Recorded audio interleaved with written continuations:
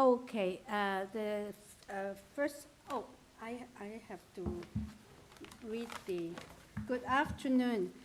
In accordance with Section 45 and 53 of the Planning Act 1990 as amended, this meeting of Committee of Adjustment of the City of Toronto is called to order.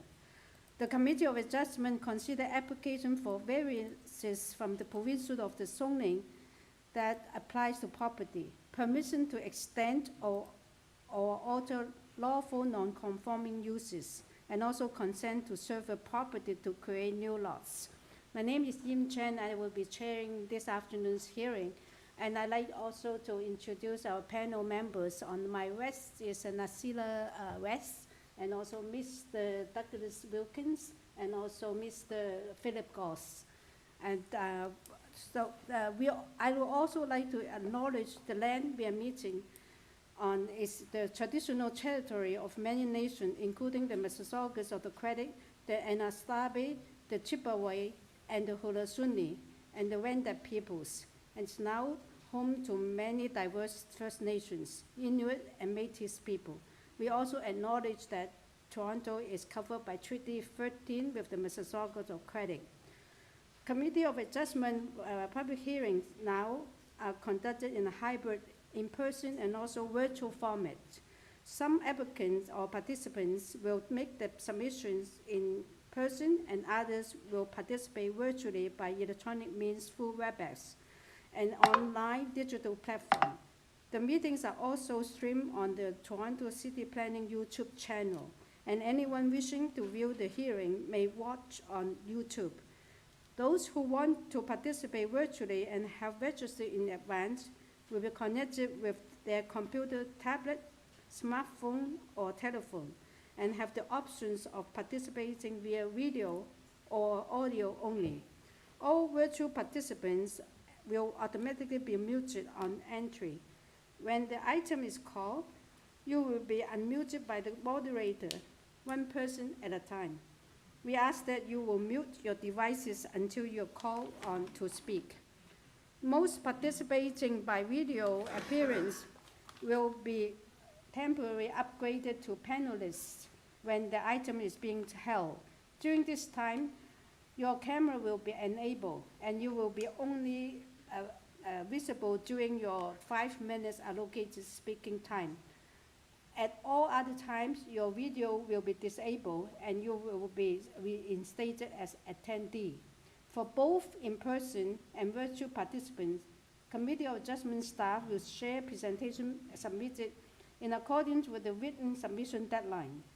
Those participating through WebEx are not allowed to use share screen or any other panelist controls during a video appearance. The host will remove you from the panelist role if you fail to respect this instruction. How to receive a decision of the committee? People attending in person today who want to receive a copy of the decision of committee on an application must fill out a decision request card, and those participating virtually need to submit a written request for a decision by email. Please ensure that you include your name, address, and email address, because the Committee of Adjustment and the Toronto Local Appeal Body, the TLAB, will be sending notifications and appeal updates by email. If you do not agree with the decision of the committee, you may be able to appeal the decision to the Toronto Local Appeal Body, or in some limited circumstances, to the Ontario Land Tribunal. However, the provincial government amended the Planning Act and generally removed rights of third parties to appeal Committee of Adjustment decision. Only the applicant, the Minister of Municipal Affairs and Housing, specified persons or public bodies, such as terms defined in the Planning Act, are permitted to appeal decision of the Committee of Adjustment. Appeal instructions are set out at the bottom of the decision of the committee. The hearing procedure is this as follows. I will call each item in the order listed on the agenda. When you are making your submission, Where an application is uncontested, the agent or applicant may proceed with the presentation if desired. When the committee does not require presentation, applicants are advised the chair should they wish to speak to the committee. The committee may ask questions and or take the matter into committee for decision. Each speaker, including the applicant or agent, will be given a maximum of 5 minutes to address the committee. I will comment when you are reaching the 5 minutes. Any presentation or other materials you wish to submit to the committee must have been emailed in advance of the hearing. Staff and committee members cannot accept material during the hearing. When addressing the committee, please clearly state your name and address. Please remember to confine your remarks to the matters outlined in the application. The applicant or agent will proceed first and will make a presentation to the committee on the application. Please note that the committee may not entertain revisions to proposal at the hearing today. The committee may decide to defer the application if substantially revised to ensure the revised application is accurate and that all those entitled to notice of the application are informed of the changes. Then individual, either in support or opposed to the application, will be invited to speak. Generally, we will call the people in the hearing room and then those participating through WebEx. Committee member may ask questions of each speaker after they have finished their presentation. When all the speakers are finished, the applicant or agent has an opportunity to rebut only those issues that were raised by the speaker, and this will mark the end of the discussion. The application will be then taken into committee for decision. So we are ready for the first item in the afternoon, 17A, B, C. Address is 147 FARNHAM Avenue. This is a consent request, is to serve the property into 2 residential lots. And also they will construct a new 3-story detached dwelling with a front integral garage, a front covered porch, and a rear first-story upper deck and a lower terrace. Rear basement walkout stairs and entry, a rear third-floor roof deck, and the existing 2-story detached dwelling will be demolished. And I think this is applied to to both property lots. And then the other one is also construct a new 3-story detached dwelling with a similar design. The existing 2-story detached dwelling also will be demolished. We also receive a draft plan or survey and a survey and site plan and floor plans and elevations, 13 photographs of the property and a cover letter from the agent, Albert's report and presentation material from the agent. We receive comment from community planning, also development engineering, and urban forestry. Through you, Madam Chair, there's also a report from Heritage Planning. Oh, Heritage. We do have the agent here in person, no registered speakers for this item. Oh, okay, thank you. See, okay, we would like to have a presentation, right, for this item? Or do you need a presentation? I don't have a lot of concerns that came to mind, maybe a brief presentation to Yeah, answer some of maybe the- a brief one because Happy to. that's covered quite a bit. Sure. Mahir Manias, I'm the agent, number 1 Teakwood Grove, Toronto, M3B 2H9. As you noted, Madam Chair, we're severing the lot into 2 parcels. Yes. We do comply with lot frontage. The requirement is 6 meters. We're proposing 7.6 for each of the lots, and the lot area is 380 square meters for each one, whereas the allowable, the required is 180, so it's more than twice the size. On the presentation material, we submitted a map just of Farnham. It's the page number 6, if staff would be kind enough to bring it up.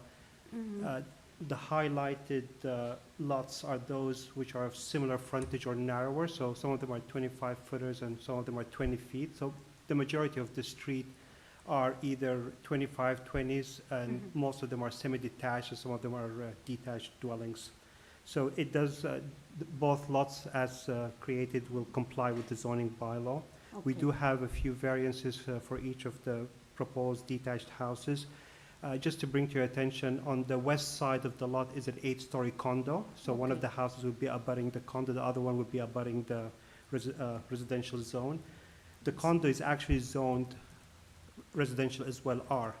And because of that, it triggers the front yard setback issue where we do the averaging using the condo building and the lot to the east. Okay. But I'll get to that. I'll just dwell on the main items. For the FSI, we're proposing 0.82 and 0.83, whereas the allowable is 0.6 for a new build and 0.69 for renovation. We did submit research of approvals, and the average is from 0.79 to 1.2 times the lot area. Part of the proposed FSI includes part of the basement because of the new revision to the zoning bylaw. There's about 5 percentage points that's triggered by the basement included, part of the basement included in the FSI. So the actual above grade portion is around 0.75, I would say 0.76 of the lot area. The building depth, if you look at the site plan, that's where I was talking about the condo triggering the front yard setback and also triggers building depth. So we're measuring from the average of the condo and the east lot, the east neighbor. So one lot has 18.78, the other one has 17.73 meters. The actual depth on the first floor only is 17.68. The second floor is 16.99, and the third floor is 14.25. So it sort of terraces back. So the variance is only for the first floor, proposed first floor of the building. Similarly, the front yard setback, which is to the created lot on the east side, we're proposing 7.8 instead of 7.86, and that's because we aligned it with the neighbor to the east. So both houses proposed have a 7.8 meter setback, which basically puts them in alignment with the house, which I think makes more sense than the condo itself. Side yard setback, we comply on the interior setbacks. The exterior setbacks, we're proposing 0.77 versus the required 0.9. And just to bring to your attention, the existing house is set back 4 centimeters from the east lot line, so it's going to be a big improvement to what's there. Height of building, only the westerly lot, which is the retained lot, has a 12.08 meter height with 8 centimeter variance. And the reason for the variance is there's a dip in the grading next to the retaining wall of the condo garage. The actual height is the same as the east lot, which is 11.82, and the wall height is 8.83, which both comply. So it's just it's an anomaly because of the dip in the grade. The remaining variances relate to the back of the house, the terraces and what have you. Some of them, to be honest, don't really make that much sense, but we sort of concur. We didn't want to make too much of an issue with the zoning review. The deck, actually, the projection of the deck complies at 2.49 instead of 2.5 meter. The lower terrace complies as well. There is no encroachment, although the zoning review came back saying there's a 35 centimeter encroachment. We have an 18 meter setback from the lower terrace to the back property line, and the required setback is 7.5. And as you noted, Madam Chair, community planning had no comments. Engineering had their standard municipal numbering. Regarding the archaeological, which was brought to our attention last week, the actual house itself is outside of the control line. So if you look at, we showed the line on the site plan that we submitted in the presentation material. There's a broken line which cuts through the middle of the deck. That's the control line. The dwelling itself is outside. It's the landscaping, the deck and the landscaping, which is within the archaeological control line. And we're already in the process of retaining ASI, heritage consultants, to do the phase 1 and 2, stage 1 and 2 study. And I'm happy to answer any question. Yes, I have, do you have questions? Yeah, I have a couple. Why don't you go ahead? Oh, I have just a two-part question. First of all, I noticed that some property do have a front integral garage. But is this a common feature on FARNHAM? Yes, actually, if you don't mind, on the presentation material, we We showed an example of a house that we just recently did across the road at number 130. It's the last page on the presentation material. Yeah, yes. The only difference this was also a 50-foot lot, and what we Mm. did there is we did a semi-detached, but it also has an Yeah. integral garages at the That's bottom. what I saw, Yeah, and there's So- a lot of examples on the street. I see, okay. The second part is that, will it affect any street parking spaces? Well, there's already an existing driveway on the easterly side. So it We're will adding, not impact on? we are adding another one on the westerly side, so one driveway per lot. But the other one is close to the condo, so I don't think there was parking there anyway. No way, no street parking on Farnham? There's no street parking, no. Oh, that's what my No, sorry, I question beg your is. pardon. Yeah, okay.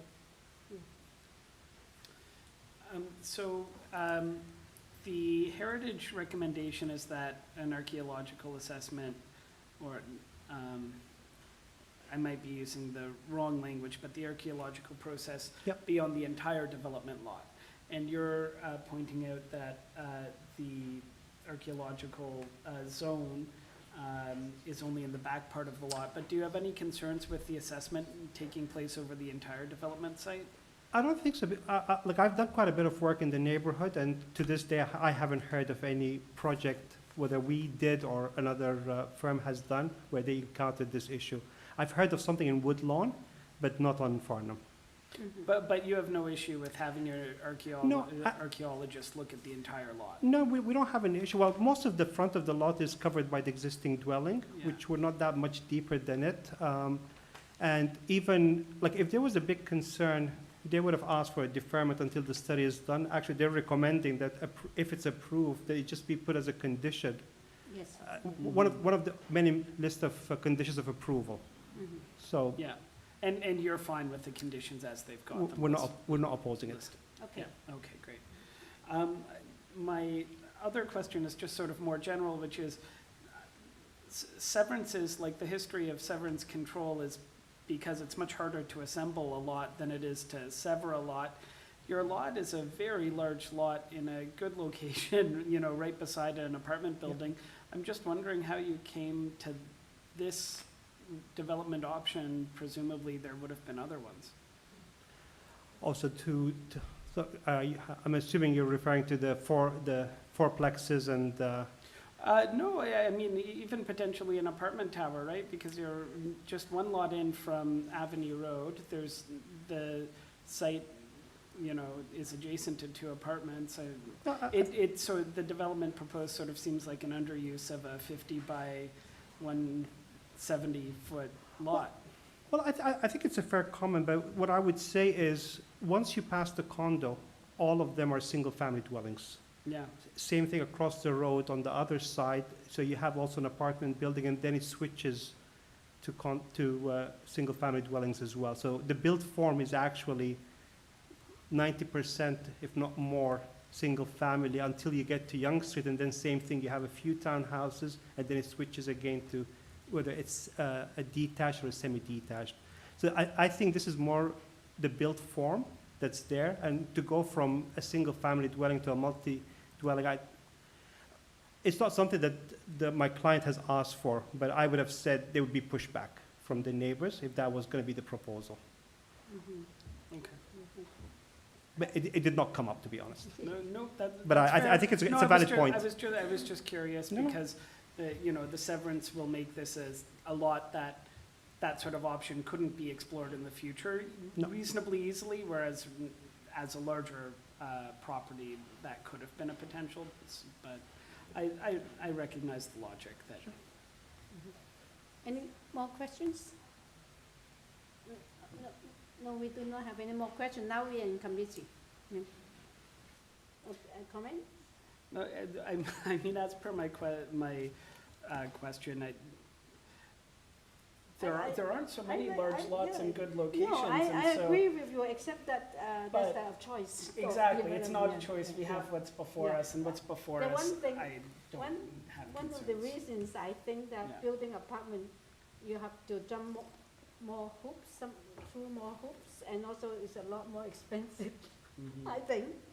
Now, this is the development choice, and on overall, I think this is a very good development, very well considered in terms of keeping the build form in the character of the street. Yeah, I think with the housing crisis, taking a really large lot in a great location and just turning it into 2 large single-family homes isn't the best use of the lot, but I think it's an appropriate use. So I sort of disagree, but I also think it's supportable nevertheless, because we have to deal with what's in front of us, and Yes, because they did not ask to build an apartment, we cannot judge Yeah. on that, Yeah. right? Yes, or fourplexes. Okay, and Nasir, you have, like, okay, so do we have a motion? Just give me 1 sec, I'm just thinking through what Okay. Mr. Ghosh said. Mhm.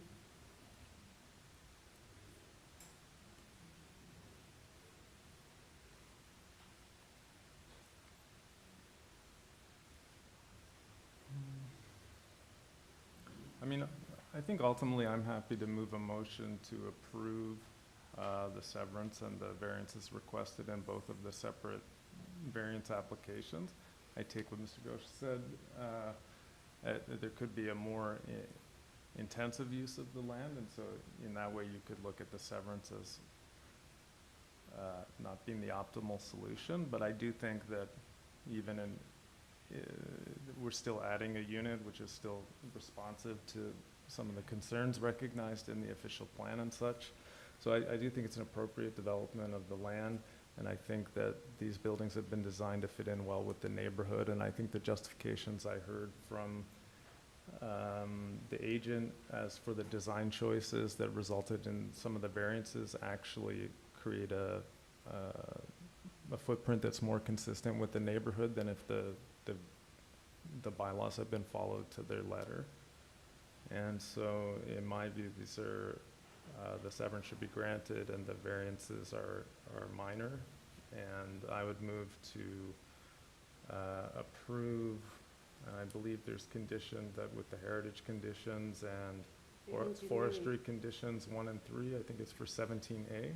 And also the severance, standard engineering condition for severance, And the standard engineering conditions Yeah. for severance. yeah, all that, right? Through you, Madam Chair, standard conditions, as well as ECS conditions, Yes. urban forestry conditions for the consent application. For the Oh, minor right, yes, variance yes. applications, will include the heritage planning conditions. Yes. Yes, yeah. that's right. So we haven't missed any, okay. So that's the motion. Who wants to second? Oh, Ms. West, second. All in favor of all the conditions, approve ABC. Yeah, it's approved. Thank you for coming. Yeah, with the condition.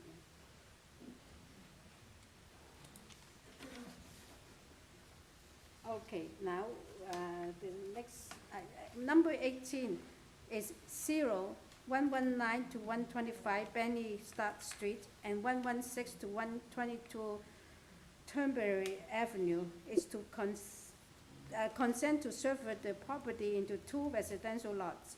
The committee had also received a copy of the draft of the surveys, 31 photographs of trees, cover letters from the agent, and tree protection plan from the agent. And we received comment from development engineering and also Metrolink's advisory report. Through you, Madam Chair, we are going to unmute Jamie Cole at this time. We don't have any registered speakers for this item. Okay. So let's have the agent.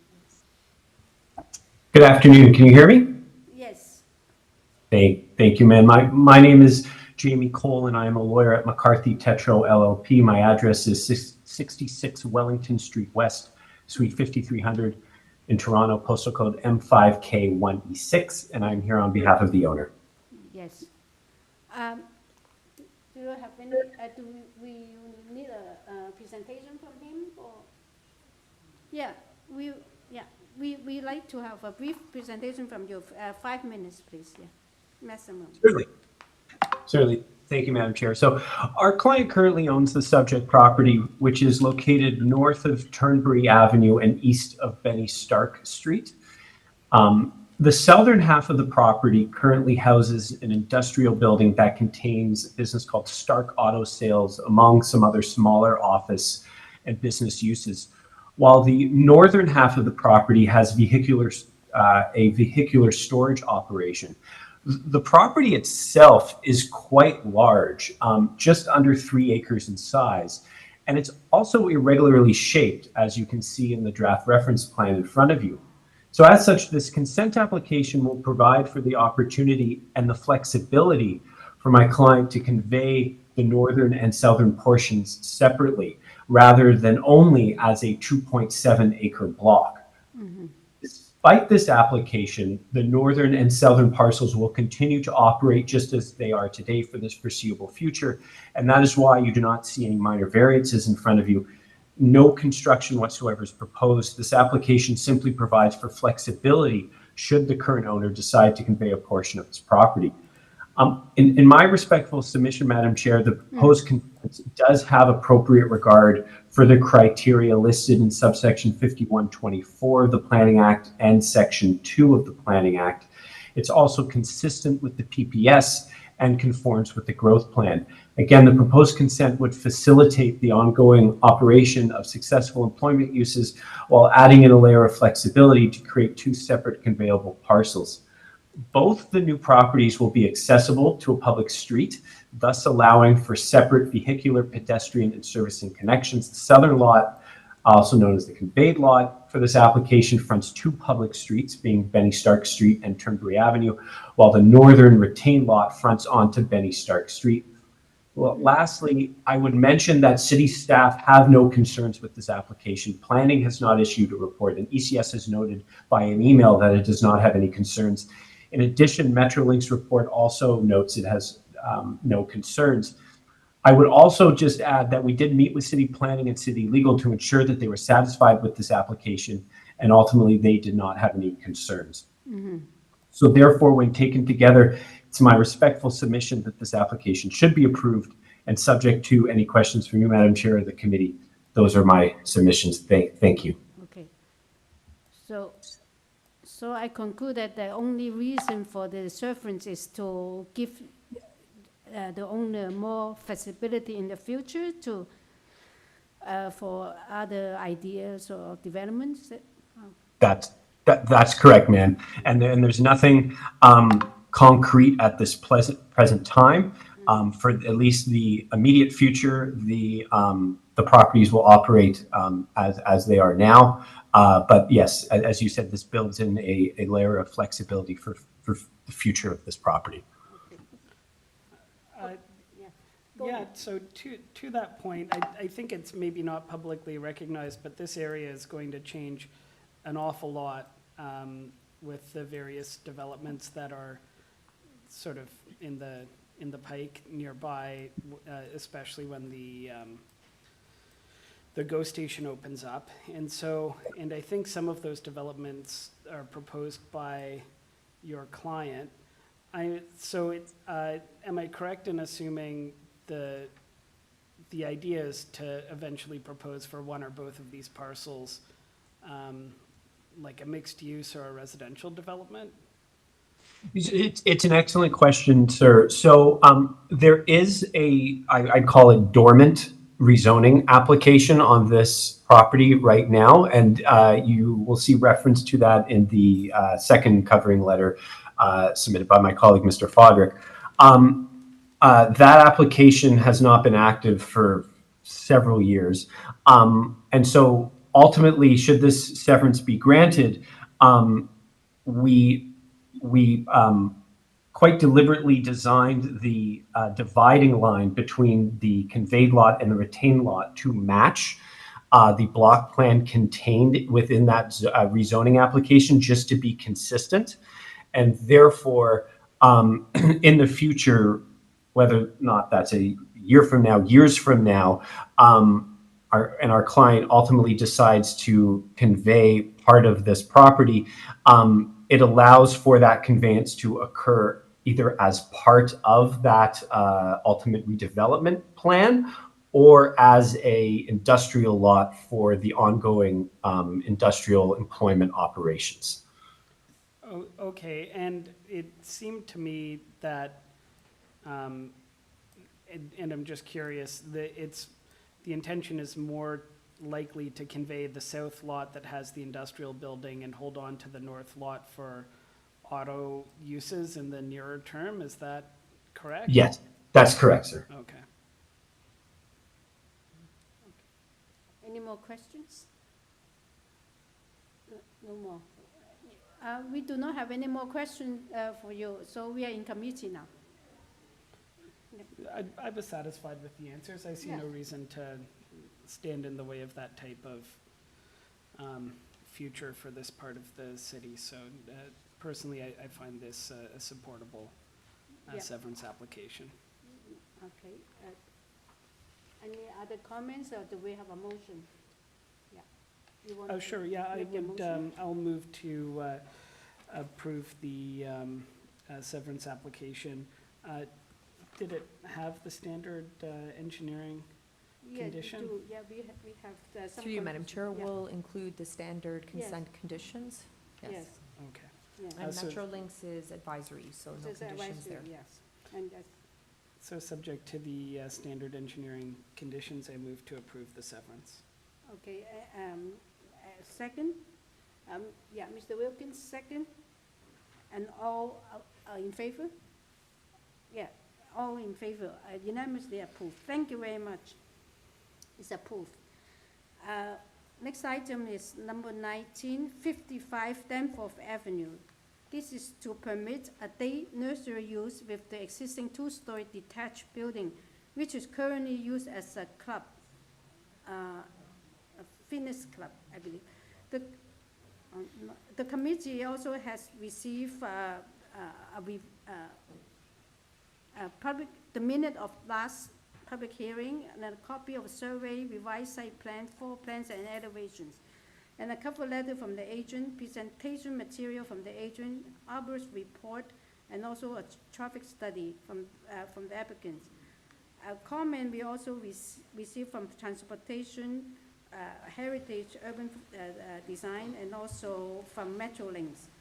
As we had received support from Toronto District School Board. Through you, And- Madam Chair, we do have the agent here in person. We do have one registered speaker in Mhm. support of the application. Oh, in support. Okay. So, since, so we would like to have a presentation, yeah? Because I would like to, only because from last deferral, there was a specific reason why we had to defer. And I read through the material, you seem to have that resolved. Yes. And I'd like to have, to hear a little bit of explanation how you come to the agreement. Okay, Yeah, okay? okay. I'm Michelle Grant, 439 Beloyal Street, Yes. and I am the architect for this proposal. I'm representing Network Child Care Services, which is a nonprofit organization providing child care programs to families throughout Toronto. For the past 20 years, one of their child care centers has been located at 40 Donlands Avenue in the same ward as the proposed 55 Danforth site. The church that houses this location would like to renovate that space into a banquet hall. Wishing to continue to serve families in this area, Network began searching for a new location in the same ward.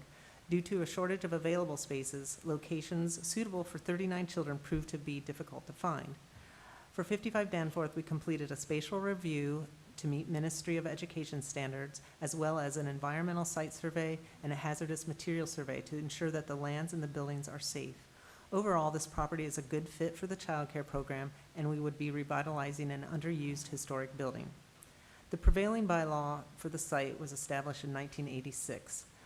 This land is designated as Parks District and thus is very limited in its set of permitted uses, such as like golf courses and public playgrounds. This property is 457 square meters overall, with a 157 square meter historically designated building owned by a nonprofit Greek Cultural Society. The building has not been used for club activities for several years and has in turn been frequently vandalized. The building owners support the child care center and recognize that this use would maintain the building as a community resource and celebrate its history. Due to the large scale of permitted uses in this district and the small size of this property with its designated building, any proposal for the site would potentially need to seek a zoning variance. Of those potential uses, the small childcare would present much less intensification and burden upon adjoining properties, roads, and sidewalks. The Parks District zoning does allow a day nursery with qualifications as an accessory use in a community center and operated by a nonprofit organization. Given the constraints of the site and the historic nature of the building, this application to provide a child care center run by a nonprofit organization within an existing building, which is also owned by a nonprofit organization, we seek that is a minor variance. The general intent of the zoning bylaw is also maintained since a child care operator has committed to provide various community, family, and cultural support services to the general public. Since our deferred hearing, we have worked extensively to address concerns from the neighboring TDSB City Adult Learning Center and the December 16th report from Transportation Services. TDSB and Toronto Lands Corporation have been generous with their time, the sharing of their site operations, and their willingness to collaborate. The team has addressed the December 13th staff report with an extensive traffic impact study that covers traffic movement on and around the site, as well as looking at proxy locations with similar programs. Also, TLC and the Child Care Board are developing a cooperative agreement to ensure legal land use and general operational standards. Most families will be arriving by subway or foot, as many of the students in the neighboring TDSB school. The cooperative plan with TDSB allows for one-way auto movement from the site. I think if you go a couple slides, one more, yeah, that one. From the site through to TDSB drive aisle and back to Danforth. We are also allocating 2 drop-off parking spaces within the property and 1 space at the west within the TDSB property. The drive aisle access, the west parking space, and the retention of the play area are all affordances granted to the child care through an in-process agreement with the Toronto Lands Corporation. Site signage will be implemented to regulate traffic and protect pedestrians, as recommended per the city staff report. Since 1 drop-off space is proposed within the treed area to the west, we would use permeable surface and have worked with the arborist and traffic engineers to develop a plan that least disrupts the site trees. Minor injury is unavoidable, but will be monitored, and we will get permitted for all that. For the Prince Edward Viaduct Laboratory building, we have included diagrams of the designated heritage attributes and how we intend on maintaining and respecting these elements. I spoke to Heritage Planning last week after their report, and the conversation was productive regarding the process for approvals if we are able to move forward. They welcome the use, and we all admire the building. This site diagram highlights the general areas of improvement and describes intentions. Finally, these diagrammatic images illustrate revitalization efforts with new fencing, planters, brickwork, pavers for the driving and walk zones and for increased safety, as well as a relocation of the northeast entrance gates to provide a safer distance from the intersection. Thank you. Yes, definitely. Thank you. So we listen to the next speaker before we ask questions. Sure. Through you, Madam Chair, we'll unmute the speaker from the Toronto District School Board. Yes. Hi, good afternoon. My name is Yvonne Choi. My address is 60 St. Clair Avenue East, Toronto, Ontario, M4T1N5. I'm the Director of Planning at Toronto Lands Corporation, a subsidiary of the Toronto District School Board, responsible for land use planning and real estate matters for the school board. I'm here today really to concur with sort of the applicant's presentation. Through the collaborative efforts of the applicant team and TDSB school-based staff, I think we've reached a really great solution here for the proposed childcare related to parking, traffic flow, and site signage that will address and minimize the impact on the school and the existing childcare on the TDSB property. Should the committee approve the minor variance application, we'll begin that process that the applicant outlined for a licensing agreement to allow access on the TDSB property.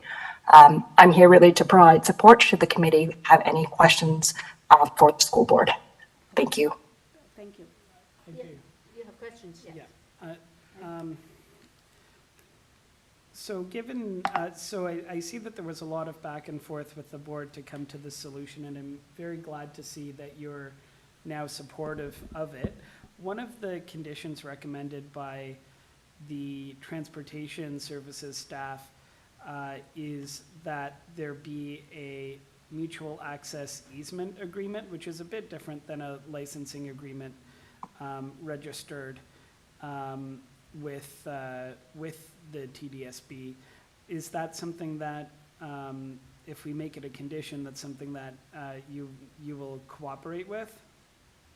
I think I'll have to, the problem with an easement, it becomes a much longer and lengthier process.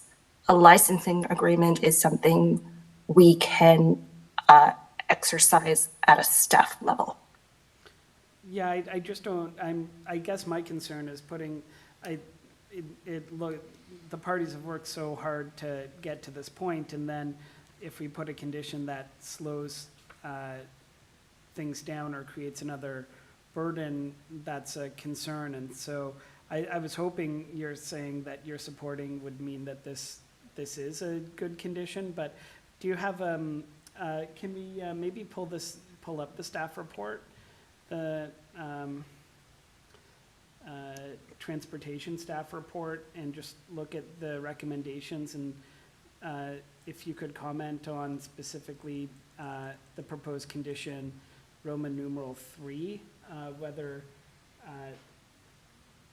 that's something that you think will be able to be facilitated. It doesn't say an easement is the only possibility. It says a shared mutual access. Well, it really does read to me like an easement, and so it'll be up to transportation staff to clear this condition. So could you maybe comment on that condition number 3 that they propose? Sure. If we are able to, I don't know what the ability of the committee is to amend that language. If we were to change the word or just simply delete easement, so it's really a shared mutual access agreement, that would give us a bit of flexibility. And we'd still want to speak with transportation services about it. But an easement is a more challenging thing for us to do on our end, because it would require, I believe, us to go back to TDSB board for approval, and that's not a guaranteed thing. Whereas a licensing agreement, we can, once sort of at a staff level we're satisfied, we can sort of exercise that. Through you, Madam Chair, Yes. maybe let's ask the Deputy Secretary Treasurer if she has any thoughts on this issue. Through you, Madam Chair, the access easement is a right-of-way, and Transportation Services is requesting this as a condition of approval. You know, they feel this is the best way of dealing with the situation, and so I would think that that suffice. It may be a timely manner, Yes. but it may be definitely. something that Transportation Services can speed up if there are time limits. But I think what that- else would it be if it's not an easement right-of-way? Yeah, It's a but- shared access between properties, I right?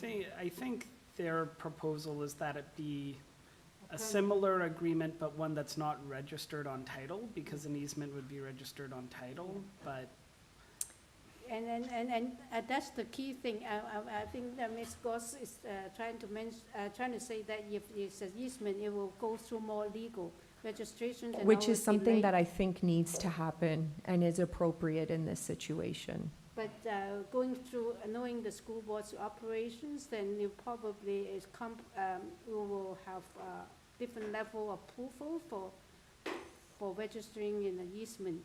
Again, staff know the urgency to this, and they can work quickly on that. What do you? no, I appreciate that answer. That transportation staff have asked for it this way for a reason.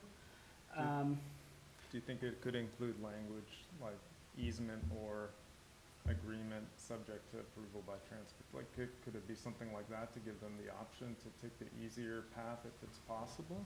Through you, Madam Chair, I believe if there were options, Transportation They will have- Services would have stated it in their report. Mhm. It seems pretty firm that this is the route they'd like to take.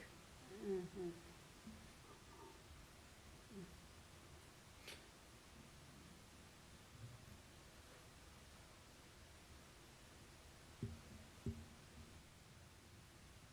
Are there other questions for the speaker that's online? If not, we can go back to the Yeah, go applicant. there. Yeah, Okay. No, I think that's good for the speaker, yes. for me. Okay, we'll go back to the applicant. I do have a couple more questions besides this easement. Just minor ones. In the previous deferral, the urban forestry, they put on a condition, forestry condition 2 and 3, mainly to do with the trees. My question is, is that relating to your property or just the TDSB is not part of that, right?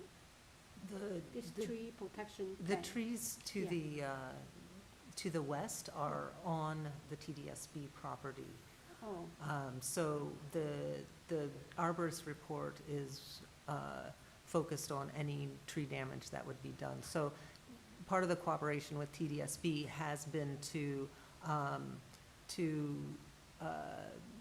have a small parking space within the tree area, okay. and that has some minor damage at the far extents of some of the root balls. Mhm. So that's what the arborist report I says, understand, yeah. but the condition, if urban forestry recommend us to put on the conditions, are we putting it on TDSB property, so they are the one that will have to meet the requirement, or the applicant? It's not their property. You can impose conditions on a Yeah. property that's not before a Yeah, committee of that's my adjustment. question Yeah. is, so this forestry condition is got nothing to do with, Right, yeah. yeah, that's my question. They would clear the conditions, Oh, they will clear it, so we still should put it on? yes. Oh, okay, yeah, Okay. that's Okay. my question, okay, that clears it. And I have a question about the heritage condition. You're aware of that and willing to work with Heritage on it? Yeah. So do you have any thoughts on the easement issue that we were exploring with the board? Spiros, would you like to? Well, we tried, this has been a pretty long path. We have tried to be as respectful and collaborative as possible. The lease has been extended at the current location until March 2025. So as soon as we have the approvals, we would like to continue. We understand that this method will take much more time, but we'll respect the committee's decision. And then I also have a question about, so have you reviewed the Metrolinx report on, and Yes. do you have any thoughts on that? Because Metrolinx are asking for a condition to register something on title, but I'm not sure who owns it and if that's practical. And I will just say as a preface to your answer, that a Metrolinx report is not necessarily viewed by the committee the same way as a city's staff report. But I'm curious your thoughts on the Metrolinx proposed condition and whether that will present any challenge for you. I don't believe that it will. So I thought it was more of a word of, Advisory. possibility, yeah. It's not, it seems Yeah. that this one is slightly different. They Okay. request, a more strict registration on Mm. title. Yeah. So, Oh, yeah, it's not on title, this one, it's just the agreement yeah, of purchase. Through and you, sale. Madam Chair, this is dealing with the warning clauses. Yeah. so that should be okay, right? Okay, I think. All right, so any more questions to the applicant? Oh, no, they are saying to grant an easement, so who is it that's the property owner of this property? Through you, Madam Chair, environmental easements are pretty onerous, and the committee has not been imposing this condition on applications. Yeah. The city is still in discussion with Metrolinx to find a different way around environmental easements for a stretch of land. So, based on this report, you would only be considering the warning clause condition. Okay, that was my thought, because in the past, we've had some where the applicant has objected to this, and I've preferred not to impose it in those situations, but given that they weren't objecting, I wasn't sure how we should deal with it, but, yeah. Okay, yes. Yes, through you, Madam Chair, just would like to clarify, are you, have you leased the subject property, or you're the owner of the property? We are not the owners. We will be leasing with Thessaloniki's Greek club or community. I'm sorry, I don't remember the title, but we have a preliminary agreement that to use this as a childcare program, but subject to approvals so that we can continue. We are not. We will be leasing the property. You don't mind if you let me know for how long are you leasing this property? Well, this will be an expensive undertaking, so we are looking for at least 20 years, between 15 and 20 years. Okay, and then through you, Madam Chair, I have a question for Secretary Treasurer. Madam Secretary Treasurer, do we put any timeline on our decision or not? Like, Through you, Madam Chair, what do you mean means do timeline? we just, for Expiring example, days for the use of as a thing, because they're asking to lease the it? permit to So we use as said nursery. we approved Yeah, this. so if you want to do it for a term of 5, 10, 15 years, you can. And then, once it's expired, they would have to come back to Committee of Adjustment to extend the permission of that use. Okay, what do you suggest, 5, 10? I know this has been done in the past for certain things, but I actually would lean against it, especially since no staff is requesting it. And the reason is, if I look at the application as a whole, we've got a heritage building that's a beautiful heritage building that there isn't so much that it can be used for, so it's kind of hard for me to imagine other more appropriate uses than a childcare facility, maybe a restaurant, but that would also have problems and Yeah. potentially bigger ones. Mhm. So to put a deadline on the use, then what are they going to do with the heritage building after our? No, but they're not the owner, they're Yeah, not just just that, leasing the But the owners are approving committee? of it, or there wouldn't be an application. Let's, okay. Sure. Let's ask questions first, and then if you finish with a question, then we Oh, move sure, into sure. discussion. Any more questions? So just one more time Yeah. from Madam Secretary Treasurer. So you recommend to put a 5, 10, or? Through you, Madam Chair, you can put a time limit as you see fit. And with use variances, sometimes members will impose number of years just to see how the use is part of that land, if it's causing any issues. Because once it's there permanently, you can't remove it. But if you allow it for, 5, 10, 15 years, I mean, obviously, the lease is between 15 and 20 years. Maybe if it is for 15 years, then in 15 years' time, they would have to come back to committee to allow the use. At which point, you will have a better understanding of how that use is on the site and within the building. Okay. Then do we know for how long they lease their property? 15 years? Well, we've heard 15 to 20 years. Can I add something to this? We are a nonprofit organization. We are intending to spend about $1 million to renovate the space. The building, I think, will be wonderful for childcare, the location and the actual setting. We operate right now 22 childcare programs in the city. We are confident that this will be a wonderful center and will make a building from nothing to something that will be important. Okay. So please consider the expense if you were to put Thank a time frame. Yeah, thank you. So any more questions? Now, let's have questions, and then we can discuss. If we do not have any more questions, we are in committee. Can I just pick up where you left it? I agree with Mr. Goss more, only because usually if we put expiring dates on some uses, it really triggered by the planning staff that they have a better knowledge or study of the use, whether it's appropriate in the area, you know. But this one is not triggered by any staff or department. And I don't know whether it's fair to just come up with a date now during the hearing. And secondly, we can, you can just focus on discussing this part, that whether we will impose an expiring date. And I do not support the expiring date, because I think the application is a proposal, a good proposal for the use. Yeah. And if 15, 20 years later, too many things that we cannot determine now, right?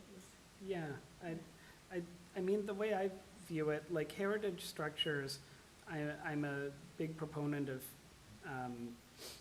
being very careful with our heritage, but they need to be used. If they're not used, that's when they're most at risk. Yeah. And I have a hard time seeing what other use this one and this, it's a property that probably everyone has gone by a million times because it's right there on the Danforth. And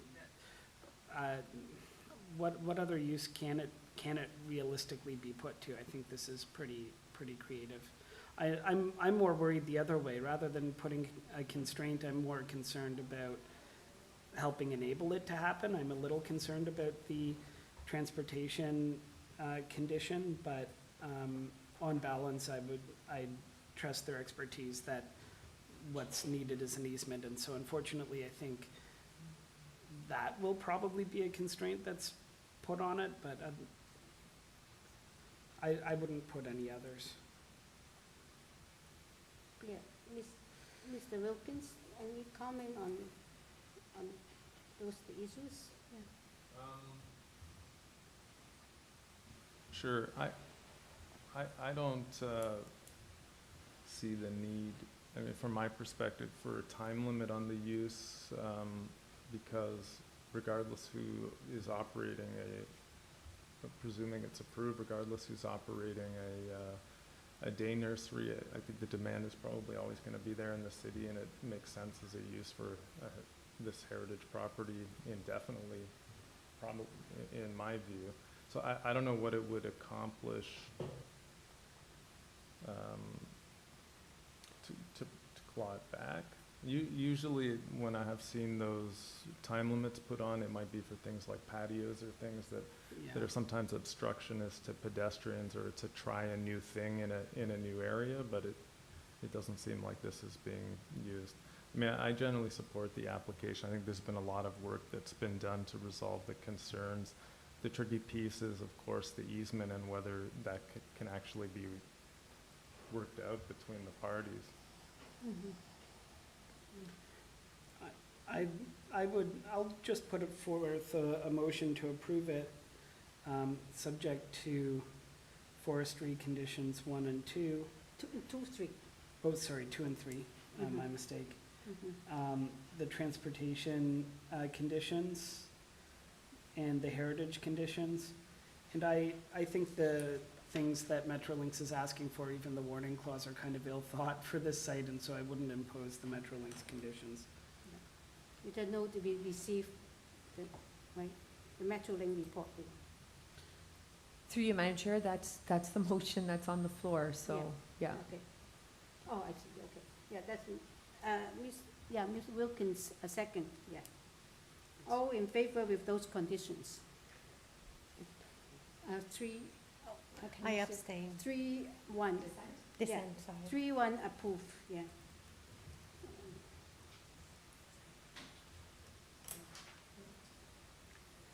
Thank you. Okay, number 20 is 51 Claremont Street. This is to alter the existing two-story detached dwelling by constructing a front one-story addition and with an enclosed front porch and a complete third-story addition. The existing front integral garage will be maintained. We received the minute of last meeting, last hearing, and a copy of survey and revised site plan, floor plans, and elevations. We also received comment from community planning. Through you, Madam Chair, we do have the agent online. I don't see any registered speakers. Is there anyone here in person that wishes to speak to this item? See none? Okay. So we will unmute the agent at this time.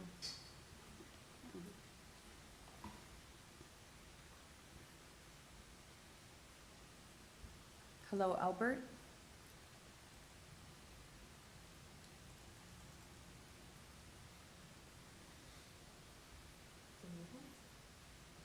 One more time. Hello, Albert?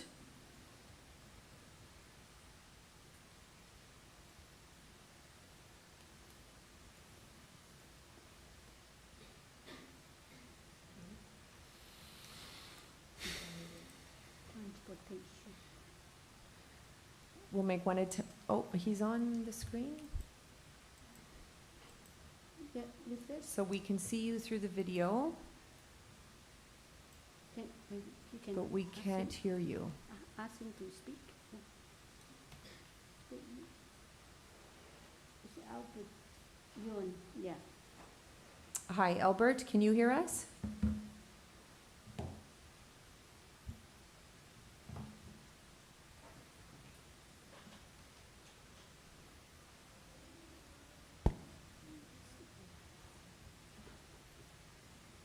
Albert, if you just unmute yourself and try saying something so we can hear you. We see you on your video.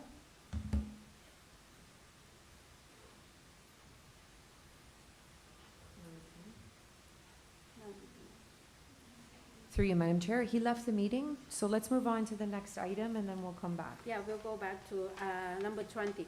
Number 21 is 1245A Queen Street East. This is to alter the existing two-story semi-detached by constructing a complete third, fourth, fifth, and sixth-story addition, a fourplex, with a front basement walkout and a front covered porch with stair, and a front ground floor balcony, rear ground exterior stair, front and rear third-story balconies, front and rear fourth-story balconies, and two fifth-story rooftop patio. This building will have a total of 4 residential units. And we have received minutes of last hearing and copy of survey, revised plan, floor plans and elevations, and revised site plan and floor plan elevations.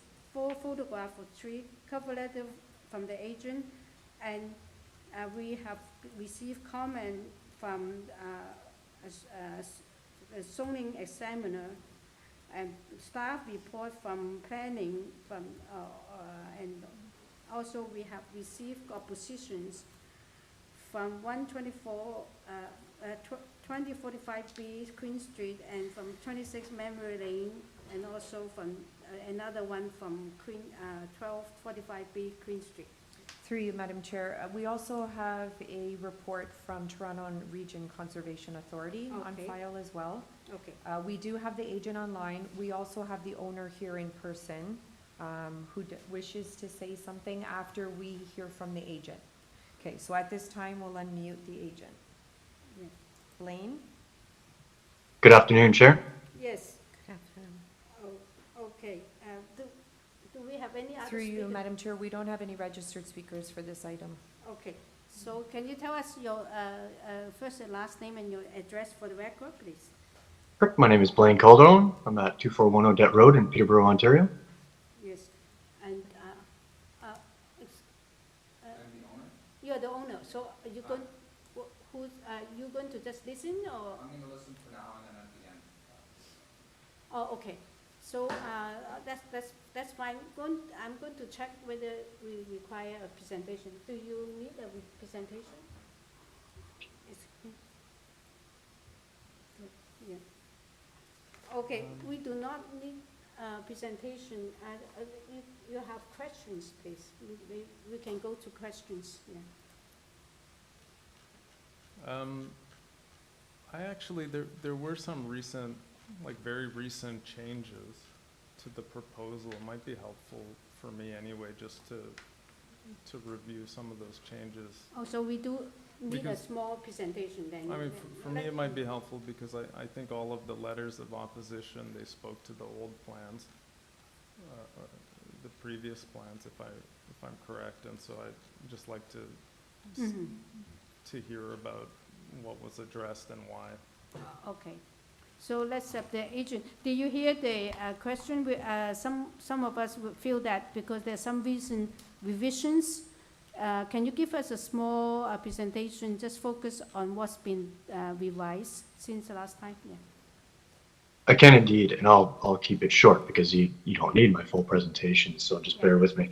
So during the consultation process recently, since our last hearing date that we deferred, we worked with planning because they noted that they wanted to make our proposal more in line with the SASP and design guidelines for the neighborhood. So as a result, we lowered the front entrances at Queen Street East to grade level, to provide street level animation, as well as changing building materials. We added landscape area in the front. The front yard walkout was flipped to the rear to provide that landscape space and just more animation at street level. We also added privacy screens at all balconies on the east and west, as well as the terraces above. Lighting at grade was added, also to accommodate existing residences' privacy, security concerns. That was the majority of the changes we had made, and our previous application had tried to keep the development in line with the attached unit, the attached building, but that design nature is just not desired on Queen Street East with the raised front porches and inset frontages. They want it pulled forward to line and not provide little alcoves and such. And yeah, that was our changes. So, any questions? I do have one question. Yeah. From the previous deferral proposal, it seems that the other the attached house, they are still in opposition. Have you actually now come up with better understanding or agreement? So we certainly approached the homeowner, the 1245B. Yeah.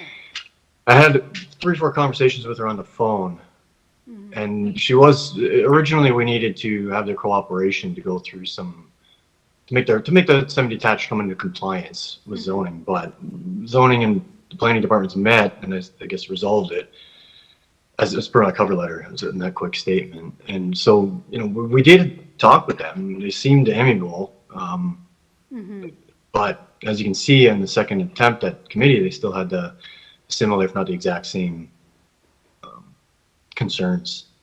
Oh, I see. And despite us, meeting with planning and making changes required as per the regulations, it just seems that, given it's a residence in Queen Street East, it's difficult to appease both. So we've got planning guidelines that want commercial frontages, the appearance of, and animation on street front, whereas the residences are all inset and raised, right, with stairwells going up and down along Queen Street East, and it's just, we're moving away from that. So it's very hard for us to meet both in the middle, planning and neighboring residences. Okay, so they are still holding the same position as to oppose the Correct. your Correct. development, right? Correct. Okay. I guess a question I had, because when I was reading through the letters of opposition, the point, I don't know, that resonated with me or that I was paying attention to was from Kate Myers. She was talking about the street level animation and about retail on the main floor. And so I was looking at the plans for the building next door at the previous soy sauce factory, and I was looking at the neighborhood context where you see a lot of the buildings that are, 6 stories or so.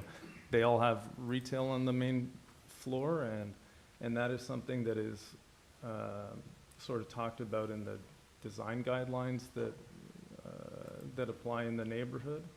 So I was just wondering if any thought was given to that, or why not that was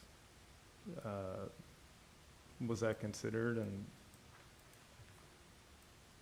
Yep, absolutely, that was considered. Now, in our original application, planning was pushing for us to designate that ground level unit as a live work at the very least.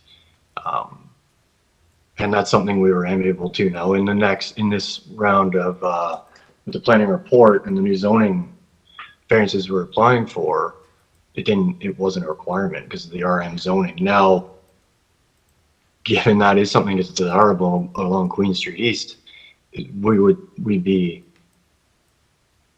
definitely support adding that live work condition to, if in the future the tenant wanted to put retail there, it could be accommodated.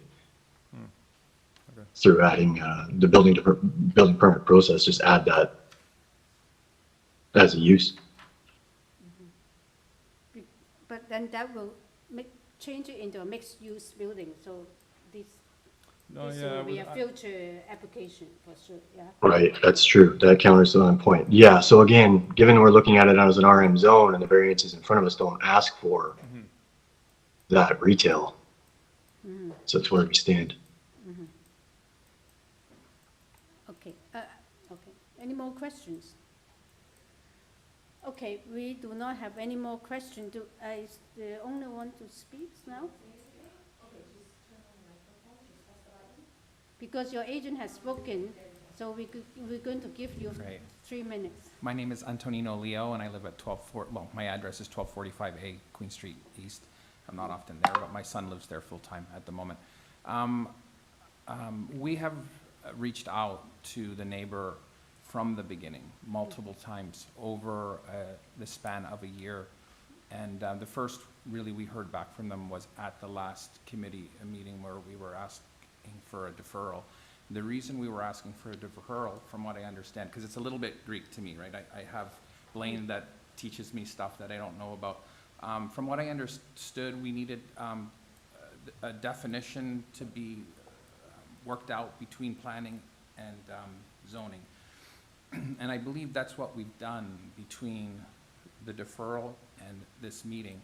And all along, it's a little bit confusing, it's a little bit intricate, and we have shared that information with the neighbors, but have not been successful in communicating with them. But what I will say is, prior to the meeting in March, where we first found out that we had opposition, we reached out to them many, many times with no response from them. We had a little bit of a response at the beginning in June of 2023 when we started the actual drawing process. We reached out to them and they said there was a family emergency, that they weren't prepared to discuss things with us, but at key points when we were ready to have preliminary drawings, we said, do you want to meet and see the drawings? No response.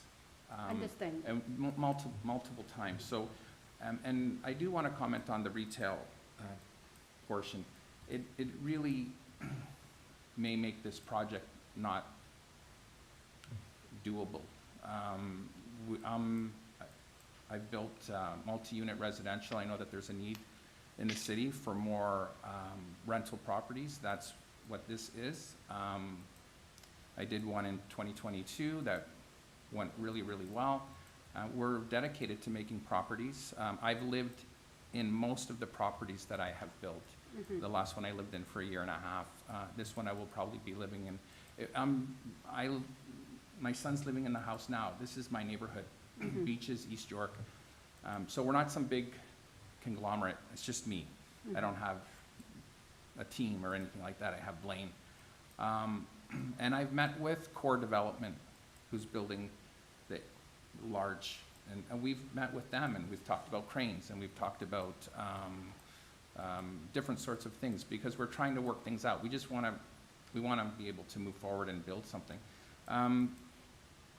What I will say is that our project and the project next door will be running at the same time to minimize the impact on the neighbors. And I believe that, because my project is smaller, that we will actually be done before them. And by having, by being able to start as soon as possible, we will, I believe, lower the impact on the neighbors. Okay, thank you. Any questions? Oh, we do not have any more questions. Now we are in committee. Okay. Yes. I think it seems that they have given the neighbor multiple opportunities to express, deliver their comment, but then they are not here today or online. So Yeah, and I'm okay with that. Yeah. I think, frankly, the house that's there is kind of the sort of house that you'd expect to be on a side street, and the proposal is putting something that's more in keeping with Queen Street than what's there right now, and in keeping with the goals in the official plan. Given that I'm pretty sure this stretch of Queen is a designated avenue as well, so. I'll just say about what I was getting at with my question was just when I look at the way that area is developing and with that SASP 501, I think it is, where it refers to the design guidelines, those say it's got to respect and reinforce the existing character of the area, and then the design guidelines themselves talk about how there's quite a lot of retail on the main floors. And so I think like that's the prevailing character of buildings, especially of this size. And so, of course, I recognize that there's a strong need for rental housing, and this project has lots of pluses, but that was my concern, is because it seems to pull a little bit away from where the neighborhood is going in the design guidelines. And city planning seems satisfied with the sort of a superficial, like animated exterior, but that was what was giving me pause. I think you've got a good point, and if Yeah, it was the that's same a really application valid with point. Yeah. retail on the ground floor, it would be an even better application, but I think we're getting into the problem that I had with the FARNHAM severance, where to meet them, I think it would have met more planning objectives to be a multi-unit housing, but what we had before us was something Yeah. that, if you just consider what's before us, are those variances minor, is it Yeah. desirable? I think it is still Yeah, in keeping because- with planning, even if it would be more in keeping with planning if it had retail. Exactly, I would expect planning will come with at least some comments if it deviate from the design guidelines, right? But then it seems that they have make no opposition to the, I agree. I mean, that it's hard. if I wasn't clear in asking the question, why I was asking, because I wasn't suggesting they change their application or add retail or whatever. I was thinking of it under the rubric of, is the general intent and purpose of the official plan maintained? And so that was what. That might still Yeah. be, that might still be changed in future. Someone might apply for making it in the store or something, right? Okay, any comments?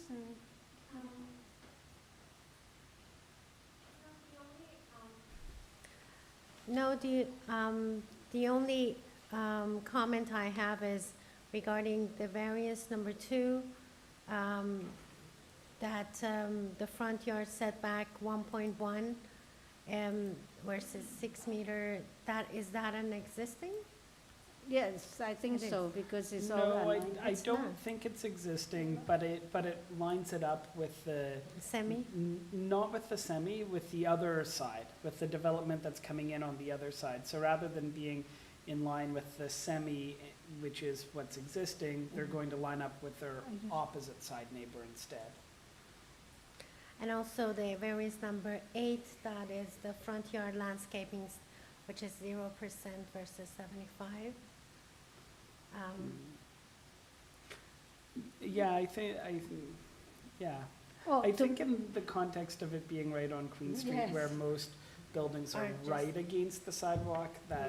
that's why it's, I think almost all of the variances actually, to me, have to do with the fact that this particular lot is zoned residential in an area that it doesn't really make sense for it to be zoned residential, and so if it had the same zoning as the other properties in the vicinity, it probably wouldn't require these variances. That's sort of my take.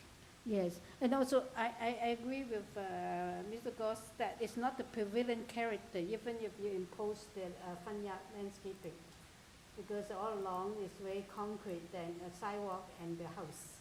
Yeah. So the prevalent character is just like no fun, not too much front yard landscaping. Yeah. Okay. Now we all, do we have a motion then? Sure, I'll move to approve it, and I don't think that there are any conditions, so I'll just move to approve it. Yeah, I don't see any, yeah. Right, we make double check, no conditions.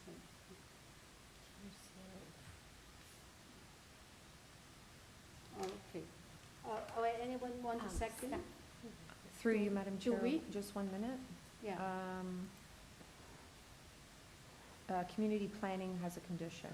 Oh, my mistake. The report is dated, or we received it June 27th. Or June 20. They're just tying it to plans. Okay. It's a new Oh, the title supplemental. of the plan control. Is that in the supplementary? Yes, it is. Must be in the supplement, I don't have it. Okay. Yes, so it makes sense to me to impose that condition if planning staff feel it advisable. So I move to approve it subject to the planning condition. Okay, anyone wants second that motion? No second? Mr. Wilkins, second. All in favor? 3-1. You dissent? Oh, I didn't see your hand. No, I dissent. You dissent? Yes. Okay, Mr. West dissent, yeah. All right, approved 3-1. Okay, yeah, and Mr. West. Through you, Madam Chair. With the planning let's- condition, yes. Through you, Madam Chair, let's proceed with item number 22, and then we'll come back to item 20. Okay, number 22 is, Thank you. thank you very much, yeah, thank you. Number 22 is 1 FRYBROOK Road. This is to construct a new 3-story detached dwelling with an integral garage, including a car lift, a first floor rear covered terrace, and a rear in-ground swimming pool, and a rear sports court. We also received copy of the minutes of last hearing and copy of survey, revised site plan, floor plans and elevations, presentation material from the agent, and engineering consultant report by the applicant. And we also received comment from transportation engineering and staff report from urban forestry. And we have received support from number 4 FRYBROOK and number 180 Dunvegan Road, and we have 2 formal letters in support of from Dunvegan and also Forest Hill Road. Through you, Madam Chair, we do have the agent online. I don't see any registered speakers for this item. Just checking to make sure nobody here in person is speaking to this item. See none? Okay, at this time, we'll unmute David Bronskill. Good afternoon, Madam Chair. David Bronskill, 333 Bay Street, Suite 3400 in the City of Toronto, here as agent for the applicant. Okay, thank you, Mr. Bronskill. Let me check whether we need a presentation from you. Anyone? Madam Chair, apologies for interrupting. I do have one quick update for you that I should just draw to your attention, and it may in fact influence whether or not you want a full presentation. Okay. You may recall last time that the neighbor to the south we had wanted to engage in discussions with. Yes. That's Mr. David Ann and Ms. Shan Lee. They own 115 Dunvegan Road. We were able to actually sign minutes of settlement with those neighbors directly to the south, hot off the press yesterday. Their counsel may be here today just to monitor, Madam Chair. but it was a productive deferral to come up with the agreement. There are some plans before you. They are the ones that are the subject of the public notice, so I'm not making any revisions to the plans, but the plans did result, the discussions did result in some changes that are important to the neighbor to the south. The side yard setback will actually be 2.1 meters, so it's actually pushed a little bit further away from the common property line. Okay. There had been a one-story projecting bay window in the south side yard that has been removed. Okay. And previously, there had been a substantial third floor deck and platform, and that has been completely removed from the plans that are before you. And so, Madam Chair, it is important, if possible, if I can request, if the committee sees fit to authorize the variances, to include a condition that the proposal be constructed and maintained as shown on the revised architectural plans from Richard Wengel Architect Inc., which are on file with the committee, dated June 4th, and date stamped as received June 5th. That is part of the resolution reached with the neighbors to the south, Madam Chair. All the plans, or just, I think, Madam Chair, it's important for the site plan and elevations. site plan and elevation and all Yeah. the drawings, what about all the drawings, right? The drawings themselves, Madam Chair, may not necessarily be required in that they affix rooms and demising walls and things like that. The site plan does have the first floor, second floor, and third floor outlines shown on them. And then the elevations would show the wall placements. My only hesitation with the floor plans is an overzealous buildings official saying that you've got rooms and walls shown, whereas I think the intent is to ensure that the outline of the house, including the elevations, are what is secured through the condition. Okay, thank you. All right, thank you. Yeah, that's a really good update. Yeah, that's good information. So, yeah, do we want to have is it a more extensive presentation, or we have? So, just through you, Madam Chair, Yeah. the modification that the applicant mentioned, none of them affect any variance, correct? That's my question, too. Cor- but, yeah. Yes, through you, Madam Chair. No, they don't, excuse me, they don't affect any of the variants on the public notice. The public notice has already picked up those changes to the plans. And the reason the condition, Madam Chair, is so important is, for example, that side yard setback at 2.1, it's actually slightly greater than the zoning bylaw. And so we want to make sure that that breathing space, which has been reached through resolution, is implemented, and that south wall actually doesn't come any closer to the property line, because that's not the resolution reached with the neighbor to the south. And to you, Madam Chair, I appreciate the explanation regarding variance number 5 and 6, length and depth, proposed length and depth. If they want to do presentation, or that, those are my questions. You can ask those questions. We Yeah. can go in to questions if we do not require a full presentation. Yeah. So Thank you, Madam Chair. I'm happy to address that question. We've addressed it quantitatively on slide 4 of the presentation for the committee. And what we've done is included the numeric building lengths that have been approved in this area of the city. Thank you to staff. That's the slide right there. Appreciate it. You can see there are, frankly, very extensive length and depth variances approved. I can also advise the committee, I've worked on a number of them. If you look at a lot of the corners, which this lot is, you will see length and depth variances. And I think that's become an emerging pattern in the neighborhood on the corner houses, where you've got some additional length or depth at the corners. And it's become, I think, quite common as part of a character of this neighborhood. The length and depth itself, from a qualitative perspective, just if I can advise for the committee, and again, I think the condition will help deal with this, it's related to mostly to the one-story extension that comes out the back. So that's where it's measured to the back of. There isn't, as you've seen on some other files additional below grade extending beyond that. So it's to the rear of the one-story portion, and I can advise the committee, as you go up through the floors, the building length then shortens. So for example, on the second floor, you have about 24 meters from the front wall to the furthest point at the back along one of the elevations, and along the other, it's actually 22.24 meters. And then the third floor, which is frankly embedded in the roof of the house, has a total length, when you take off some of the dormer portions of it, just under 18 meters. So it's one of these cascading houses as you go up through the length and depth. So that the number that you see, which is frankly less than what has been approved in the area, is to enable that one-story extension at the back, which is intended actually to be used as a ground floor principal bedroom space.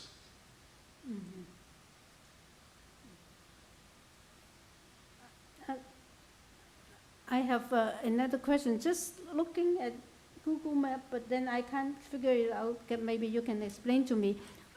The house that on Dunvegan, right next to your property, 115 Dunvegan, it seems from the map, it seems to be a very long building, but on the Google Map, I cannot see it as a very long building. What is it? Is it a residential or is it a what is it? No, it is Madam Chair, it is residential. That's 115 Dunvegan. That's the homeowners there have reached resolution with my client. I had the same, when I first picked up one of the maps, I found that confusing. Our site plan shows you the two-story stone dwelling that's to the south there.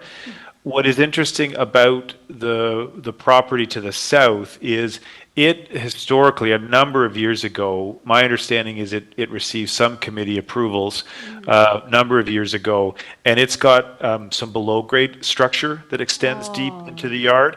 And so when you see a long massing on some of those maps that are picked up, I think it's picking up that below-grade structure when the above-grade structure is what's shown on our site plan. And I think that's the confusing part. Oh, now, thank you for explanation. That clears it. Yeah, so I understand it's the below grade, length. Yeah. All right. Any other questions? Yes, do you have any thoughts on the transportation email where they don't object to the variances, but they recommend moving the north portion of the driveway south? Yes, through you, Madam Chair, we saw that comment. The exact location is a bit constrained by some trees. However, as part of, we will need curb cuts, obviously, and our clients indicated that they'll work with Transportation Services. We think we can shift it slightly south without impacting trees, and it's something that we would do as part of that process with Transportation Services. Okay, so then the concern that I had with, that's sort of the answer I was hoping to hear, is that you'll keep working with Transportation Services. But then if we tie the development to the site plan, that could cause a problem. So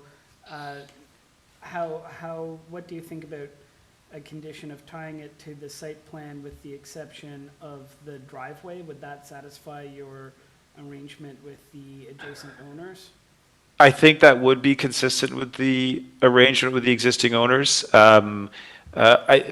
If I wanted to be a devil's advocate with building staff, I think a slight adjustment of the driveway entrance further south would still be substantially in accordance with the plans, but I do appreciate the offer there to mitigate the risk that I couldn't convince building staff that it was substantially in accordance. The settlement documents with the neighbor to the south did not focus on the driveway placement, and in particular that northern extension of the circular driveway, so that flexibility would be appreciated.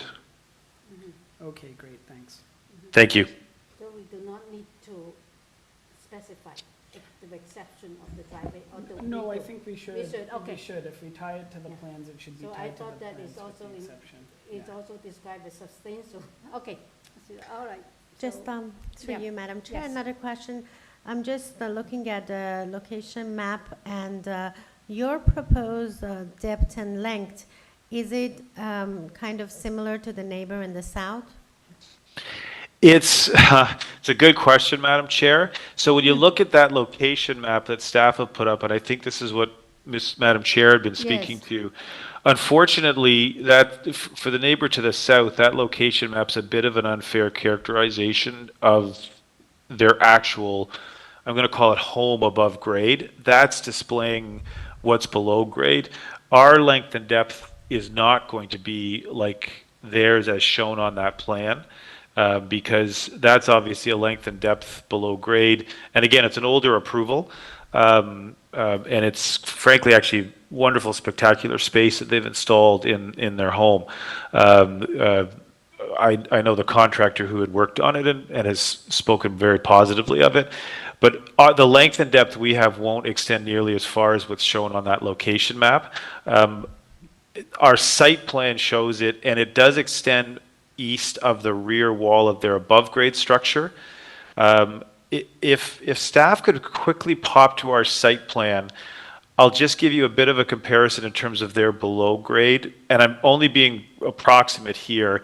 If you see on the plans on the south, we're showing the outline of their house, and then you see there's a bit of a concrete wall that dips down and then comes straight out to the back of the house. Mm-hmm. Their length and depth for underground, and again, it's an older historic approval, is roughly near where that retaining wall ends. It's, again, I'm being approximate. So they have more significant length or depth, as would be measured under the bylaw today, than we're proposing. But the above grade has less length than we are proposing today, if that helps answer your question. Thank you. Yeah, the site plan shows the extent of the length of the south, the property in the south, right on the site plan. Okay, any more questions? Now, we do not have any more questions for you, Mr. Bonsky. We're in committee now. We can start. Philip, or?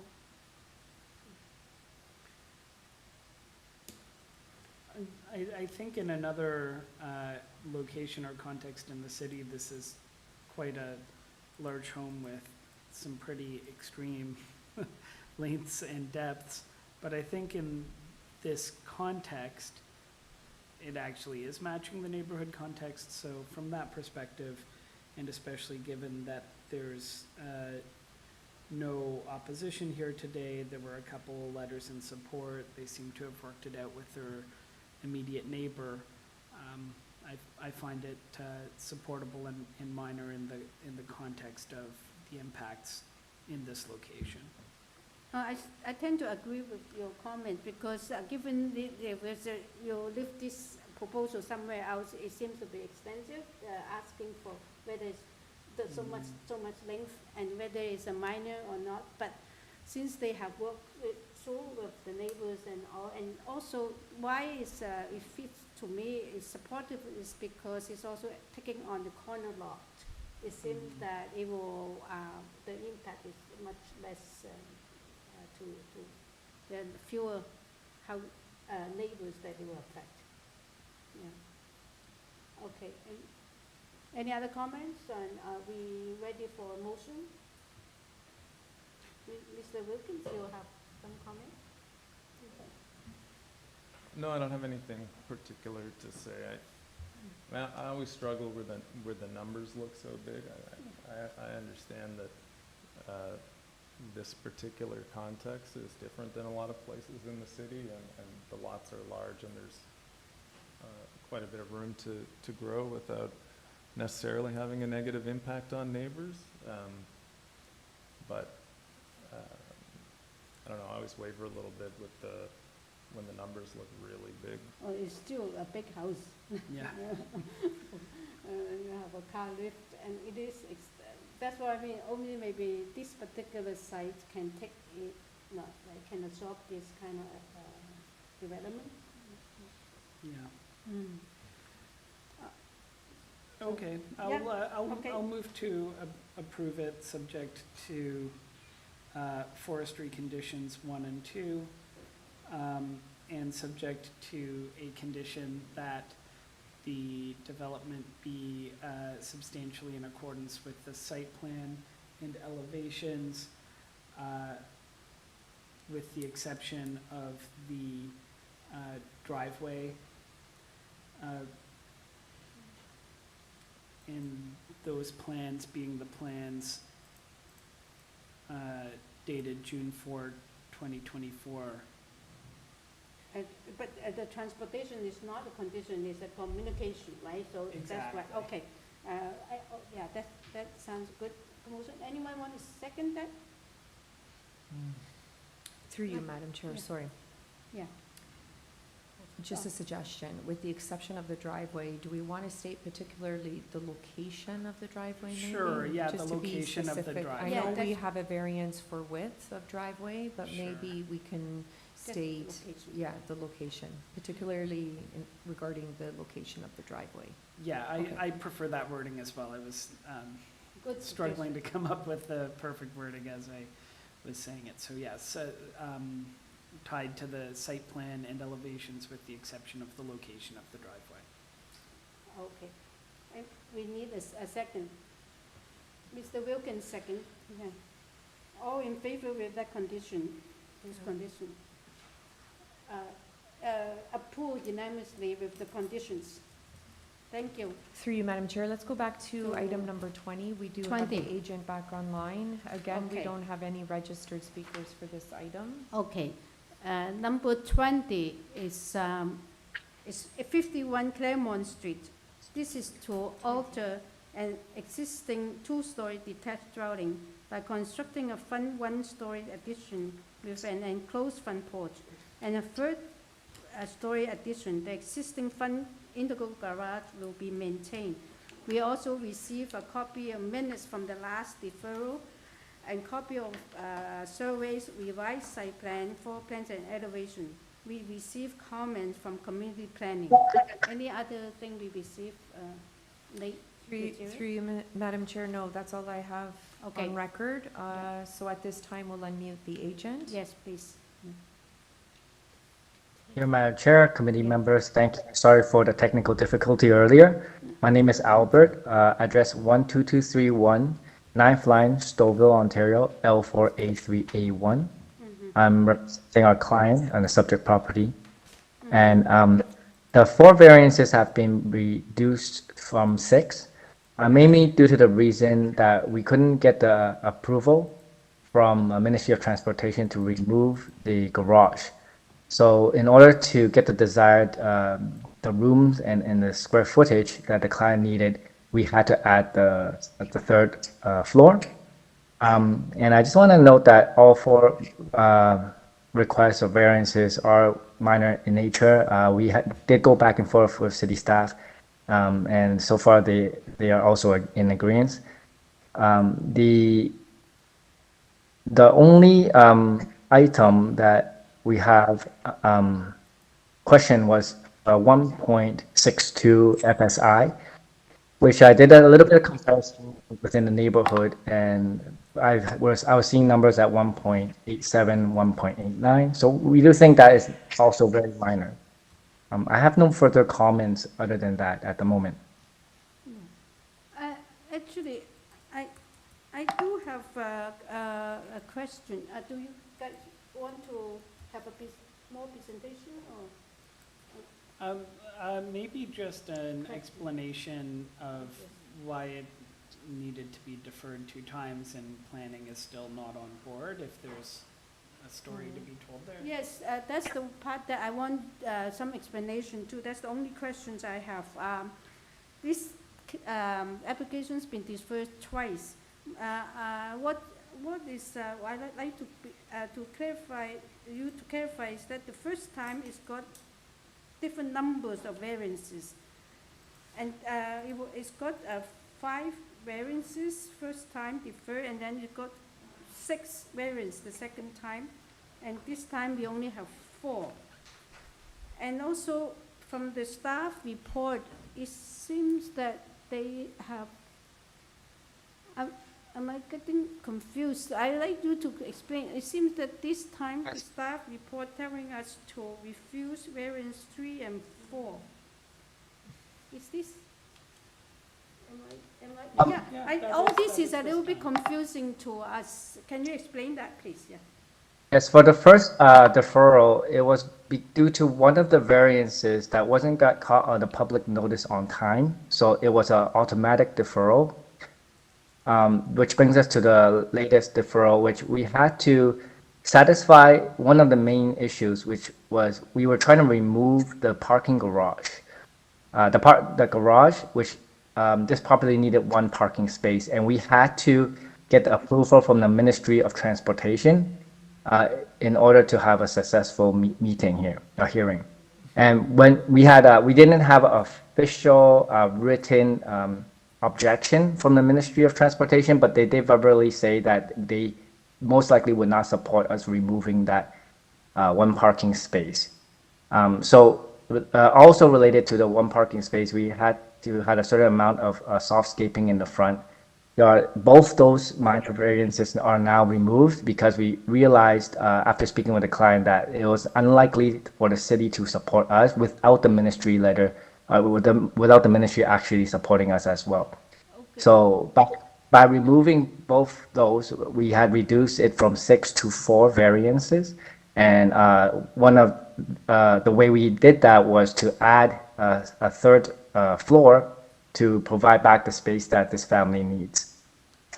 I do not know whether the question has been answered. Can the staff bring up the latest staff report, June 26th? It actually is from community planning, not transportation. They request us to defer the case, actually. And also, I got confused as to they are talking about May 14th proposal here. And if we're going to approve, they want us to refuse variance 3 and 4, which is to do with the FSI and the rear and the front and rear exterior wall height. I completely get confused. It's not got nothing to do with the parking here, right? I think the parking was about the previous deferral, and then this is now a new issue. Yeah, that's what I'm saying. Can you explain why staff report will mention it, the May 14th proposal and also ask us to refuse 3 and 4? I can only speak on the actual proposal right now, as there were many moving parts before. But one of the main problems was the parking space. It was that we wanted to remove the parking space and change it into living space. We were quite honestly very confused as well. So I think with a fresh start during this hearing, all we are actually requesting for now is the 4 minor variances. Leading up to that, I apologize, I wanted to explain it in more detail, but there were quite a number of moving parts at that time.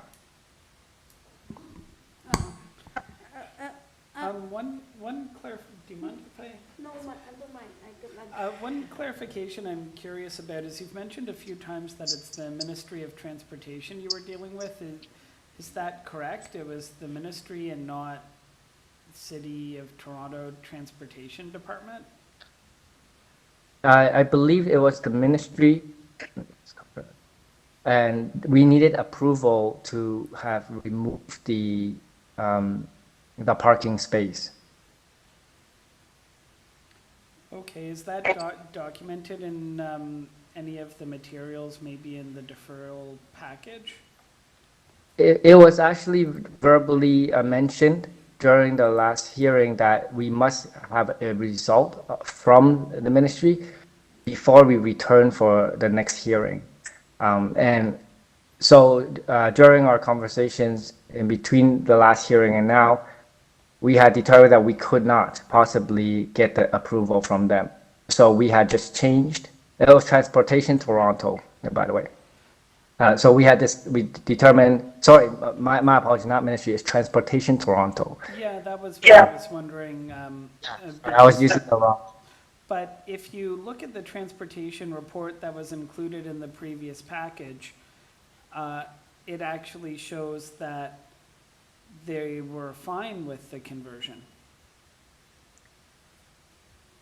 We did run that through with the client, and there was some uncertainty on the verbal conversation. There was some uncertainty whether or not they will fully support it, and we didn't want to take the chance since we had already deferred twice. We wanted to make sure that during this hearing that we had a very solid, clean submission, and that there would be no uncertainties. Well, at least reduce as much as possible. So what we had conversed with city staff that they would be in support with these 4 minor variants, that there would be no uncertainty as far as we know. So we had made the decision to just change the building, the drawings to what they are today. Okay, so that's the transportation issue, but based on the staff report dated April 12, 2024, that was before the committee at the previous deferral, they were saying that they were absolutely fine with it so long as the curb cut was removed. But taking what you're saying at face value, and in fact, in some ways it's not even relevant because you're asking for the variances you're asking for today, which doesn't include converting the garage to habitable space. It includes the 3rd story instead. That's given us the variances that are here. Did you have any conversations with planning staff about it? Because the planning staff report, which is the one that is right now up on the screen in WebEx, that report suggests that planning staff are not in favor. Did you have any conversations with them? Yes, we had a separate meeting. The only item that they may not be in full support would be the FSI. But from what I have received, now all 4 items are in support, unless I'm reading it wrong.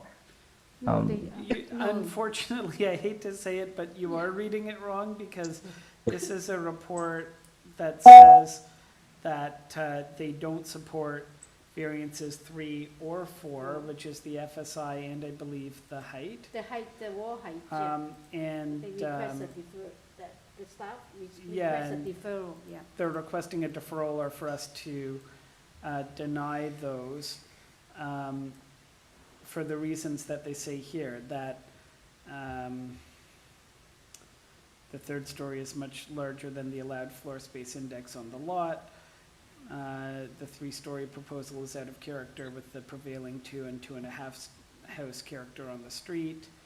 They may necessitate a design change, which would require an updated zoning review. That would change the required variances, and you've been informed of these comments. So that's what they're saying. Now, this is what planning staff is saying. The committee can deal with your variances in another manner within our delegated authority. We don't have to follow the planning report, but that's what planning is saying. What was that? Yes, now I'm aligned. Sorry, I have quickly took another look there. We did have a conversation with the planning staff that do align with exactly what you just said. Thank you for pointing that out. But we do feel that we have found precedents before in a 300-meter radius that have done this before. So we do feel that it is going towards a trend of what the community is doing,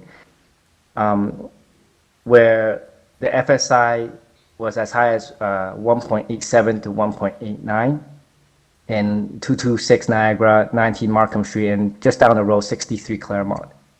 And we are only at 1.62. Now the 3rd floor, I believe that was the only way, and in our kind of defense, we have not exceeded the building height restriction, but we did break the wall height, which I think comes secondary from the absolute height of the building. That's in our opinion. So I do hope that the committee sees these as minor and also going towards the overall plan of the community and the trends. We believe that through our client and all of the different revisions that this is the best result of what this family needs, which is ultimately 3 generations of family that does not plan to move out of the community, that they want to stay in this house. And this might be the only way to actually give them the space that they require to have a proper life there.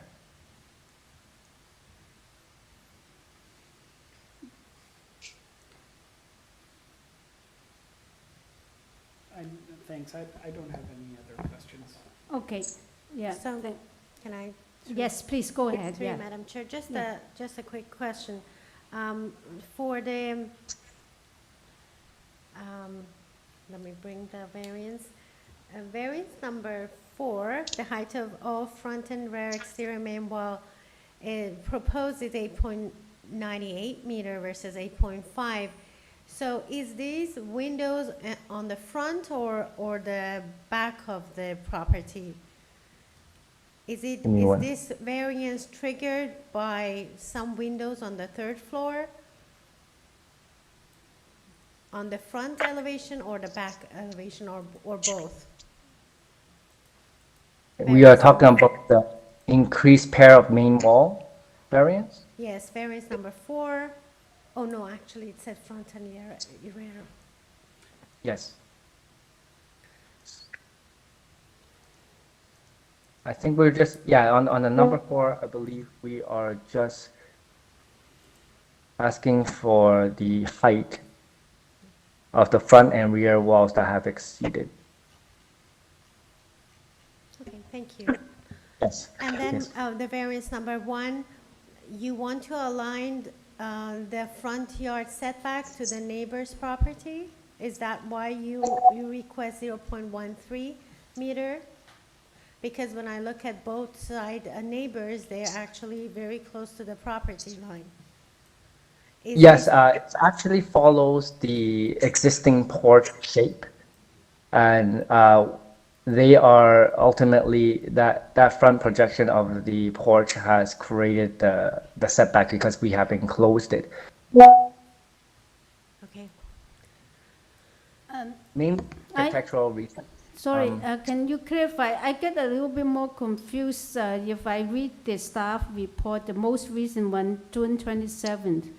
They did mention that there's some drawings received May 14. I tried to look for that set of drawings, May 14. I cannot find them anywhere. So is the most recent drawings is what they're talking about?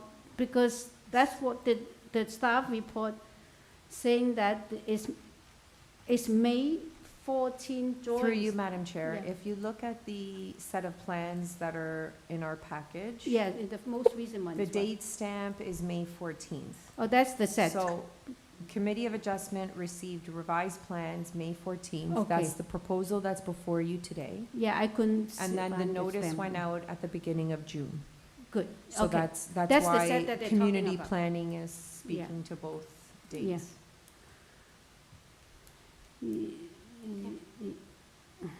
Okay. All right. Should we go into committee? Yeah, so we have no questions, so we get into, discussion. No question. So I do have some thoughts on this one. I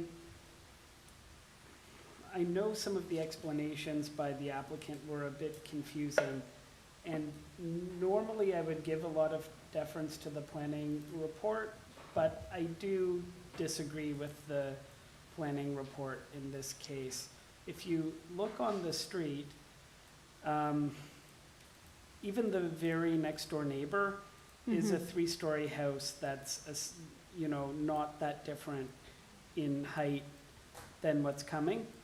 We're talking about the Trinity Bellwoods neighborhood Yeah. downtown. It's a very dense neighborhood that's becoming denser. And for FSI and a 3rd story to be refused in this location, I just don't think is in keeping with how the official plan views a neighborhood like this, you know, just a little bit up from Queen Street, in a densifying neighborhood, and to keep a family that's already in the home, just expanding it to their needs, I think is appropriate. I think the explanation about the garage conversion, there's something that was lost in translation between the applicant and staff, which is unfortunate, because perhaps that would have been the better solution, and I don't see transportation staff as saying they disagree with that at all in the previous report, but given that we have the application that's before us, I think those 4 variances are minor in the context of this neighborhood. Yeah, I tend to agree with you. The most confusing part, actually, I do not understand the staff report, because they especially to refuse variance 4. To me, it seems that it's minor. The variance 4, the whole height, they just extending is Less than half a meter. Yeah, less than half meter is like 16 inches. I find that is a little bit confusing. Why they will have no explanation that why that is not a minor variance. So now, after the presentation from the applicant, I think that maybe there's some communication problem with the applicant with the community planning. Yeah, I am a little worried about this project as a whole, and this is more of a side comment than anything that affects our decision, but the applicant seems to have had trouble working with several city departments, and they're going to have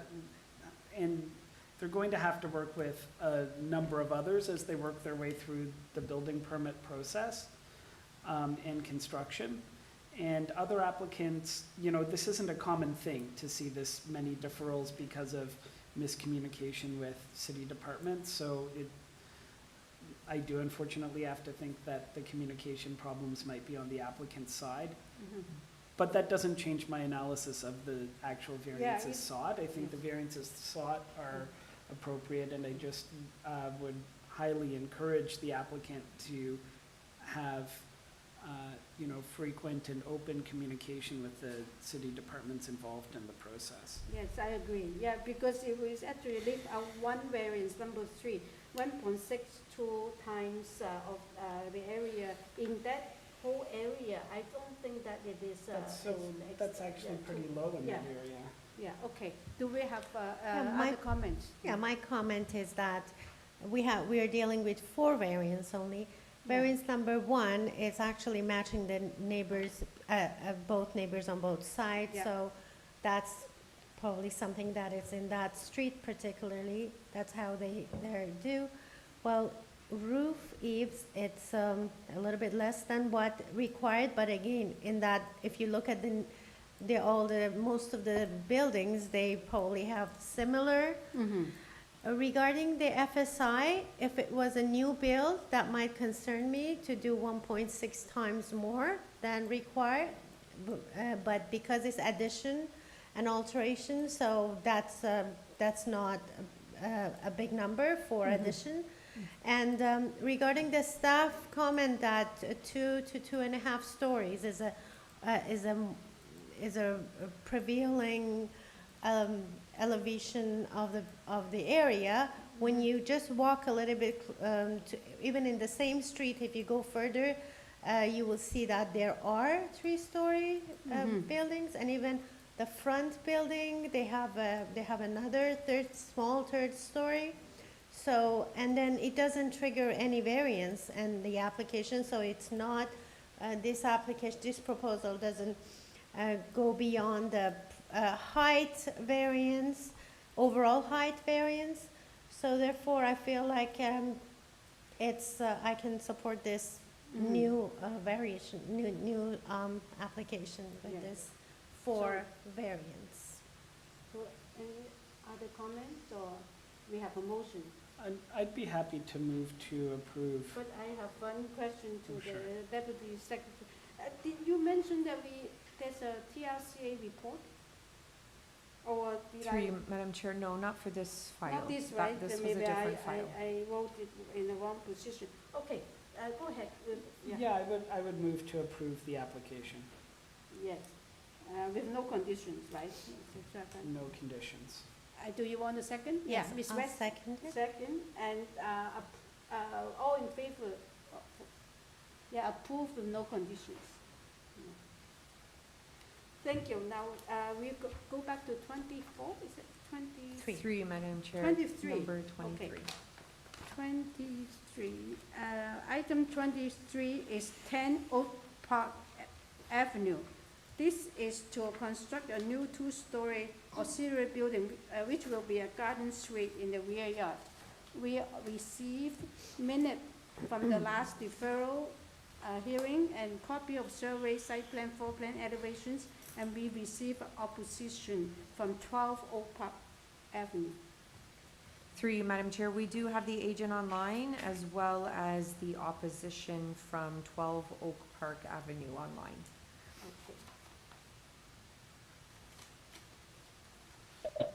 Good afternoon, honorable members of the committee. My name is Fizan Akhtar, and I'm here. Hello, can you hear me? Mm-hmm. Yeah, my name is Fizan Akhtar of FA Engineering, 1237 Woodbine Avenue, and I'm here on behalf of the owner of 10 Oak Park. Mm-hmm. We are before you for a garden home in the rear yard of the subject property. Yes. The homeowner has resided on that property for over 15 years. It is a small semi-detached dwelling. And they're requesting for your approval to build a garden home for his aging mother and for the future occupants, it could be used for multiple housing options as well as a rental. We have spoken, sorry? Okay, just before you make your presentation, I would like to point out to the staff that on our agenda, I think the number of variances been mislabeled. There were number three. So we should correct that and we can move on. Sure. Yeah, right? Okay, now you, because you have opposition, yeah, you have to give us a 5-minute presentation. You can start now. And we've spoken to community planning, Cameron Chen there, and she was satisfied with the proposal. And one of her major reason for, no concerns from her side was that we are within the height limitations. We've also received letter of support from 8 Oak Park as well as 69 Oak Park.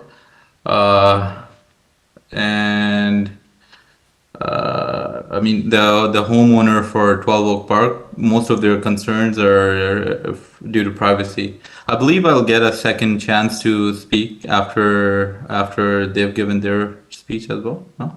Yeah, yes, they will make the presentation of the opposition, and then you will have a chance to, respond to their comments, yes. Their comments, right. Yeah, so I would like to go over the zoning items here. Item number 1 is for the soft landscaping. I've discussed it with the homeowner. We are willing to actually remove that variance. They're willing to actually demolish a portion of their rear yard porch to comply with this zoning item.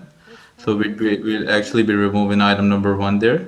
You removing item, variance number 1. Variance number 1, which is for the soft landscaping, we'll be removing that. Okay. Item number 2, it's for the side yard setback, on the south side, where we have 8 Oak Park, and we've received a letter of support from 8 Oak Park, so they're actually okay with us being closer to the required setback. The required setback for a garden home is actually 0.65 meter, but because we have some openings there, it has been changed. It's increased to 1.5 meters.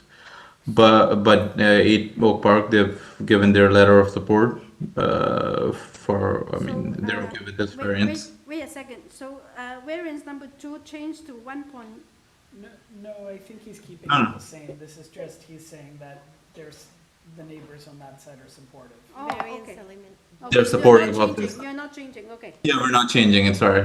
I mean, the neighbors on the south side, 8 Oak Park, the ones that are impacted by this variance, we've given their support.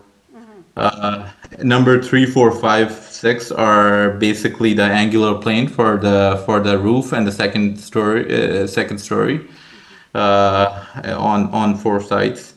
And item number 7 and 8 are basically the lot coverage, where we're requesting 23% of rear yard lot coverage as opposed to 20% that is allowed. And for item number 8, we're requesting 45% coverage for the whole lot versus 40% which is allowed. For that, I'd like to conclude my presentation until the neighbor speaks. Okay, yeah. Let's-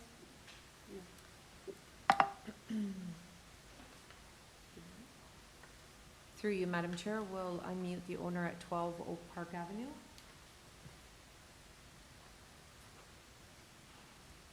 Hello? Good afternoon, Madam Chair, members of the committee. My name is Zero Brooks Badu. I am the owner and resident at 12 Oak Park Avenue, M4C4L7. I hope you can all hear me. Yes, yeah, we can hear you, yes. Great. As the agent for our neighbor indicated, we have some concerns related to privacy on the plan. Largely, that stems from the site plan not representing the footprint of our home accurately.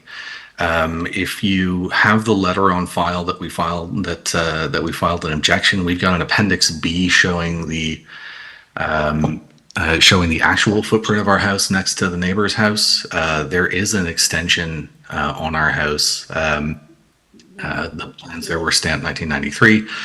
And that mock-up shows our built area, the purple area there being our enclosed area, and the pink area being further roofed area beyond that. Now, on top of that one-story built area, there is also an open deck that backs onto a bedroom that is at the back of the house. Because that's an open deck, that bedroom has a full height sliding door window that is essentially the entire width of the bedroom. And that's fairly close to the proposed front windows of the garden suite. Beyond that, that does mean that the actual corner of the garden suite is very close to, is going to be very close to the constructed area of our house. We're not sure that that's accurately accounted for in the variances indicated. And also because we've got that much constructed and roofed area into our backyard,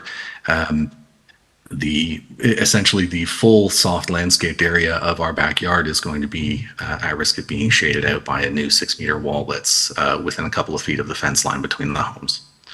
I think that summarizes what we've got to say. We can take a look individually at the mock-ups that we've made of the homes as they stand and of our understanding of the dimensions of the garden suite as it would look from our yard and from our deck. Appendix D is a photo of the backyard taken towards the south, so it's visible there. The view south from backyard is the current view south from from our backyard. That's from 12 towards 10 Oak Park. You can see in the left end of that photograph our roofed area, and then the proposed structure would be as indicated there. Further on the next page, you can see the view from the bedroom. This would be standing outside on the deck that's currently open there, and we'd expect from the submitted plans that that window would be looking directly there. The position of the camera from where we're standing there is directly in front of the sliding glass door there. And then the second photo on that, if you had the camera about 2 meters farther back, would be the view from the front window of the proposed garden suite onto the deck and into the bedroom of our home. I think that summarizes our thoughts and objectives. Thank you very much for your time. Okay. Any question to this speaker? Yeah. Yeah, I did have a question because I had looked at these presentation materials, and it seems to me that you might be mistaking the application because you're showing windows as facing towards your yard, but in the application package, there are no windows facing your yard. Is that something you were aware of? Maybe if staff can pull up the north elevation P9 in the application drawings. So it is a wall facing your yard, and so that, you know, concern of maybe some sunlight impact to your yard might be a real one, but there's no windows looking into your yard. So understood, and actually the windows looking into the yard are less important to us than the fact that there would be a 6-meter wall to the yard. The east elevation does show windows on the front side of the second floor, and shows that window that would be only a couple of meters from the corner of our deck there. Yeah, it does. I think it's more than a couple meters though, because they've got it only on the left side, whereas your home is to the right side. True. There was a point on the plans at one point, and this may have been revised, where I thought that the north-south orientation had been flipped on one of the floor plans. That may be where we had interpreted some windows being on the north side we're from as well. No, that's totally fine. Your concerns are noted, and we'll definitely consider them. I just wanted to make sure that you understood the plans as they are. Understood. Yeah.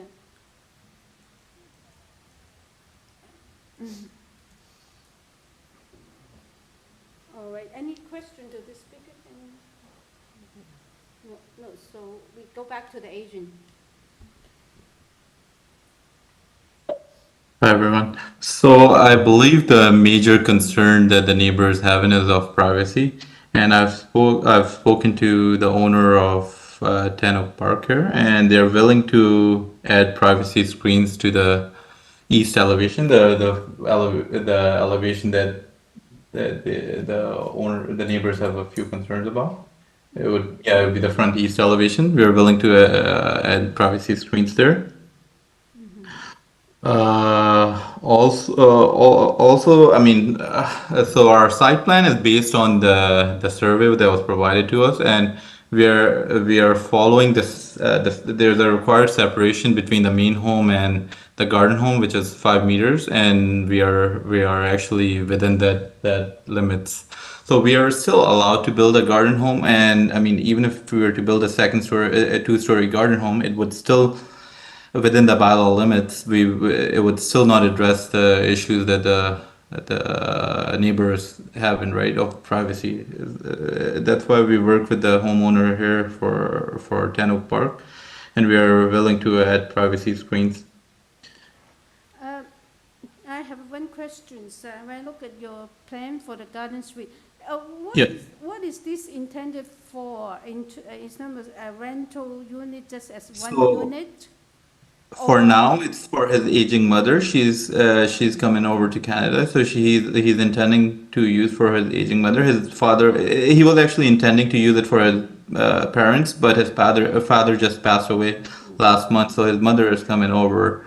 The homeowner is actually sitting with me, along with me here, and it's for his one person.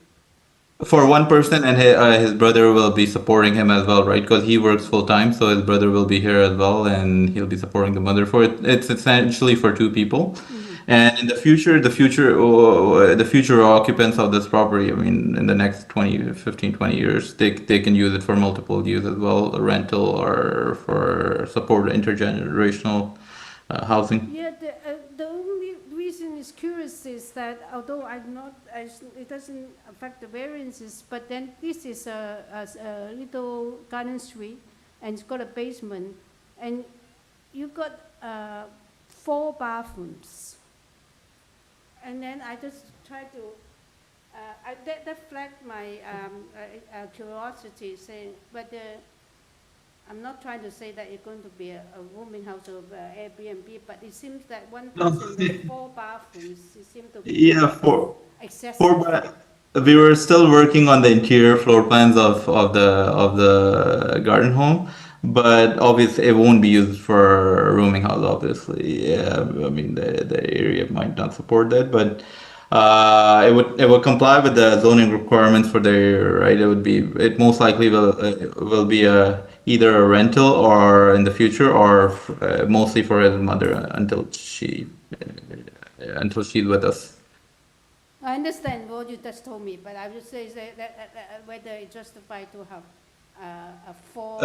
Yeah, right now, I mean, we were still deciding on the floor plans, so there's multiple washrooms, but I mean, cost of construction of each washroom is over 20 to 30K, so it's probably, some of the washrooms are probably going to be gone by the time it's constructed. If I think of the concerns of the neighbor to the north, one of the variants that seems most impactful on them is the angular plane on the north side, on the side that faces them. Is there any consideration or possibility to respecting that angular plane even if we grant variances for the others? So I'm actually sitting with the homeowner here. The look of it would be very awkward if you actually just put an angular plane on one end. The architecturally, design wise, the look of it would be quite, I mean, non-pleasant, I would say. So, that's one of the reasons. But we mentioned, right? We didn't put any windows on his side. We were willing to add privacy screen on the east elevation, so that should address his concerns of privacy, hopefully. Yeah, I mean, there's also the concern on shadowing and sort of the overall bulk from his home. You know, in the balance of the look of the house, you know, versus the impact on the neighbor, I'm less concerned about the look of the garden suite, but more concerned about the functionality. So, I think that we are still within the height limitation. Excuse me, I'd like to add to the comment. It's not that about the aesthetics or architectural aesthetics. The intent of that zoning bylaw about angular plane for garden suite is really to minimize the impact of garden suite, because usually garden suite does not have a laneway to mitigate the impact, and that's why they will have the angular plane restriction for almost all sides. Yeah, that's fine if there. No, I'm sorry, I just want to make that comment, and I'm not asking a question, so you don't have to answer me. That's my comment there. Yeah, I mean, I would be interested in whether the applicant's agent has a response to that, though. We would prefer not to get an angle plane on one end of it, but I mean, if there's no other option, then we're willing to let go of the. I mean, we're willing to remove one of that. Which variant would that be actually? Towards the front lot line. It would be. Yeah, variance 4, as my colleague mentions. Or would it be? Because I think we have different numbering. Yeah, it's variance 4 as they're currently numbered, but the 5th in the list. I'm sorry. No, it's we are a little bit out of order. Where are we now? Are we in question time? We are still in question time. Let's ask the question. Please don't discuss the merits right now. Yeah, just ask the question. No, I won't. It's too much back and forth. I just got lost. So the other question I have is, you mentioned that you would consider some sort of privacy screening, but yes, there isn't a balcony. So I'm wondering what you mean by private. Like window shutters. I mean, at the front, the privacy screens on the actual window itself. okay, do you just mean what's indicated on this elevation that's been brought forward, or are you meaning something No, else? no, it's not on the current elevation, but they're just privacy screens that you normally add to windows. So I mean, you don't have direct view of the backyard, or they don't have direct view to inside of your home. Okay. Okay, any other questions?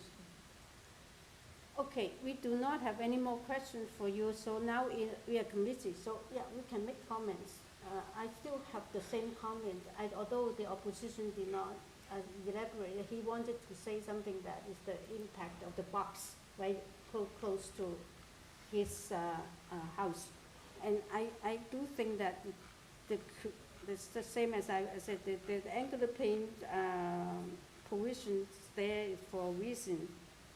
And I think that I cannot support variance number 4.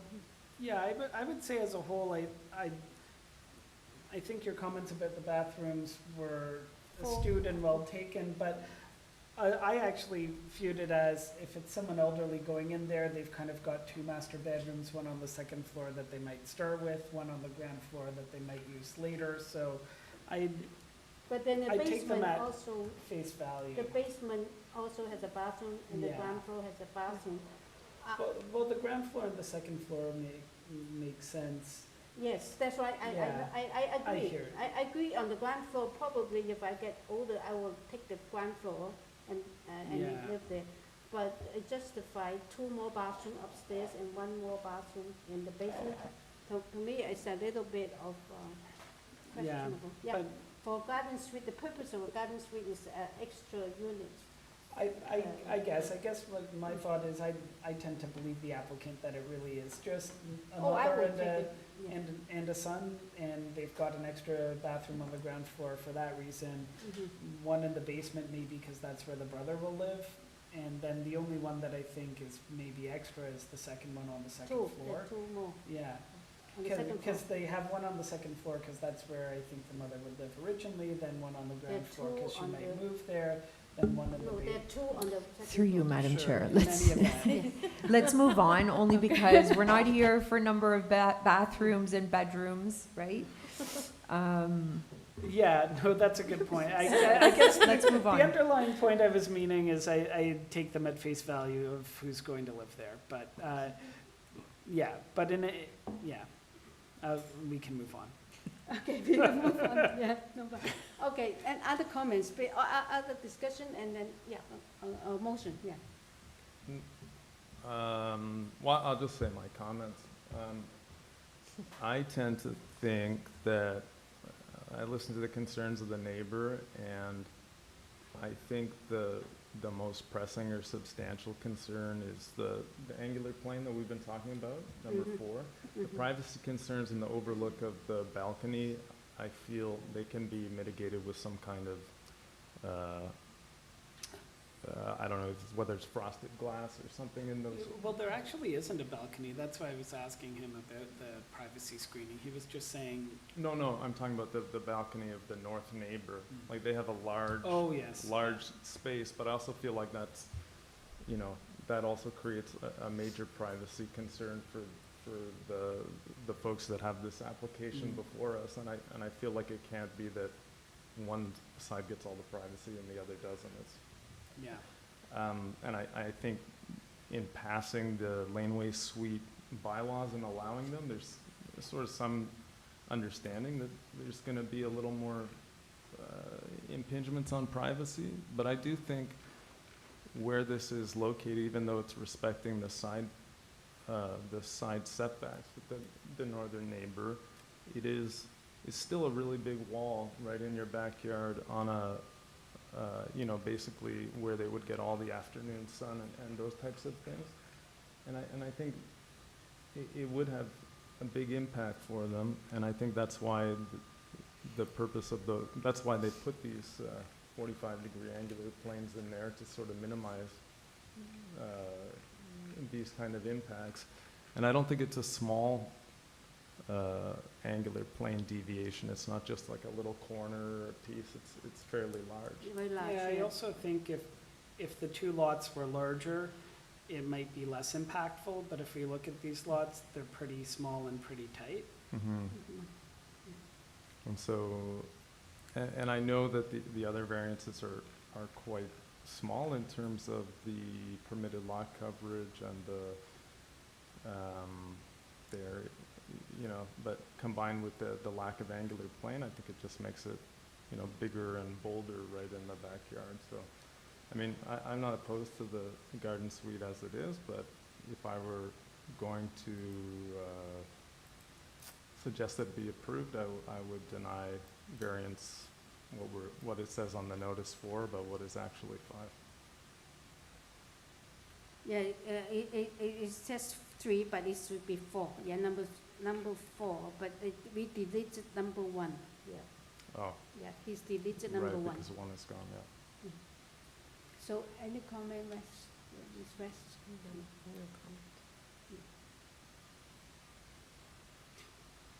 Okay, I'll make a motion to approve the application as amended, and that's 2 amendments, the amendment to remove item 1, and the amendment to renumber the second number 3. Would that best be done by numbering it 3A, or would it? Or read the.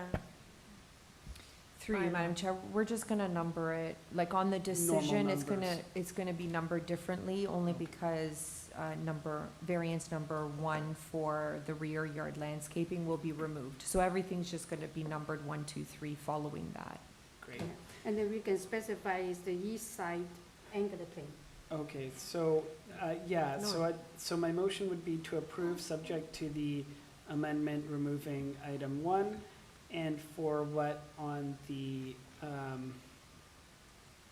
notice in front of us is numbered number 4, which is the angular plane to the north lot line. I would not approve that variance, so I would approve every other remaining variance. Are you sure it's north lot line, or it says it's east lot line? No, on it's the notice. north, the neighbors to the But then north. if you read the number, second, yeah. No, it's this Oh, one. it's this 4. Oh, okay. Oh, I see. All right. So the variance that reads, the ancillary building containing a garden suite will penetrate the 45-degree angular plane towards the side north lot line. That's the it is the variance one, that yeah. you're refusing, Yes. okay? And you're approving all other variances except for variance number 1 for landscaping, because that's been removed. That's the motion. Okay. Okay. That's clear. And sounds clear, yeah. Okay, do we have second? And no conditions? Through you, Madam Chair, there were TTC TTC. conditions in the deferred package dated April 26th. Oh, 4 conditions. Yeah. You may want to consider including those. Okay, in the deferred package, right? Yeah. Yes, sorry, I had meant to include those. Yeah, okay. So including the TDC conditions. Okay, TDC condition. Any other condition that we missed, or no? Uh, No. Any other? Do you want to say anything about privacy, or do you think it's necessary? No. I think we can leave it. Complicated. Okay. Okay, that's it with the TTC conditions and the amended application. So we want to second that. And Mr. Wilkins will second. And all in favor of amended agenda and the TTC condition. You dissent? Yes. I do. Yeah. And 3-1 approved, with refusing variance number 4, yeah. Okay, the next item is item number 24, 100 Roseneath Gardens. The purpose for this application is to alter the existing 2-story semi-detached dwelling by enclosing a portion, the northeast corner of the existing front porch. We also receive a copy of the survey, site plan, floor plans, and elevation, and 1 photograph of the property, yeah.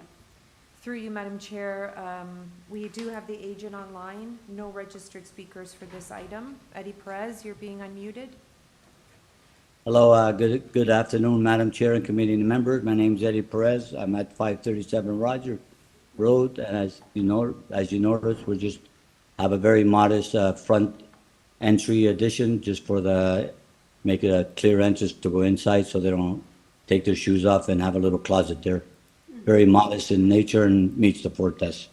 Okay, it seems to be a straightforward application. I do not believe we need a presentation. No, and then no opposition speak. Okay, so we do not have anyone else who will speak to this item. Do you have anything else you want to address the panel before we move into discussion? No, it's pretty straightforward. As I said, the owners, they need a little entryway and for the kids and such. So I feel like I said earlier, it meets the 4 tests and it's very modest. Okay. Thank you very much. Thank you. Mr. Yeah, you committee now. Yeah. Okay, any? No, just a motion. Yes, please. Yeah, go ahead. Yeah. If there is no other question from my colleague, through you, Madam Chair, I would like to put forward a motion to approve this application. It meet the 4 tests and it's very minor, no conditions, right? Yeah, okay. Anyone second? Mr. Wilkins will second. All in favor with no conditions. It's approved. Thank you. Yeah. So number 25 is 167 Durant Avenue. This is to alter the existing 2-story detached dwelling by constructing a rear 1-story addition, a sunroom, and a rear ground floor deck with stairs. Also, the front porch of the existing 1-story auxiliary building, which is a garage at the rear yard, will be demolished. This reduce one-car garage. The one-car garage will be maintained. We have survey, site plan, floor plans, elevations, and decision affecting the subject property. And we have a photograph of the trees of the property, and we received 3 letters of support by 165, 169 Durant Avenue, and 78 Lincoln Boulevard. Through you, Madam Chair, we do have the agent online, no registered speakers for this item, 1 variance. At this time, we'll unmute the agent, Jennifer Buckland. Hello, members of the board. My name is Jennifer Buckland. I live at 16 Nipawa Avenue, and I am speaking today to represent the owners of 167 Durant Avenue.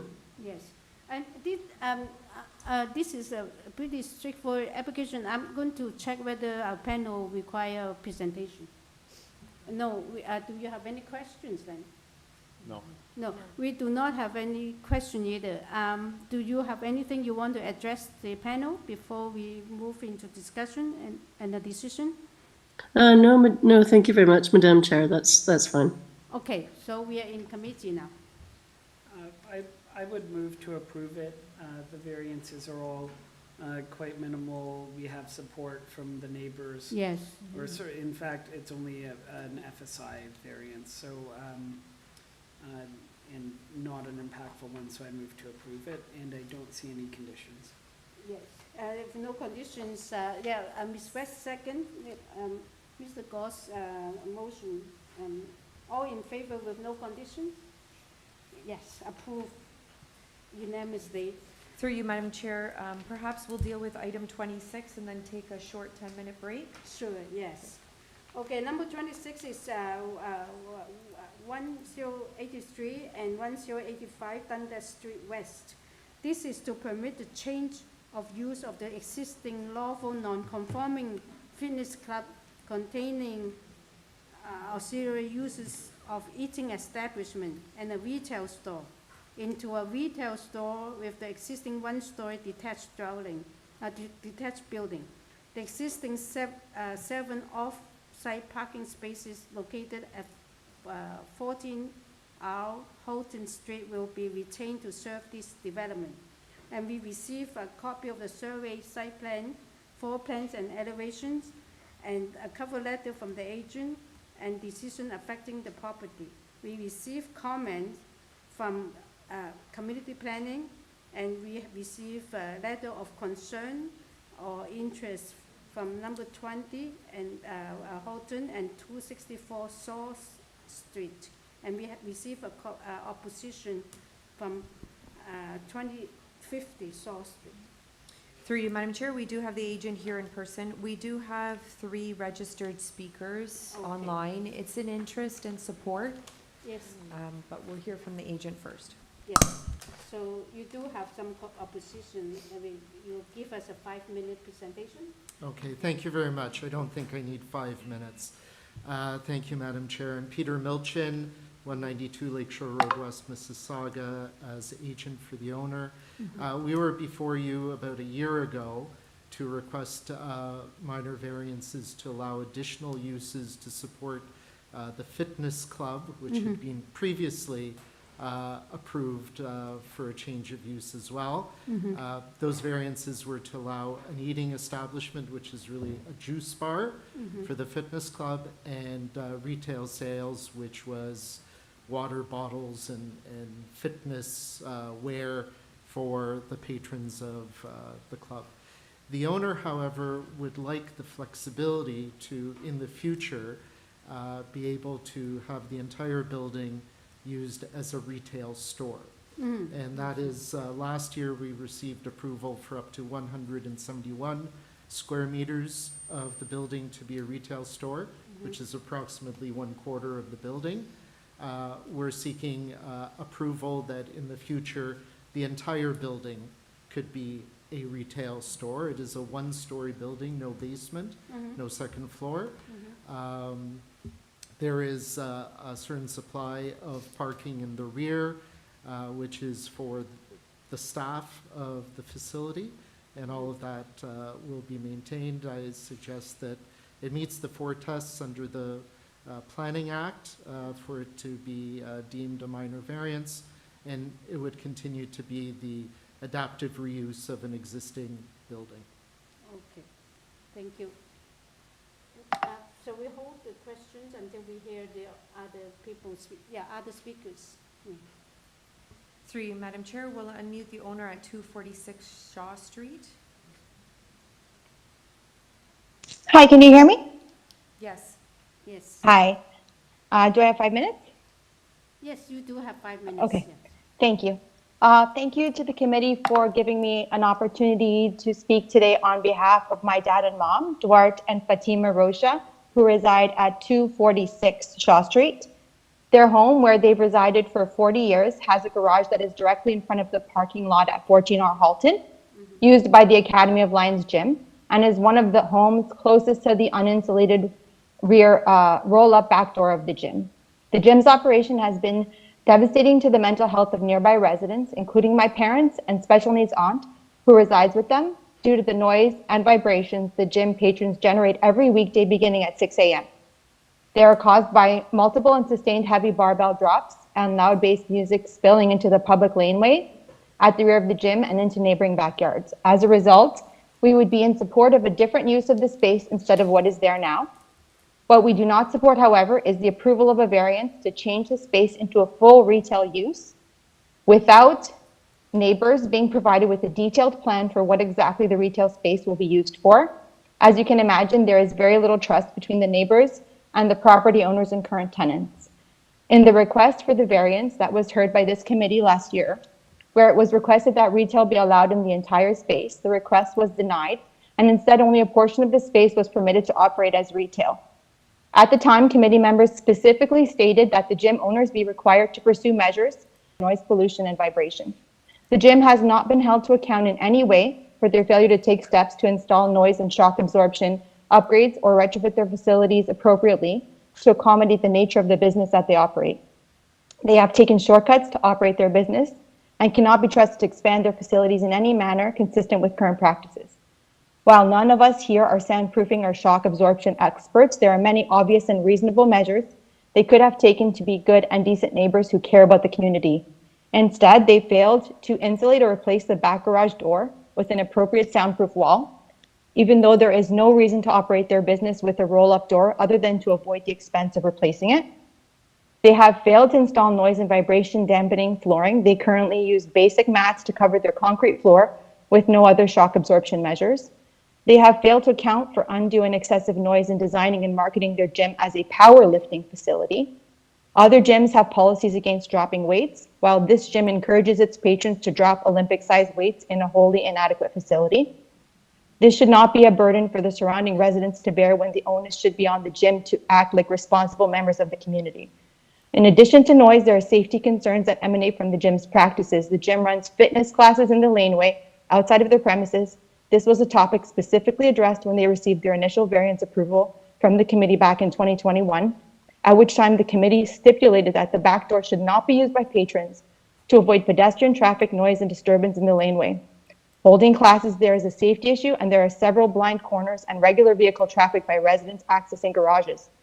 This is a highly irresponsible practice by the gym, which could lead to personal injury and liability for the gym owners or for the city if something tragic occurs. The current application they have before you states that the owner of the property would like to establish a range of commercial uses allowed on the site so as to allow the current tenant to be successful in a challenging and competitive market. But later in the letter, they state that the variance is requested because the owner wants to ensure the viability of the building as a potential future retail store. These are conflicting statements, as it's unclear whether the variance is for the benefit of the gym or the owner's future tenants. It's this kind of misleading information that the owners continue to feed to this committee to get away with the kind of things they have gotten away with to date. I would like to conclude by sharing with the committee the following. The track record of this gym should be weighed heavily in the assessment of this application. They continuously ignore the concerns of neighboring residents and have failed to take ownership for the safe and peaceful operation of their business within the context of the community. They've prioritized their bottom line over minimizing noise and conflict and promoting the peaceful coexistence of businesses and residents in this wonderful neighborhood. Due to the lack of trust between the residents and what they feel for current tenants and owners of this gym, their poor reputation with neighbors, and the lack of transparency regarding intended future use of this property, the community is here to raise significant concerns about this application. If this application in any way serves to expand the operations of the gym, this will be a disastrous outcome for the residents who neighbor the gym, and they are prepared to take legal action to assert their rights to the quiet enjoyment of their homes and their rights against non-physical intrusions. Therefore, without additional assurances, greater transparency, and a committed plan to fully address the concerns expressed in my statement, I'm here to assert that my parents, Duarte and Fatima Rocha, vehemently oppose any plans to expand or further enable the operations of this gym. Okay. We only support the replacement of the gym with an appropriate, quiet, and responsible business. You have reached your 5 minutes. Okay. Yeah. Thank you. Thank you. All right. So, other speakers? Any questions of this speaker? See none? Okay, we will unmute the owner at 250 Shaw Street.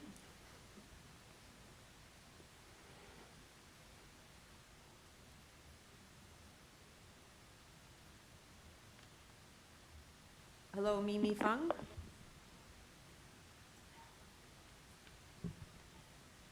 Mimi may not be available. Can you hear me? Yes, we can. Oh, sorry, is this Bill? Yeah, I think we might have our designation numbers mixed up. I believe you just heard from Mimi. No, we heard from Lisa. Oh, that was from Lisa. Okay, yes, okay, for so Duarte. Let's hear from Good you afternoon, first. everyone. Good afternoon, everyone. Thank you for taking the time to, for the fourth time, hear our sorry tale of woe. I'm going to be as brief as possible. My name is Bill Whipple, W-H-I-P-P-L-E. I live at 20 Halton Street. I'm basically due south of that uninsulated garage door window that Lisa was discussing. Yes, Lisa was speaking because she is the daughter of Duarte and Fatima Roca, who live right there. Yeah, thank you. I live at 20 Halton Street, Mary 6 John 1 Road 3, been here over 25 years. You've seen my presentation. I'm just going to keep it short and go over the high points. I could not agree more with everything that Lisa said. Brilliantly put, and great background for you guys. So, I'm in favor of a move to retail over this fitness club. We were promised a nice, quiet fitness club. Oh, it'll be lovely. We ended up with a CrossFit gym that drops barbells. It's the shtick. You can Google it on Google. At any rate, so I'm in favor of almost anything but the gym. And honestly, the gym proprietors will get to in a moment. I'm going to try to really keep this short. First of all, they have to fill in that roll-up window that's uninsulated with cinder block and soundproofing. Okay, and we've talked about that. 7 parking spots. Those parking spots need to be reserved for staff as they are currently. There's no mention in the new application that they'll be reserved for staff. So that will mean that if you've got retail going on back there, it will be, people will be parking like crazy. And we've had injuries back there, animals. We need to exclude certain types of retail, such as multi-vendor pop-ups, which the Academy of Alliance have done, food and drink, which the Academy of Alliance have done, perishable goods. These must be durable goods with a single proprietor. No noise, loud music, subwoofer music, no vibrations, etc. Hours of operation need to be in accordance with a typical retail store, 9 to 9 roughly, give or take. They need to be a single company, as I said. And lastly, we have a real issue with the Academy of Lions as tenants. They do not play ball with our community. We have close ties to every business that is in an exception in our area. If you've ever walked Halton Street, it's the gateway to the park. It's the defuse from Ossington, and the alley, the laneway, is part of that. I don't want to go on about that because I'll start crying. There's no timetable in the presentation as to when, what would happen, and who would be in charge of what. There's no definition of what retail is. Kaplunk, that's not cool. So if you resolve all of these questions, and I'd like to point out, in my presentation, there are 2 key examples of the dishonesty of these representatives. In the second part, you'll see pictures of anonymized pictures of Academy of Lions clients using the laneway and Halton Street for profit against the law. And we recently learned that there's a chiropractic operation going on in there that was never approved. Now, I love chiropractors. They're nice and quiet. But they are called, they identify their Dundas Street West location at 1083 Dundas Street West on their website. So basically, we're dealing with some less than honest people. There's been aggression. I have personally been chased and nearly run over.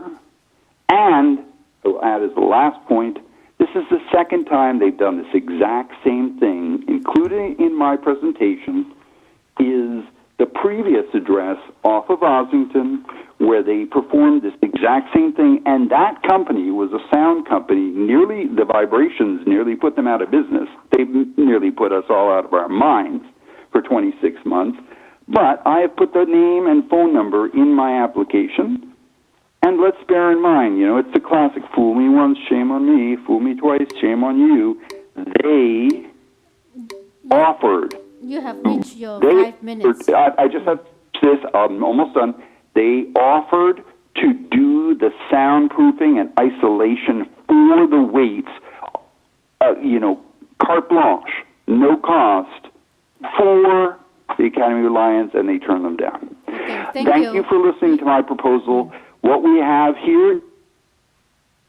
Thank you. You used 5 minutes already. Thank you. Yeah.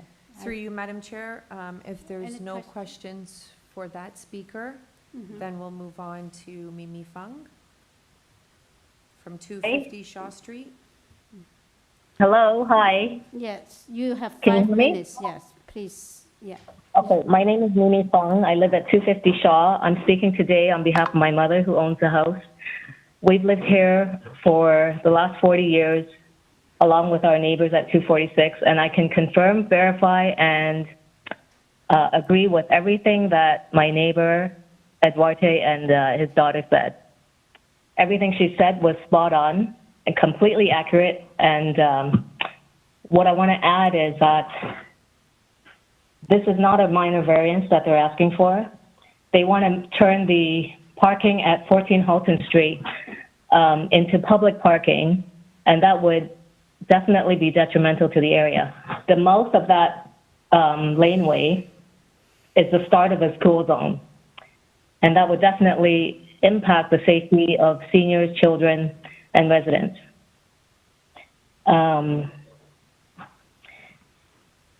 They have not acted in good faith. In the last 2 years, we were promised soundproofing and never received it. I can read to you an excerpt from a CrossFit gym specialist in noise prevention. So it's entitled "The Dangers to Your Business and Health." Noise is only one of the problems. The vibrations transmitted by the structure, strong enough to shake the walls and shake the floor, can be a major disruption to neighbors and adjacent businesses. The problem is even more serious if the gymnasium is located in a multi-purpose building. The other occupants, whether they are business or residents, will not put up with the nuisance of excessively noisy gym for long. In fact, lawsuits against gyms, CrossFit boxes, and boutique facilities are on the rise. Some facilities have been evicted from their buildings or face excessive fines.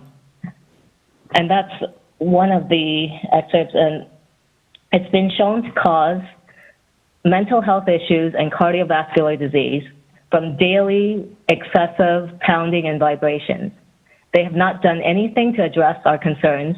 This is they did say that they implemented some soundproofing in the last meeting, which I agree is laughable, because if that was the case, they wouldn't have hundreds of noise complaints lodged at them daily. And we've been going on 2+ years having to deal with this noise. Also, you have to wonder about someone that's operating a health facility, whether they're aligned with, true health of their members and staff and residents, because if they were, they would have outfitted their business properly to begin with. Who operates a gym knowing that they're going to output a certain level of noise and not adequately outfit their premises to deal with that noise? Because not only does it affect the health of the residents, it also affects staff and their members. They just don't realize it yet. Okay. And there is a definite lack of trust. So while I think that whatever approval was given to them to start this fitness gym, and I noticed how in their proposal they always call it a fitness gym and not a CrossFit gym, because in a CrossFit gym, members go in there specifically to drop 100-pound weights all day, actually starting at 6:20 in the morning till all hours of the night, like 10 p.m. at night. And this is what we've had to deal with day in and day out for the last 2+ years. We've noticed increase in congestion, and actually my mom, I'm in the middle of her sponge bath now. My mom needs daily care from a personal support worker who actually I have here, and she can tell you that there is constraints on parking. There's never parking available for her when she comes. My mom gets daily visits, sometimes multiple daily visits, and actually, I'll just let you say, can you ever, is the parking always full in this neighborhood? Yeah, it's full. Yeah, it's really full. So I know they had a report saying that there was no effect on congestion or traffic or anything like that, but that report, I mean, this is a person that comes to my house on a daily basis. So I don't know who wrote that report, but they're obviously not here as much as my mom's daily PSWs. Okay, thank you. Do I still have more time? You have 10 seconds. Okay, well, parking is an issue, traffic and congestion is an issue. This is not a minor variance. Thank you for your time. Thank you, yes. Any question to this speaker? No. Okay. We can go back to the agent. Yeah. Can you respond to all the comments and concerns that have been raised? Yeah. Yes, so, having been involved with the previous application last year, I certainly am aware of the concerns that these property owners have expressed about the operation of the gym. I suggest to you that the property owners desire to have the flexibility to one day have a tenant occupy the entire building that would be a retail store. That kind of a use would certainly not have the impacts that these neighbors are saying they're having from the gym. Again, there is, the owner of the building wants flexibility in the future to have potentially a retail tenant occupy the entire building. There is no tenant at the moment. There is no plan at the moment to change the tenancy, but the owner would like to have that flexibility so that in the future, potentially there could be a change. And that is the nature of the application today. The parking spots at the rear, they were specified as being for staff parking. We're happy to continue having that specified. There would be staff parking. If there's a future retail use, it would be our expectation that it would be some kind of a tenancy, that would be a store that would support the immediate neighborhood, not some, destination retailer that would be encouraging people visiting from far and wide. So if that were to be a condition imposed, that would be certainly acceptable to us. I did want to address one comment that was made about something misleading in the cover letter, which I provided. It does read a little bit clumsily, where it says that the owner wants to establish a range of uses to support the viability of the gym, and the owner would like the flexibility to have the entire building as retail in the future. So I apologize for cutting and pasting last year's letter. That first sentence was really related to last year's application. The second sentence related to flexibility to have a retail use for the entire building. That is this year's statement. So I apologize, that is my fault.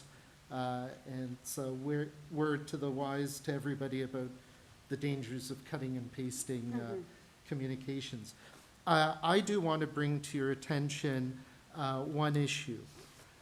We had been in communication with the planning department about this application, and there was discussion about planning requesting a condition for 2 short-term bicycle posts being installed within the public right-of-way in front of this building. The owner is in support of that, thinks that would be helpful to the future use of the building, to the current use of the building, and to the community. That was dated June 26th.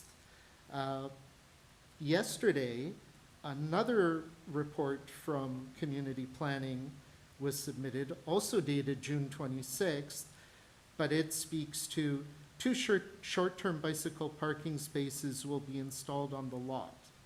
Well, the lot where the building sits, there is no room to install anything because the building is constructed lot line to lot line, lot line to lot line. If planning is of the opinion that bicycle parking spots should be installed on the other lot, which is at the rear of this property on the other side of the laneway, I suggest to you that doesn't make a lot of sense because that's not really where the public looks to see a spot to leave a bicycle or to park. It also may have an unintended consequence that we would have to install a concrete pad over part of the soft landscaping on that lot, and I do not know whether that would trigger the need for a minor variance. It just simply, that does not make sense to me and was not communicated to me by planning.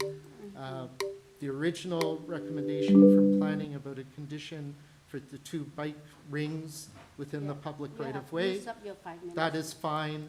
We're happy to agree to Yeah, that.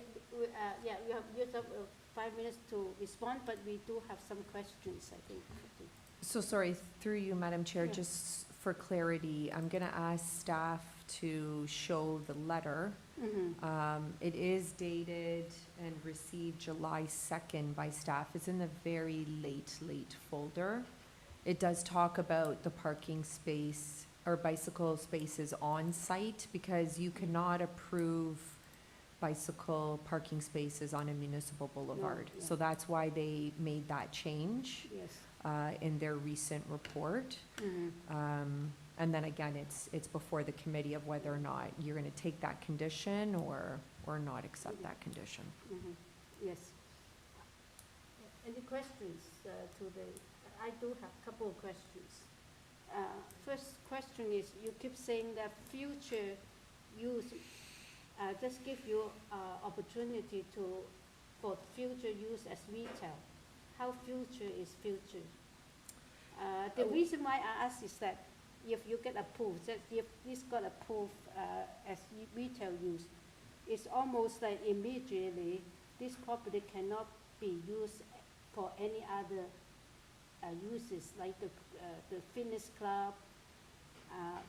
It's not allowed.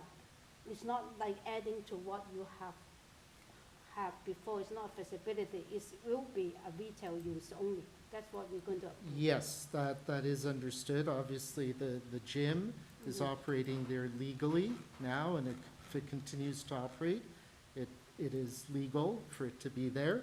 But the next tenant, No, next tenant, as soon as we approve this, the current use is not permitted, except retail use.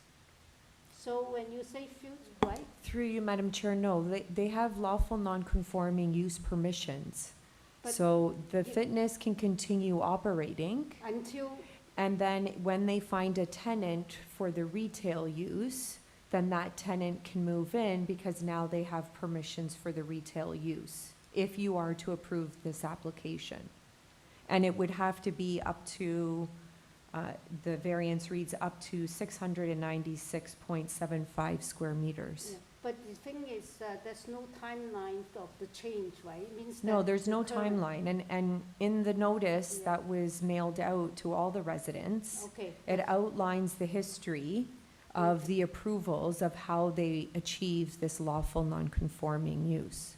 Yes, I see. Okay, but then during your presentation, you also mentioned that it's vacant. the no, property. it is not vacant. It's not vacant, It okay. is not that's one of the vacant. clar- Just to be clear, the gym, with all of its permissions, operates today. I'm not privy to the lease arrangements between the owner and the gym, so I don't know how long the lease runs and so on. The owner wants to have the flexibility to have a retail tenant occupy the entire building, and they have no interest in having multiple tenants occupy the building. It would be to have a single tenant occupy the entire building. But for now, the gym exists, and it will be allowed to continue to exist. If it ever leaves, then I a understand gym would that, have to yeah, there come is- back to yeah. the Committee of Our Deputy Adjustment for Secretary approval. explained that, I but- can't give you a timeline, but obviously the owner is contemplating Yeah. flexibility for change. But one other question is in the purpose clause, it says that it's also containing auxiliary uses of a eating establishment, means that some kind of eating establishment. No, let me finish my question, is that I looked through all the approval before, it permit to use as a gym, but it have never mentioned anything about eating establishment. So is that a permitted use, or you just use it as not? No, An approved use, last right? year, the committee approved the addition of an eating establishment. Where is the decision? That is the I don't see it, that's why maybe it's lacking in our material. No, that's part of July the- 12th, 2023. Yeah, it's part of E3C in our Okay. materials. It's the decision So I of cannot, 2023. EC3, okay. Yeah. And- That's why I'm looking for that, yeah. And the purpose of that was because the gym wanted to operate a juice bar within its facility. And when they went to get a business license, they were turned down because there wasn't a permitted use. Oh, So yes, that's it's why we came. 171, yeah. The proposal before you today is for a retail store. Mhm. Not for a retail store with an eating establishment, but a retail store. Okay, thank you, yeah, yeah. No, he found it, I couldn't find it, I was looking for, yeah, the approval for eating as well. I have a question, or maybe a series of questions about the bicycle parking issue.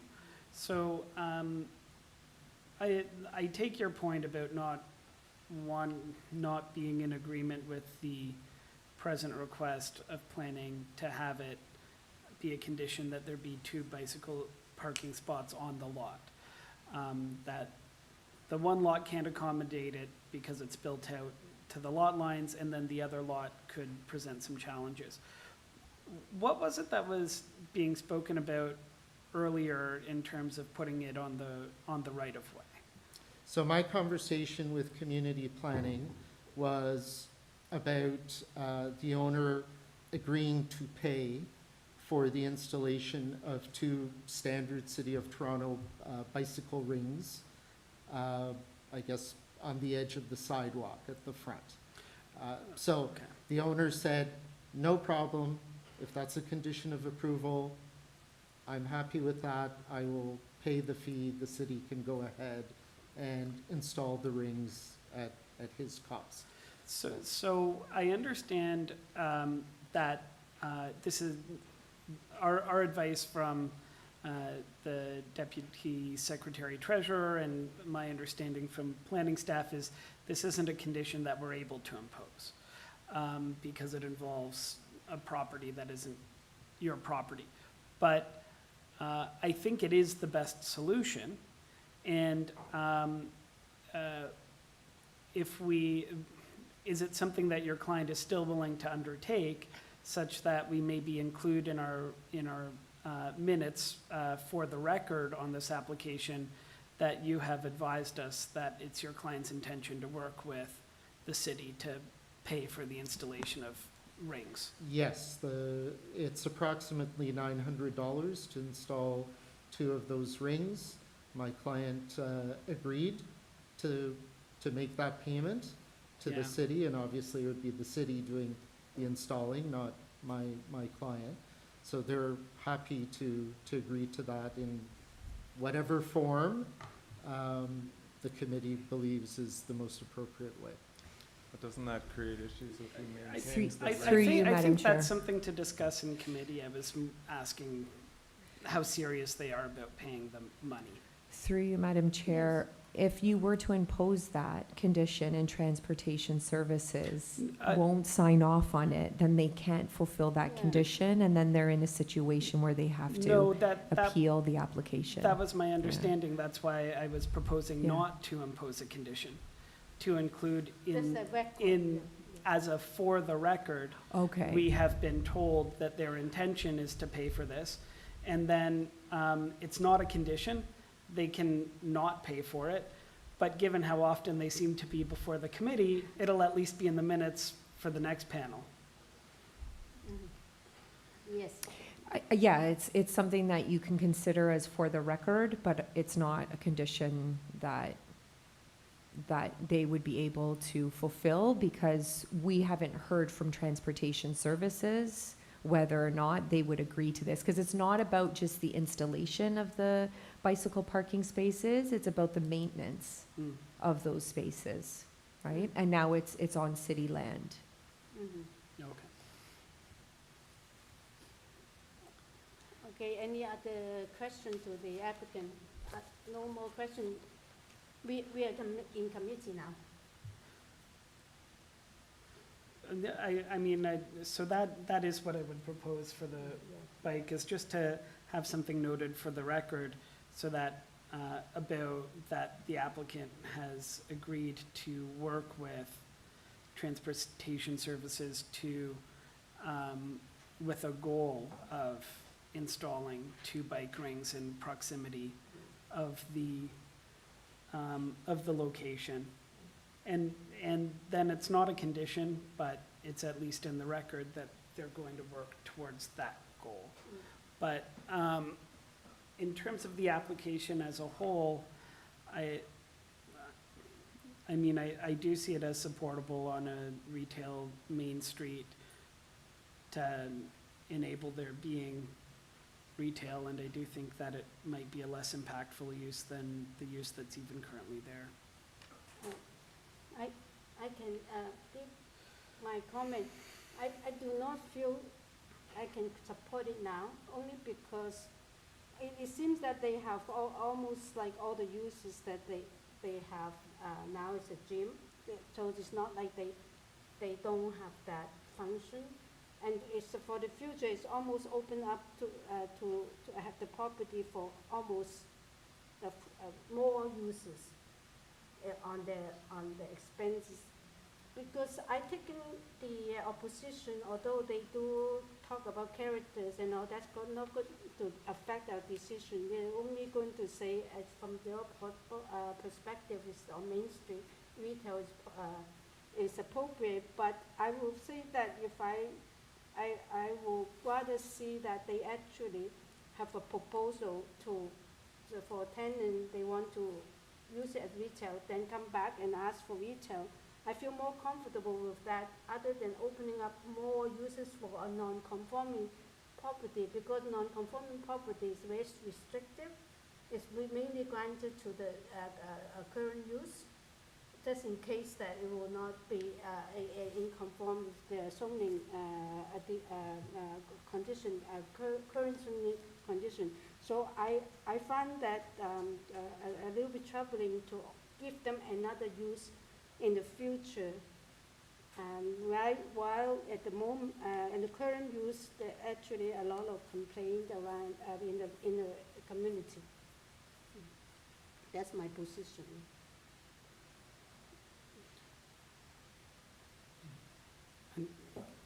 I mean, if I just think of the use that they're asking for and the location that they're in, I just, Yeah, I agree. I think from that perspective, it's perfectly logical. Yeah. I will say that it's logical.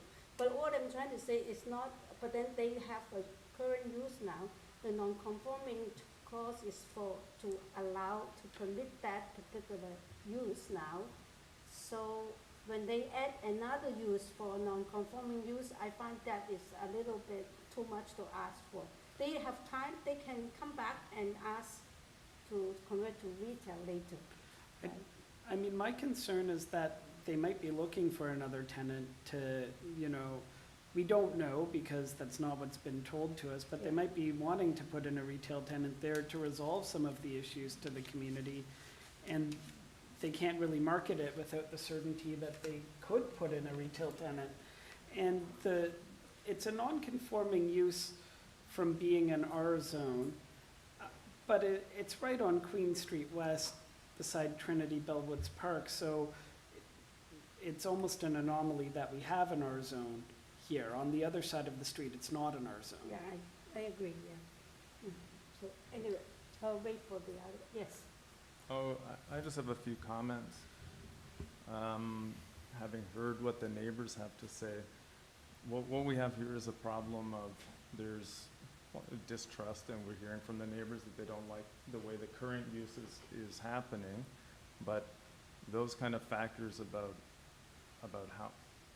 how that use is being used aren't actually relevant, I don't believe, to whether the new use is one that we can grant by a variance. But I do think we heard from 2 of the 3 speakers today that the new proposed use of a retail store would be preferable to the current use as a CrossFit gym. And so in that sense, I didn't hear much opposition except for the potential of adding some kind of conditions around it. I didn't hear any kind of too much evidence about the general concept of a retail store having an adverse impact in the neighborhood. So, I mean, obviously, it would be much better if things were working out better between what's going on there and the neighbors. But when I look at the official plan and I see the neighborhoods designation, which this is, it does talk about, what is it? I just want to say the word's correct, but it does talk about sort of small-scale retail in neighborhoods. So I think this use is consistent with the official plan, even though this particular residential zone doesn't have it. And so I would generally support the addition of this use, because I think, I mean, we don't know exactly what's going to happen, like you said, but if the option is there to replace this fitness center with a retail space that could potentially be the whole space, even if it's not perfect, it may be better. And have a less impact on the neighbors, but of course you can't guarantee it. You So, cannot guarantee, that's but right. I don't know, the potential seems to me better than no potential. It seems more consistent. It's not no potential, I just say the timing. I was just saying that if they do have a proposal for this, but it's okay, I just thought that, because I hear all this proposition, maybe they have to. So, I mean, Okay, we make, yeah, you want to make some comments? No, I've just, I convinced, first I had some some concerns, but after I listened to the applicant and read the history, I have no objection, and I agree with the staff recommendation. With the two bicycle, Because this new proposal, change of use to retail, would give them opportunity to find a new tenant, and that might address the neighbor's concern regarding the noise and gym and all those things. I think, my understanding is that's what the applicant trying to do.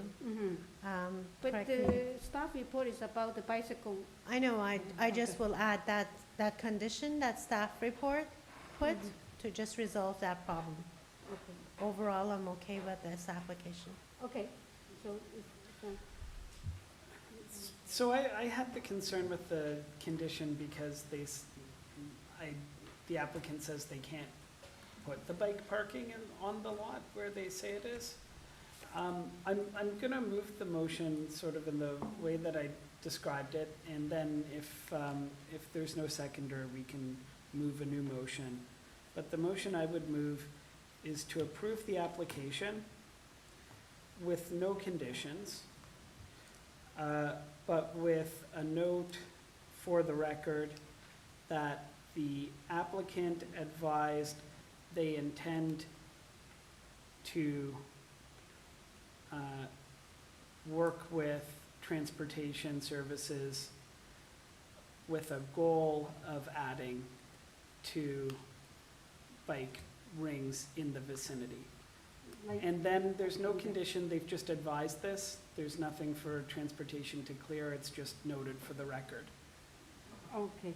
Okay. Anyone wants to second that motion? You want to second it? I'll Yes, second yes, okay. may I make a friendly suggestion? Yes. Before you go ahead? The applicant mentioned about agreeable to keeping the parking for the use of staff and not the general public. And some of the residents expressed concern about the use of the parking, so Yeah. I'm not sure if you wanted to consider that or not, but since you're making the motion, I'm not going to. Through you, Madam Chair, I Yeah, mean, the notice already reads that there's 7 off-site parking spaces support, yeah, located yeah. at 14R Halton Street, and that can serve this property and the uses from this property, so that, I think that would cover off what Mr. Wilkins is requesting. Yeah, I think he's more suggesting that we add an additional condition that it be only for staff, but I'd rather not. I'd rather just leave the flexibility. Through you, Madam Chair, if you Yes. were to do that, then those parking spaces would have to have signage saying for staff only. And then you may cause issues of overflow parking into the neighborhoods. Just consider that. So I'll leave my motion as I first stated it without that additional condition, if that's all right. And are you still Yes. willing to I second mean, it? Are you repeating your motion? I won't repeat it because Madam Secretary Treasurer got it. So it's just approval? Yeah, And it's there's approval for the with a record. For the record. Yes. For Yeah. the record, and That- I'll second it for the record. Yes, Yeah. and also, I think this time I will vote for it because you guys have convinced me that the retail use is appropriate for this property. Sorry, we are in the middle of motion, right? Yeah, we have a motion, To we have a approve. second, all in favor? Okay. Okay, You know- and through you, Madam Chair, for anyone that's still listening, when there's ever issues with noise, I mean, they can Yes. always contact 311, someone can go out to the site, an inspector can go out to the site and determine the severity of that noise and vibration, okay? Yes. Thank you. Okay, are we taking a break or we? are Yes, we- through you, Madam Chair, I think we'll take a 10-minute break at this time, and then we'll return to hear item 27 27, through yeah. to 33. Okay.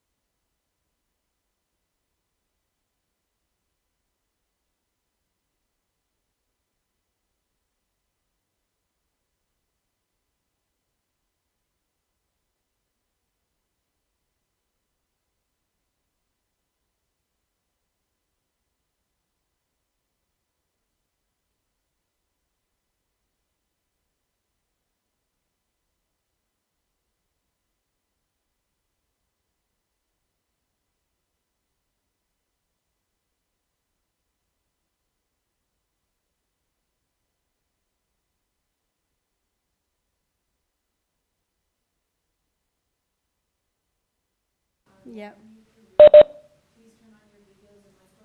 Yes.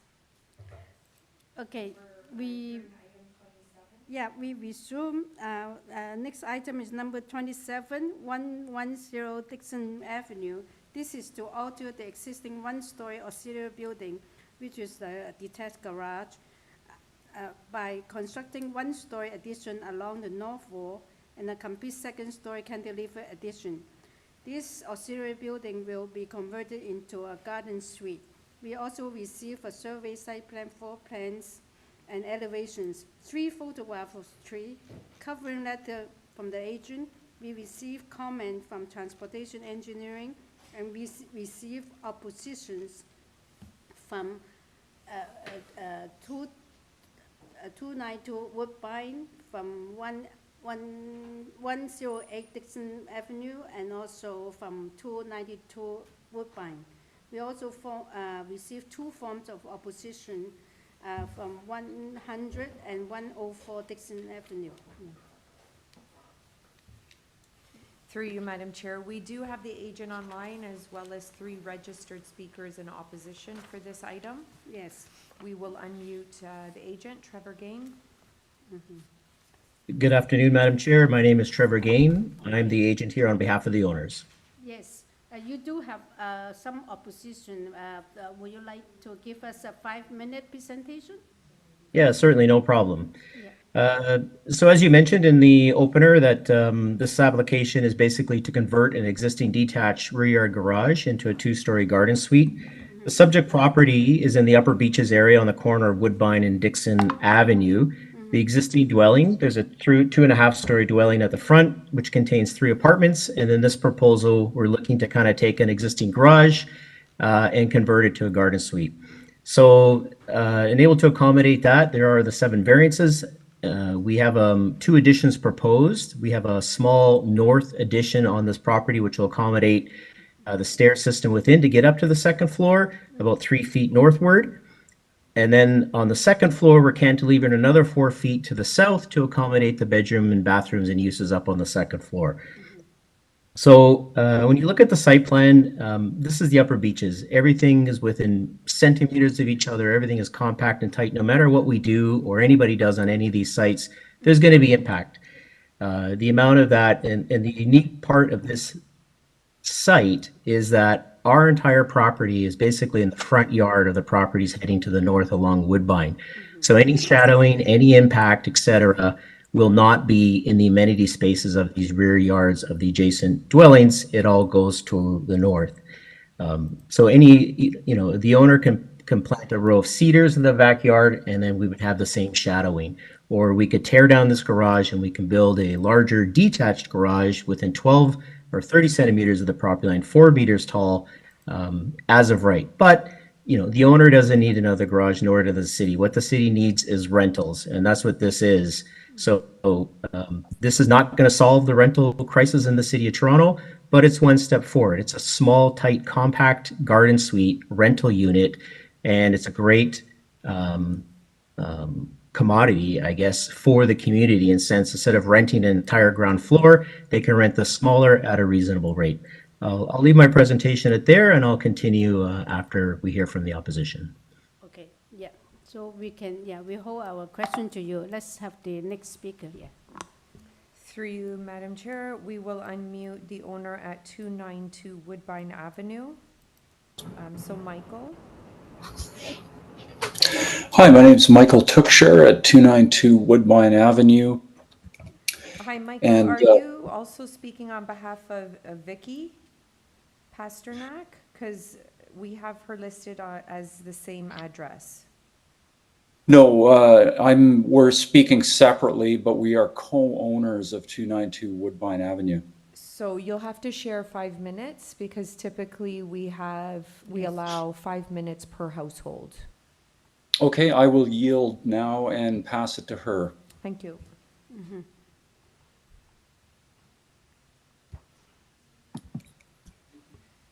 Hello, Vicky Pasternak. Hello, can you hear me? Yes. Yes. Okay. Still, sorry, I was fooling around. So yes, thank you. So good evening. I guess it's evening now. My name is Vicky Pasternak of 292 Woodbine Avenue, Toronto, Ontario, and I have been a co-owner with Michael Tookshare and a resident since 2003. So we support the Garden Suite initiative to improve the current housing situation. However, we do have concerns about this proposal as the suggested minor variances will have a major impact on us and the neighborhood. As mentioned, 110 Dixon is a corner lot. So the rear of that property is the front of our property. And if I can just ask the staff to please pull up our opposition letter and go down to slide 4 where there's visuals that we can refer to in this. Thank you very much. So the proposed development isn't just being built in 110 Dixon's backyard. It's literally being built in our front yard. And that's going to have a detrimental effect on our front yard. As you can see in this picture, it's literally doubling. It's a big looming space at the front of our yard and at the street. The current 110 Dixon garage has ample setback from our front yard, which is a testament to the respect between the neighbors over the years, making this oddly shared area of the two properties mutually beneficial. And since owning 292 Woodbine, we've worked to improve the property and the front yard space. And in 2005, we engaged Clark Landscaping to create a front yard that addressed noise pollution issues as well as visual enjoyment. At that time, we met with the owners of 110 Dixon to ask if we could include the area behind their garage in this project. And as both parties were in favor, we agreed that 292 us would finance and maintain that garden area. And this has been the status quo into the present day. Through different switch of ownerships, nobody has wanted to maintain that area, and we have continued to do that. So this landscape buffer of mature, cultivated, healthy hedges will be removed to allow for the encroachment of the garden suite. And you can see that effect if you go down 2 more pictures, please. Sorry, 1 more. So this is current, and this is what will be. So the current garage is a modest, low building, allowing airflow, sunlight, and street views from the front porch, main floor, and second floor apartments of our house. Without the required angular planes, the proposed large box structure will create a looming 20-foot bulk next to our front yard. This insensitive increase of mass of the proposed development will cause us a loss of sunlight, obstructed views, and less openness. The design of the actual thing is it's very modern. It's not in line with the city. Even as houses have been renovated, nobody has torn down and done a modern build. Even the large development on the Woodbine racetrack mimicked the style of the Beaches Triangle homes. So this proposed box-on-box modern design will be an obvious anomaly. And as the proposed building faces Woodbine Avenue, this frontage of Woodbine effectively serves as its front yard. And when it's a garage, it's not a big issue that it's very close to the sidewalk. But all the other houses have a 5-meter setback that provides some barrier for the people living in there. And there are concerns about safety for the people in that building having a front door there. If nothing else, could the front door not be moved for these people? And it has been suggested that this corner lot is perfect for minor intensification, but this property is already fairly intense with minimal side setbacks and does not currently meet some zoning bylaws for soft landscaping, spacing, and drainage. Transforming more of this property into structure and concrete and further encroaching on setbacks means less drainage, less green, less parking. And this current proposal exacerbates these existing inadequacies. So the existing residential building on 110 is not owner occupied and contains the 3 rental units as mentioned, already providing needed housing. Is this additional rental unit even needed on this specific lot? Where do you draw the line between satisfying the need for housing and creating structures that negatively impact the neighbors in the community? So in summary, this application is not really in the spirit of the garden suite, which calls for backyard lots, structures not on laneways. And even the official plan's objective to do this transition carefully, sensitively, including the neighbors, and making sure that it doesn't really change things. Could the plan not be altered?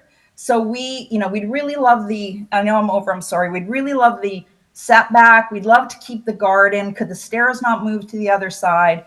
As it stands, we're against these variances, but we would like to see or hope there could be alternate plans. Thank you. Thank you. Any question to this speaker? Yes, what part of the neighboring home do you live in? It sounds like it's currently divided into multiple apartments, or was that a misread on my part? No, that's true. So I occupy one unit, and there's a main floor unit and a basement.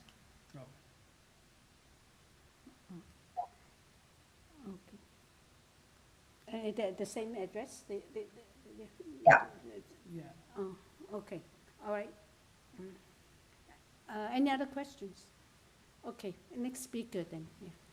Through you, Madam Chair, we will unmute the owner at 108 Dixon Avenue. Hello, can you hear me? Yes. Hi. Hi, my name is Maria Bercasio. I live at 108 Dixon Avenue. Okay. You have 5 minutes to tell us your concerns. Okay, so we are the owners and occupants of 108 Dixon, which is the direct neighbor of the applicant lands.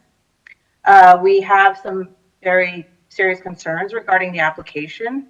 The applicant or the owner and their agent do not live in the property and did not at any time during this process engage any of the neighbors or the community when they submitted this proposal. So my concern number one, and I guess I should say the main thing that I think is important to emphasize here is that we don't agree, many of the neighbors here do not agree that this is a minor variance. They are seeking 7, but I think it's truly 8, considering that item number 6 actually creates another variance, and that they've asked, they're exceeding the height of 4 meters, but they're only providing 5 meter separation on the 2nd floor. So this is a cantilever building. Now, typically with angular planes and things of that nature, you have a step in, not a step forward. And being that our bedrooms face this building, this new proposal, we just really have some serious concerns with the mass, which I think Vicky also alluded to. The height creates serious concerns for privacy and shadowing on our property. The proposed building would create an 18-foot by 15-foot blank wall directly against our backyard, with proposed windows facing towards our home and our children's bedroom, with less than 5 meter separation distance, which is less than 7.5 meters required for a building of this height. The building mass also exceeds what is permissible in the bylaw and penetrates the angular plane at the rear and the front of the proposed dwelling. The sheer mass of the proposal will have very detrimental impacts to our privacy, as well as the use and enjoyment of our outdoor living space. Not to mention, it won't be usable by the residents either. Okay. Any questions? Are you finished? No, I'm not done. No, Property setbacks. Okay. The size of the proposed building and the placement of the building is less than the required separation distance of the heights requested. The side yard and rear yard setbacks are less than a meter.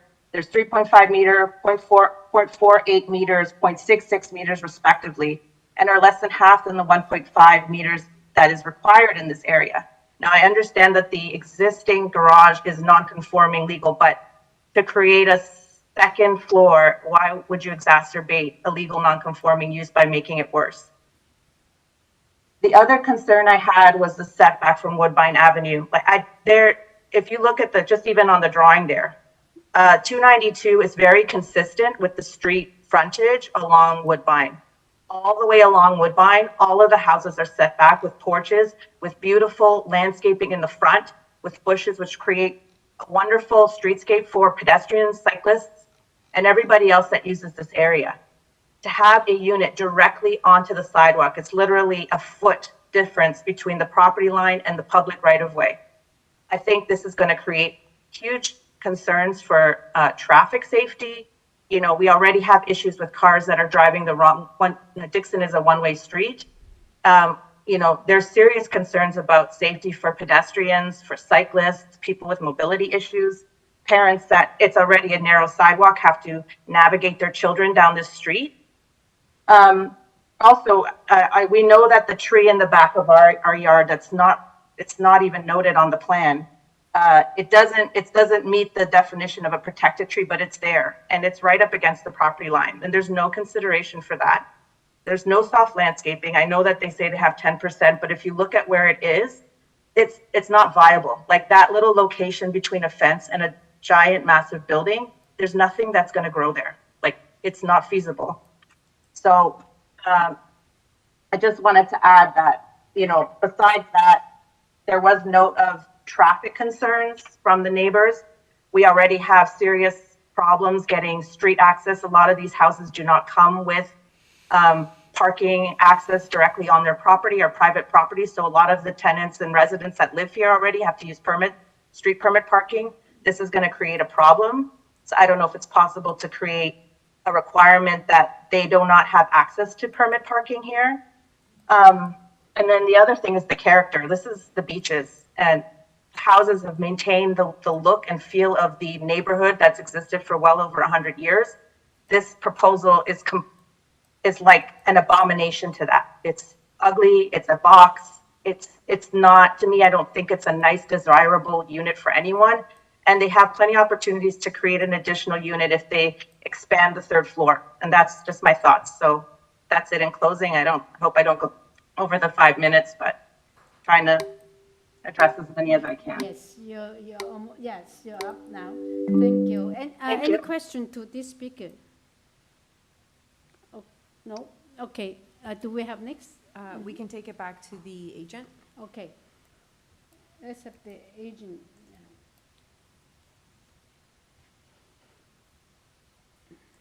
Yeah. So you have you have 5 minutes to respond to the comments that raised by the other speakers. Yeah. Sure, thank you. I will just kind of jump around both items here. So first of all, there's a transportation report in the file which you read. Transportation's totally on board with this. They have no issues with the bicycles, even though we'll probably just provide bicycle spots inside the unit. We're just not going to build another structure for it. The existing setbacks along Woodbine, that's the existing setback. We're just going straight up on it. So whatever is there right now, walking in and out of it onto that sidewalk, we can't change the sidewalk. That's what it is. It's Woodbine Avenue. It's a major artery joining Woodbine Station to Queen. And as the committee, I'm sure, knows that it does qualify for the intensification. All these major arteries are now being pushed to 6 stories and more intensification as far as units. That's not what we're looking to do. We're just doing 1 unit. So urban design is not a part of here. Maybe the neighbors should walk around the neighborhood a little bit more. There's quite a bit of modern designs in this area, and everybody has their own opinion, and that's fine. So as I mentioned earlier, everything is tight, everything is dense. You know, they're talking about a 5-meter setback in the front. This is not a house, this is a garden suite. Our required setback is 1.5 meters. We cannot meet that because of the existing garage. We're just going straight up on it. If we hit those angular planes, it makes, because of the narrowness of the property and the required setbacks and the size of this building, the second floor is completely unusable. That's why we have the committee of adjustment. That's why we're asking for minor variances to waive. And the impacts on this, as that sun tracks around this neighborhood, the shadowing is going to be cast to the north or to the northeast on the number 108 property. So, you know, between 11 and 1 o'clock, when the shadows would probably be hitting, we're covering the parking pad, we're covering the back corner. And then once it hits, 1:30, 2 o'clock, the shadowing is going across Woodbine Avenue. So I think the impacts on that with the angular plane and the intent of the angular plane is not as dramatic as maybe in other applications because of this corner lot. What else can I say here? So as far as that area to the north, there's no easement. That is our property. We have absolutely no problem with being maintained grass and bushes and shrubs or whatever. However, we need this addition to accommodate our stairs. That one graphic that was put up with the black wall against the parking pad, if you look at the survey, that parking pad is actually 12 inches onto our property. So there is still, if you zoom in on that back, there's still like a little section of soft landscaping that we can propose between the property line and our addition. That little thin line going top to bottom, that's the extent of the parking pad. So soft landscaping is not necessarily grass. It just has to handle absorption. And this property has never enjoyed 50% rear yard soft landscaping in its history. There's that existing catch basin, which you see on the screen, which helps control flow and runoff. And our existing soft landscaping as it stands today, which is just pretty much around the backside of this garage, is 15%. We're proposing it's a reduction of 5. So if this was a 50% soft and now we're down to 45, I think that's a minor variance that's acceptable all day long. It's just a 5% reduction. I will note that at the beginning, this has been on the books for about a year or so now, we did talk to city planning because garden suites are relatively new, and we knew we had some issues with the setbacks and angular plane. There's no staff report. They think it's a great proposal. Obviously, they're staying silent on it. And like I mentioned, I think it's great for the community. I don't know if it's just a NIMBY thing happening. Everybody's saying support housing. But, not in my backyard. So with that, I'll leave it at that. I'll open for questions, and we seek your approval. Okay, thank you. Any question to the applicant?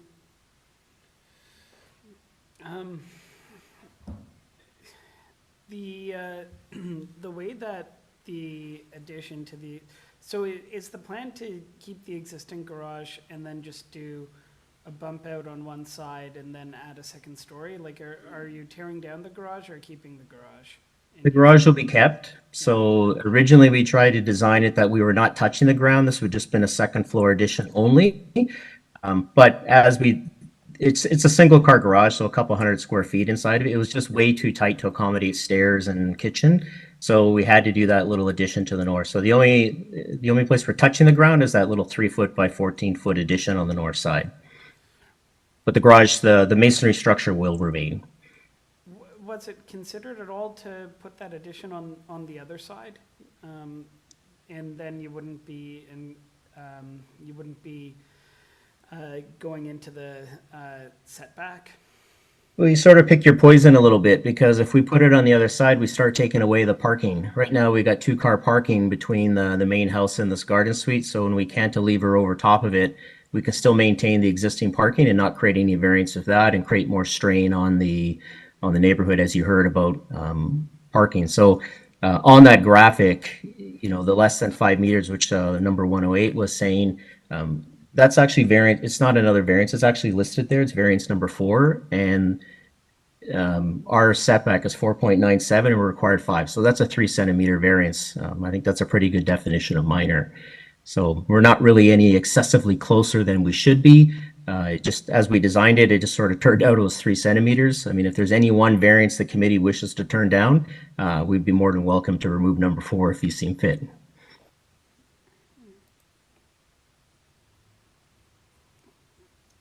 No, because it's 3 centimeter difference. Any question to the applicant? No more. Yeah, we do not have any more questions to you now. Let me just, I wanted to follow up with a question that one of the persons in opposition, what's the total height of the building, of the ancillary, or the garden suite? It's 6 meters as of right. No height variance. Okay. Mm-hmm.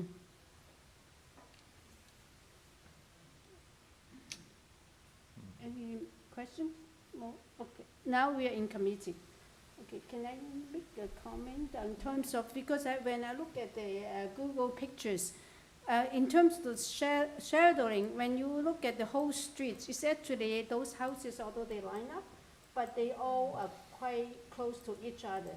And you will notice the shadows, even in the summer, really created by their own structure, and also by some really large trees. But most of them have the front yard that is used for parking. So we imagine, this is a corner lot, imagine that they do have another house right next to them as tall as theirs. I mean, the garden suite is not as tall, but imagine you have another house. It will be, the shadow and the tree is the same. Most of the shadow is coming from, is cast by their own shadow and also from the property right next to them, not the one. So I'm not too sure that it will make the shadowing on your parking pad too much to deal with. That's my observation. Yeah, I mean, I'm a little torn on this one, because on the one hand, Woodbine is a spot for intensification, as was raised. I don't think there's any issue with being right onto the sidewalk. That's the condition of the existing house and the one across the DIXON and other houses here. I guess I just, I do find it a bit of a greedy way of submitting this application to say, we're going to, since we have to do something, we're going to take away the setback that provides some separation from the neighbor, as opposed to taking away the parking that we're renting out. You know, the setback is there for a reason, it's landscaped. On the other hand, I agree with the applicant. I mean, it's their property that's being landscaped for the benefit of a neighbor.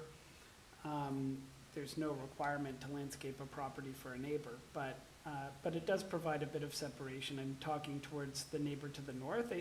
I think the shadow impact, like you say, to the neighbor to the west is not going to be so severe. And actually, I can say, as someone who lives one house in from a major street, I live one house in from Jane Street, having a property like that blocking actually helps with noise, but maybe that's something they'll see in time, or maybe not. But also the massing of that garden suite is mainly the parking spot, parking pad. It's not extending very far. So I'm just imagine that there's another house next to you. That's what I'm trying to say on Woodbine, right? Yeah. You see that house is right next to you. Anyway, that's my comment. Any other comment or I can comment. Yes, through please. you, Madam Chair. Yeah. Although the design of the garden suite is very nicely done and it's not too big, and they maintain to keep the garage on the ground floor, and they add a very relatively small second floor addition. But for some reason, when I'm looking at the site plan, the location of this garden suite will be in a way that really I'm not agreed to put in a two-story garden suite there. Like, it's a very unique set of lot boundaries. Like the site on the east side 292, one side of the lot line is actually the backyard of the other two. I mean, I agree with the neighbor on the east side that this will really impact their property. So again, although I really like the way they designed the garden suite, but this specific site probably is not good for that proposal. Okay. Yes, sir. Yeah, I mean, I don't know. It seems like a tricky location to me. Like, in a lot of respects, it hits some of the policy goals behind garden suites. It's on a major street. There's transit there. It sort of makes sense in that respect, but I'm also a little struggling with the idea that it's an appropriate site for a garden suite when all the variants being requested are triggered by moving it closer to the neighbors to the east to preserve, concrete parking pad.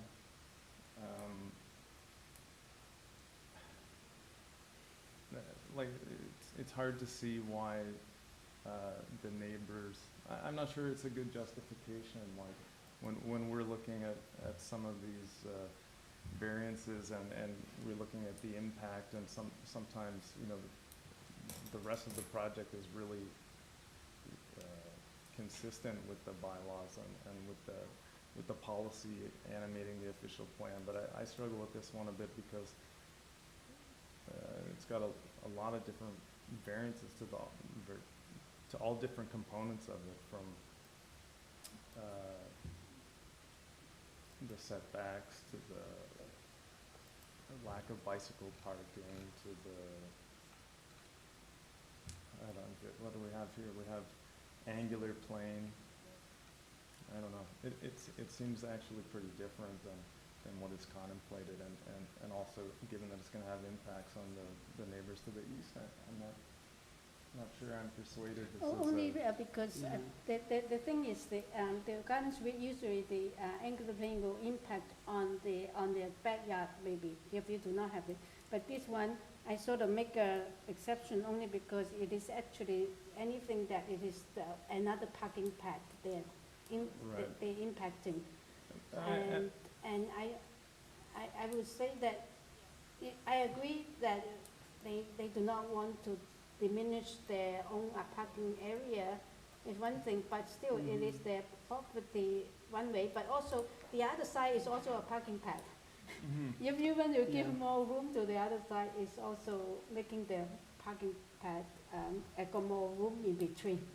So, yeah, no, and I see it, and that's why I'm saying I'm not, you know, I'm not 100% decided yet, and I'm curious to hear more from you. But the other point is when you look at the streetscape, like yes, you see garages pushed up like that, but you don't see any other sort of two-story structures, and this is basically a house on a main street, and in keeping with the fit of the character, there's nobody else that is looking out the front of their house at the side of another house.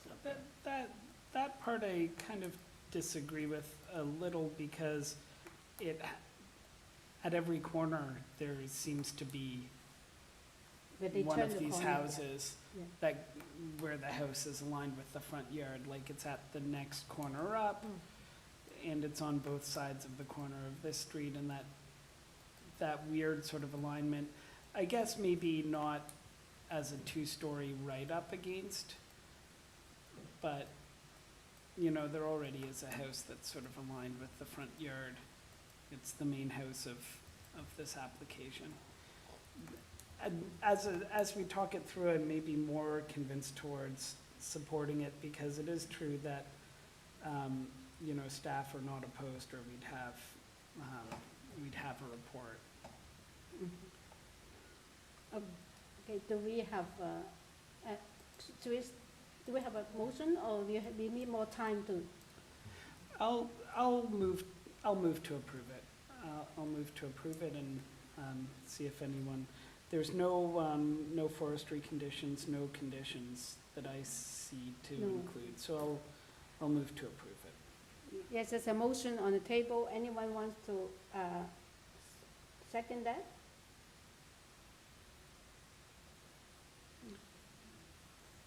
No second. Oh, I can second that, see how it goes. Yeah, I second it, and then all in favor? And you both dissent, right? Yeah. And so it failed, we need another motion, yeah. Okay, well, I'll make a motion then to refuse. I think that the number of variances affecting all different parts of the project suggests that this particular proposal as it is structured now is not in keeping with the purposes expressed in the official plan or the purpose of the bylaw. Okay, and a second, Ms. West second, all in favor to refuse? 2, 1, and I abstain to avoid a tie vote. Yeah. Okay, let's move on. Item number 28 is 35. It's been refused. Sorry. Yeah. Okay. Item number 28 is 35 PEVERIL Hill North. This is to construct a parking pad in the front yard of the property, which the property has a 2-story detached dwelling. We also receive a survey, site plan, floor plan, elevations, 5 photographs of this property, and cover letter from agent, arborist report, And we have comments received from transportation and engineering, and staff report from urban forestry, and also from advisory comment from Metrolink. We received 13 forms of letter in support, all in PEVERIL Hill North. Yeah. Through you, Madam Chair, we do have the agent online, no registered speakers for this item. Okay. We will unmute the agent at this time. Yes. Good evening, Madam Chair and members of committee. My name is Hamid Imami, and I'm representing the owner of 35 PEVERIL Hill North. Mm-hmm. I will check with the panel whether you do not have any opposition, so whether the panel require a presentation first. Do you guys want a presentation? No. Do you have questions for the applicant? Yes. Yeah, we do have some questions for you. Yeah. I understand you've been having some difficulty with your parking because of the adjacent developments, but can you explain why that won't be resolved when those developments are complete? Yeah, the main reason is that laneway is not designed for accessing the parking of condos. We have one condo on the north side of the property that's finished, and 2 condos at the east side that's upcoming. That means after finishing those, all of them have access to the parking through that laneway. Then it's so hard to have access to the rear parking. And I have some pictures in the cover letter that shows the laneway was blocked with transit of trucks as well as neighbors and residents of that condo.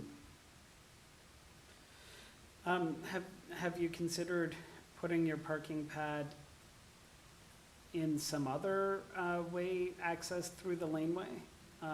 Maybe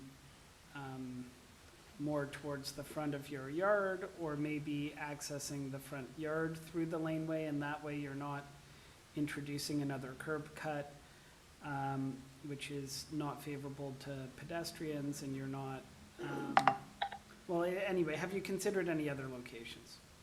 Not really, because the main problem is with the laneway. If I could have access to the laneway, I don't need to add a parking pad in front. Then it's better to have access from the street rather than laneway that is usually closed.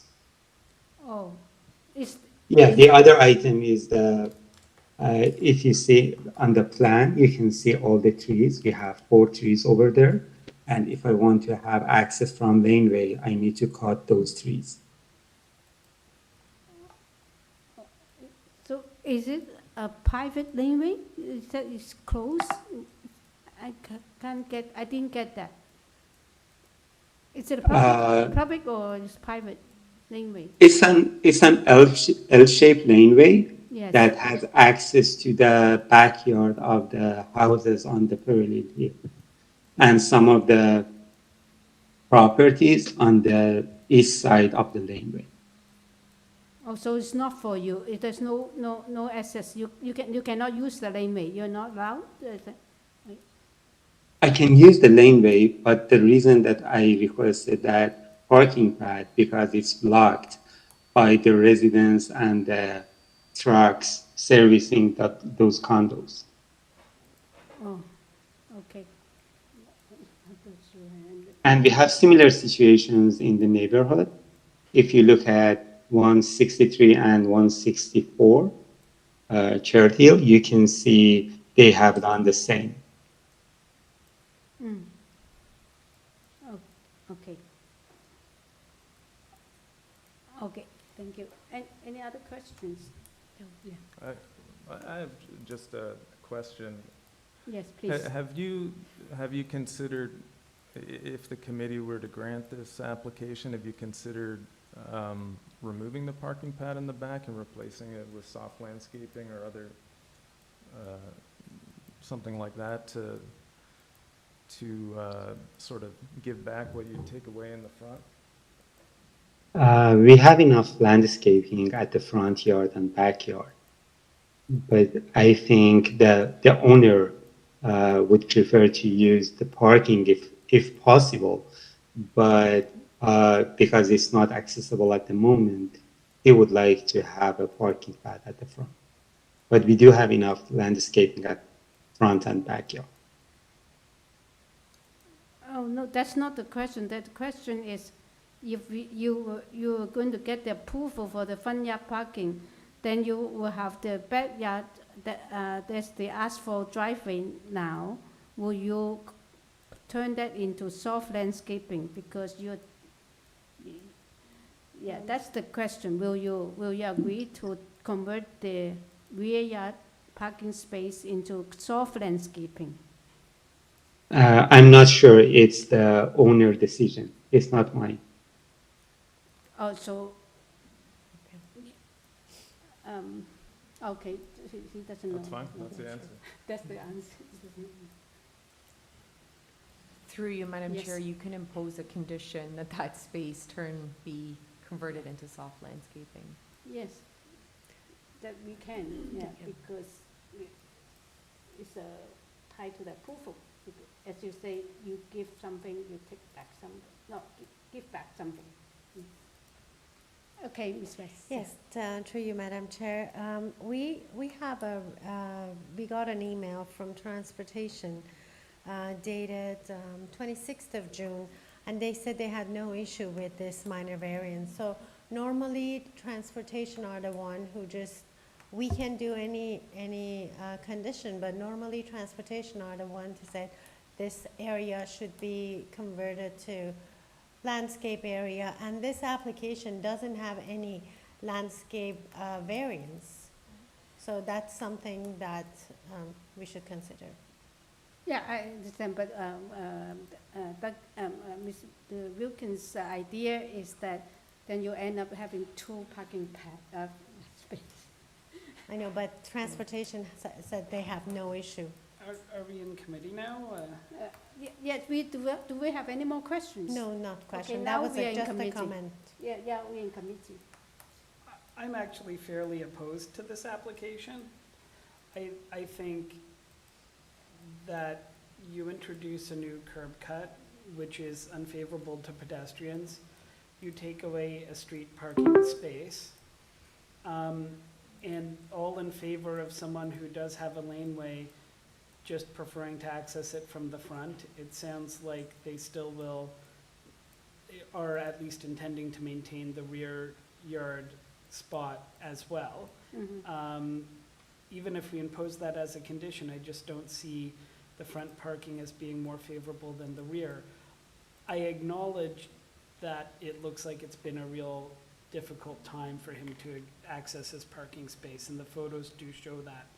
But if you look on the historic street view, the lane as it is now is significantly wider than it used to be. And if you look at those photos, when cars are parking in the laneway illegally, other than the large trucks, it looks like a vehicle could still get by. I also note that there is a second access to this laneway from the south, and there's lots of houses on this street that seem to use the laneway. In terms of the support in the neighborhood, there are a lot of letters in support of this, and so it would kind of be bucking a trend to refuse something that neighbors are supporting, but I feel like it's a bit of a tragedy of the common situation where everyone who is nearby would benefit from having parking pads on their own homes, even if it's to the detriment of the area more widely. So to me, I don't find it supportable to remove green space at the front and create a new curb cut. That's why I was suggesting maybe there's a way to put a parking pad from the side, but I hear the issue there might be that it affects trees. This is just my take, but. Mm-hmm. No, I agree partially with you, and I agree partially with Doug. I mean, with Doug, it's a compromise position. If they get the front parking pad, I think that at the minimum they should convert the existing parking pad into soft landscaping. I think that is the minimum compromise to me. Yeah. So anyway,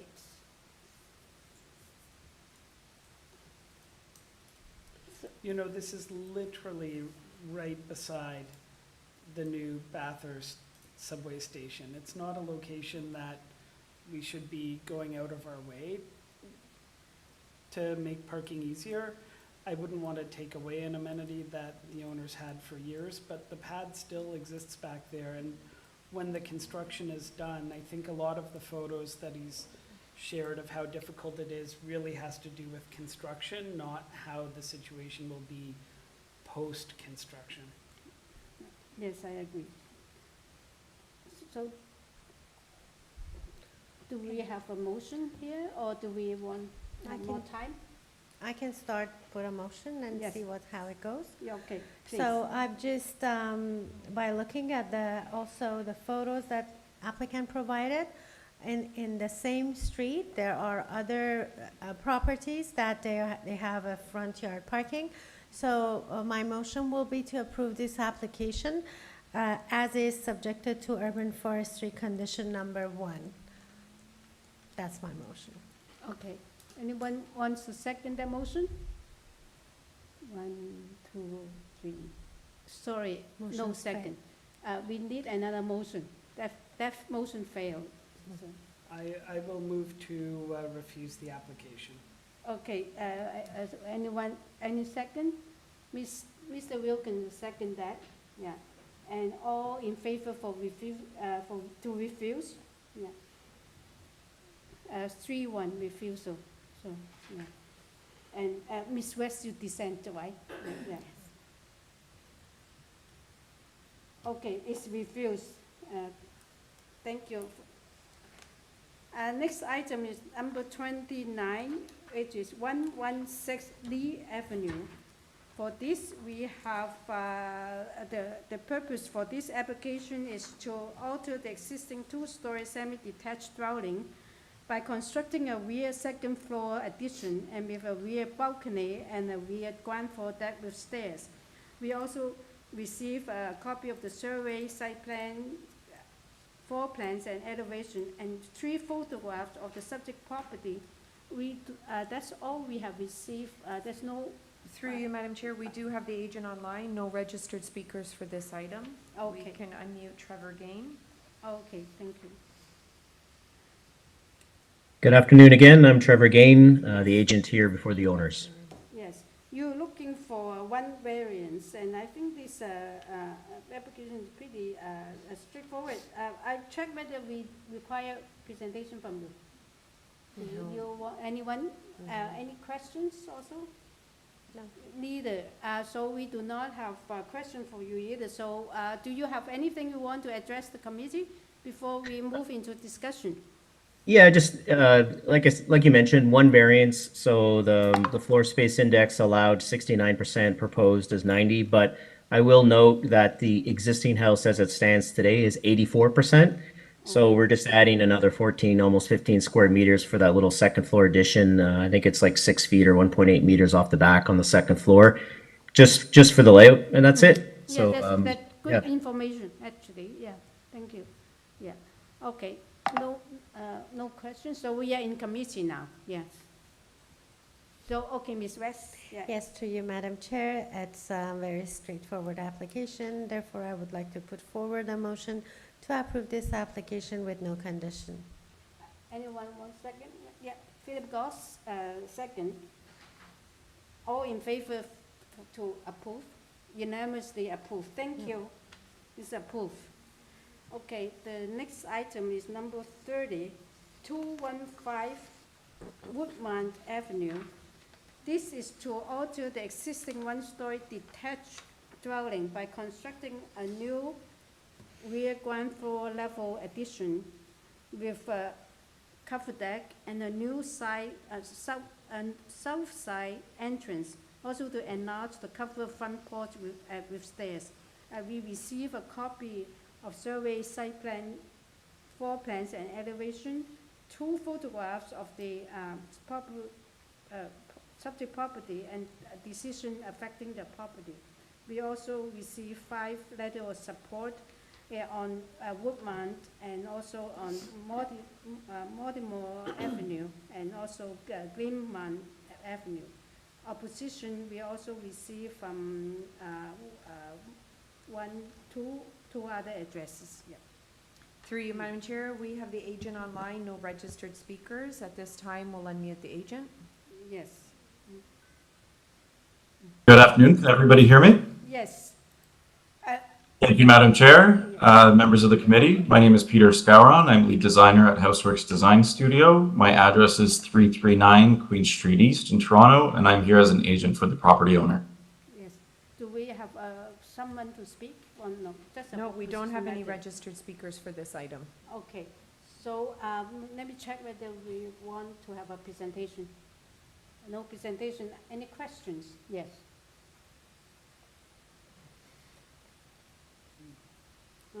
One We do have a question. Oh, no, I was just checking my notes to see if I haven't flagged anything. I'm not as fast as you. Sorry. We do not have any questions either. So do you have anything you want to address us before we take it into a committee?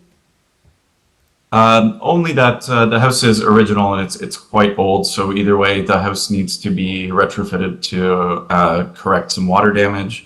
The roof shingles are 30 years old, and the old siding needs to be repaired, so that there is going to be some construction required at that property. We do acknowledge Ms. Steve's letter of objection. However, we have discussed with the contractor that he will be parking off of the laneway and in the garage on the property, as the homeowner does not actually own a vehicle, but has ample parking for them to use for their equipment and for their parking. So obstruction on the laneway will be minimal. Yes, so this is not to do with the variances in front of us anyway, right? You can work out with the neighbor. Exactly. Okay, yeah, thank you. Now we are in committee, yeah. Yes, you want to start with some comments? Yes. Well, you raised your hand first, right? Oh. No, I was just reaching for coffee. Okay. Okay, you want me to put forward a motion? For sure. Oh, comment, discussion, yeah? No comment. Okay, It's very motion is good. straightforward. Motion is good, yeah. Okay. Let's go. 30th. Through you, Madam Chair, I would like to put forward a motion to approve this application. I've been convinced that this is a good alteration, and therefore, my motion will be to approve the application with no condition. Yes, and second to that motion, yeah, Mr. Goss, second. All in favor with no conditions. Approved unanimously. Thank you. We just try to hurry up or something. Next item is 3170 Clarendon Avenue. This is to alter the existing 2.5-story detached dwelling by constructing 1-story east side addition and a rear 2nd-story deck. We also receive a survey, a site plan, floor plans, elevations, 2 photographs of tree, arborist report, and presentation material from the agent. We received comment from Urban Forestry and 6 letters of support from Clarendon Avenue and also Warren Road. And we have received also opposition from number 6 Warren Road. Yeah. Through you, Madam Chair, we do have the agent online as well as 1 registered speaker in opposition. Okay. So at this time, we'll unmute the agent. Yes. Good afternoon, Madam Chair. I guess it's evening at this point, and committee members. I'm Hovak Karyakubian, architect at DUSAN Architects and agent for the owners of 70 Clarendon Avenue. Our office address is 174 Bedford Road, Toronto, Ontario, M5R2K9. I would also just like to point out that we had accepted by the application technician in super late materials a second revision to our presentation, if we could have that as a supplement, if we are to present. Thank you. Yeah, you do have an opposition, so yeah, you can give us a presentation in 5 minutes. Thank you.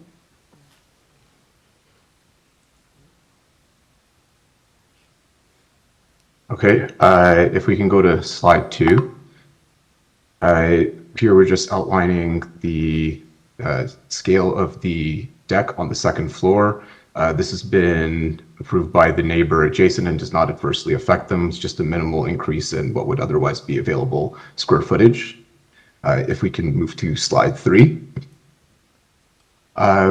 In order to place a new garage as an addition to the existing house and have overhead doors that are appropriately sized to not limit future maintenance work to the rear yard, we are seeking relief from the side yard setback requirements on the east lot line, north being the left side of this diagram. The rationale for asking for this 0.31 meter setback is that, as you can see dotted in red towards the left side of this drawing, it would be much more intrusive to place a as-of-right garage in the same form and in the same shape at 4 meters in height in the rear yard, following the 0.3 meter setbacks that would otherwise be allowed. Thus, the rationale for us to move the garage functionally southward into the side yard gives us a number of benefits. It removes the garage and parking from the rear yard altogether. So as we've corresponded with urban forestry and community planning, we are open to, if we can move to the next slide, to removing the existing garage structure, as well as diminishing or absolutely removing the hardscape in the rear yard. Beyond this, the location is also respectful of the front wall placement of 6 Warren Avenue or 6 Warren Road, and doesn't significantly increase the footprint of the building, staying within the 17-meter allowable building length of 70 Clarendon Avenue. Further to this, it will reduce the need for the rear yard hardscaping. So this interlock driveway, which is a source of compaction for the existing old growth trees in the rear yard, will likely lessen the opportunity for them to be further damaged or end their lives prematurely. If we can move to slide 5, please. Placing the garage in this location will also get rid of the fence in the side yard. So the shared east lot line will improve access on what is a very tight condition at 0.95 meters at the adjacent property. So it'll effectively provide a relief to 1.26 meters between the two buildings. Further to this, a proposed garage is not going over up into the allowable as-of-right height of 11 meters in this area. As it is an addition, we're trying to be respectful and keeping the proposal to 4.83 meters. If we can move to the next slide. Concerns regarding privacy from the neighbor were noted, and as well as obstruction of views. We just wanted to mock up the massing in the rear yard. As it is a very minor increase to the length of the building, it only somewhat obstructs the 2 windows on the west wall of 6 Warren, and all of the rear windows remain unobstructed by this addition. If we can move to slide 7, please. There is a series of approved minor variances in the area of similar scale for both of our requests. I just wanted to point out to the committee that much of the conditions that are found here are similar, and if we can just flip through the following slides with the map, yes. There's also a lot of legal nonconforming, I would imagine, of built form that is prevalent in this area. And if we just move to the next couple of slides, you'll see the conditions are varied but very similar, with similar relationships to adjacent buildings, as well as similar heights as we are seeking to place next to our building. And I think that's it from our end. We can stop there. Okay, Open to the opposition. Thank you. We will listen to the opposition before we ask questions. Through you, Madam Chair, we'll unmute the speaker in opposition, David Riley.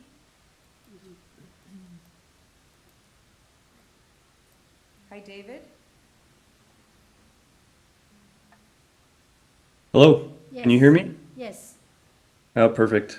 So my name is David Riley with SGL Planning and Design. Address is 1547 Bloor Street West in Toronto.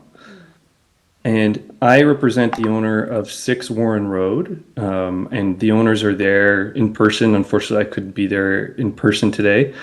There, 6 Warren Road is the adjacent property located to the east of 70 Clarendon. And as noted, we prepared a letter which summarizes our comments, but I will just summarize briefly what's in that letter. I will start by saying we did have a meeting with the applicant to express our concerns and to inquire about their willingness to consider changes, which they did take the time to consider. However, I'm here today because we did not reach a resolution. We hadn't seen the proposal to remove the structure in the rear yard until just now. I haven't anyway, as well as the parking or the driveway extending to the back. But to be clear, we're only objecting to the variance related to the reduced side yard setback. We don't have a concern with respect to the second-story deck. But this property is characterized now by a long driveway, as you've seen, along its east property line, adjacent to my client's property, leading to an existing garage in the rear yard. The applicant's proposing to introduce a new second garage, as it was. I guess it's replacing that garage. And the new second garage is going to have a 0.31 meter setback as opposed to a 1.2 meter minimum setback. And this condition negatively impacts 6 Warren Road because their rear wall is actually, the building is oriented towards Warren Road. So the rear wall is actually adjacent to this side property line, and there are many principal windows there. And I'll get into that a little bit now. So this relationship between the two dwellings, it's not a typical sidewall to sidewall condition between dwellings. And that's because 70 Clarendon, as we know, is oriented north-south towards Clarendon, but 6 Warren Road is oriented east-west. So the front wall faces Warren, the rear wall faces that east lot line of 70 Clarendon. The rear wall of 6 Warren contains many primary windows, including 3. The applicant mentioned 2 just now, but it's actually 3 windows of the kitchen on the main floor, which are the only light coming into the kitchen. And these are large windows, as you can see in the letter. That would be directly like within where the garage is located. As I mentioned, the original, if you could go to the following page, I believe there's a photo, or the next page after that. There it is. You can see those 3 windows in the kitchen there, and also between the dwellings there. But the dwellings in this neighborhood are traditionally evenly spaced from one another, and there's often a situation where that space is occupied by a driveway leading to a rear garage. So while there's no performance standard in the zoning bylaw that's reflective of separation distance between dwellings, it's certainly a characteristic of the neighborhood that needs to be considered when evaluating proposals for development where you're requesting a minor variance. And this is Official Plan Policy 415G, which states that development should respect prevailing patterns of rear and side yard setbacks and landscape open space. So right now, the separation or the setback is about 5.11 meters. We know that corner lots often have a unique relationship. In this case, while the rear yard is technically to the north of 6 Warren, the rear wall is still facing 70 Clarendon. And so any reduction in separation distance between 6 Warren Road and 70 Clarendon will have an impact on 6 Warren. And while the zoning bylaw permits a 1.2 meter setback, bringing the wall even closer at 0.31 is going to be a major impact. My client tells me that even just this morning, some construction materials from 70 Clarendon broke a kitchen window and basement. Now, I understand the applicant has addressed the situation and will be fixing it, but it just speaks to the closeness between these two dwellings. So the garage is also proposed to be located at, or to be built at a height that is quite high for a garage. It's definitely surpassing the height of those 3 existing windows that I'm showing you here. And that the combination, although no height variance is required, the combination of additional height and reduced separation distance is really creating an impact. So in summary, the proposal does not satisfy the 4 tests, and on behalf of my client, I request that the variances be refused. Okay, Thank thank you. Any question to this speaker? I have one just quick question. You said that you have been in discussion with the applicant that try to come up with some compromise or resolution. So did you ask just to respect the side setback, or you can move in between? I mean, the required setback is 1.2 meter. Yeah.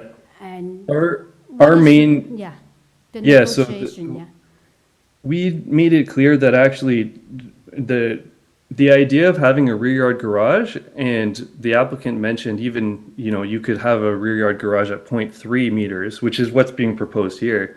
They're not concerned with the rear yard garage. That's fine. They could build a rear yard garage. It's really the impact on these side windows that is the issue here, and that's what's created. So we made that clear to them. I see. They proposed a slight reduction in height. That was what they came back with, but that didn't address the condition. It was still higher than the windows, so there wasn't a reduced setback proposed. I'm not sure if they could build a garage or not with a 1.2 meter setback. The architects would have to determine that, but that would be, we can't ask them to understand. No, I just thought that. It's actually, I appreciate the detailed discussion, because that I didn't think about. That I thought that you might compromise some kind of setback distance. Thank you. It was a good answer. Thank you. So any more questions? So we do not have, do we have more speakers? Through you, Madam Chair, no, we can go back to the agent. The owners from 6 Warren are here in person, just observing? Yes. Yeah, okay. Okay, can we bring back To the agent then?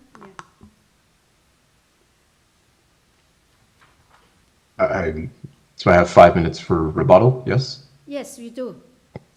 Okay. If we can go back to our presentation and just refer to the last 2 slides, first to slide 12. So we looked for a compromise in reducing the impact to the neighbor, at least in some way. And I think in terms of the height that we were looking for with the owner and the relationship to the existing building, this is an improvement for us as well, knocking off this 1'2". So we are happy to allow for that in terms of an amendment to the proposed height. And if we can just go to the next slide for a moment. When we're talking about impact and the relationship of the buildings, the majority of the windows are situated north of the rear wall of 70 Clarendon, and the building extends quite far. Beyond that, the siting of the building, despite its addressing on 6 Warren Avenue, it relates more strongly to a north-south orientation with a front yard and a rear yard relationship. And thus, treating this as a side yard seems like a reasonable ask. I think noted here too in our sun study, though relatively sparse, we're trying to show that the shadows that are increased in isolation by the height of this building being added adjacent to it. And quite frankly, in terms of sunlight and available light, there's going to be very minimal changes for only an hour and a half, maybe a day, between 3 o'clock and 5 o'clock, as the building would throw shadow towards 5, as you can see, for the majority of the area where this addition would be placed. As for the case for prevailing patterns in the neighborhood, I think we made it clear in terms of our photography throughout the neighborhood, as well as the cited previous minor variances, that this is not an unusual condition for this area and does present an opportunity for the rear yard to be improved significantly for the owners of 70 Clarendon Avenue. And I think by extension, the adjacent neighbors would benefit as well. Any question to the, have you finished your rebuttal? Yes, thank you. Okay. So do we have a question for the applicant? Sure, I just have a quick question. In your presentation at page 6, you have the minor variance approved in an immediate area chart, and then you have the photographs. How many of those are corner lots? I actually cannot say for sure. I do believe Glen Edith is at a corner, like an angular condition where there is a large lot, but I don't think it functionally serves in the same manner as having another building that's on a corner lot adjacent. Mhm. Okay, thanks. I have one question. On your proposal, you said that the existing garage will remain, which, so it will remain as garage, or it will be a storage thing, or what will? Yes, apologies for the confusion there. The presentation was meant as an amendment to support the discussions with urban forestry and community planning. So we are open to demolishing the building. Originally, the intent of the owners was to repurpose it or reuse it in the landscaping project for either a shed or something like that on the existing pad. But seeing as it became a point that would help gain the support of other authorities, we are, again, open to removing it and accepting that as a condition for approval. Oh, I see. So that's something you have discussed. Okay. Do any more questions? Otherwise, we'll move into this committee for decision. Any questions? No question. Yeah. Okay. We are in committee now. You know, This is sort of a borderline one to me, right? Because there definitely is an impact from the variance to the side yard setback. I think it was made clearer to me sort of by the photos and the explanation of the orientation of the neighboring house. They come in and those are the rear windows.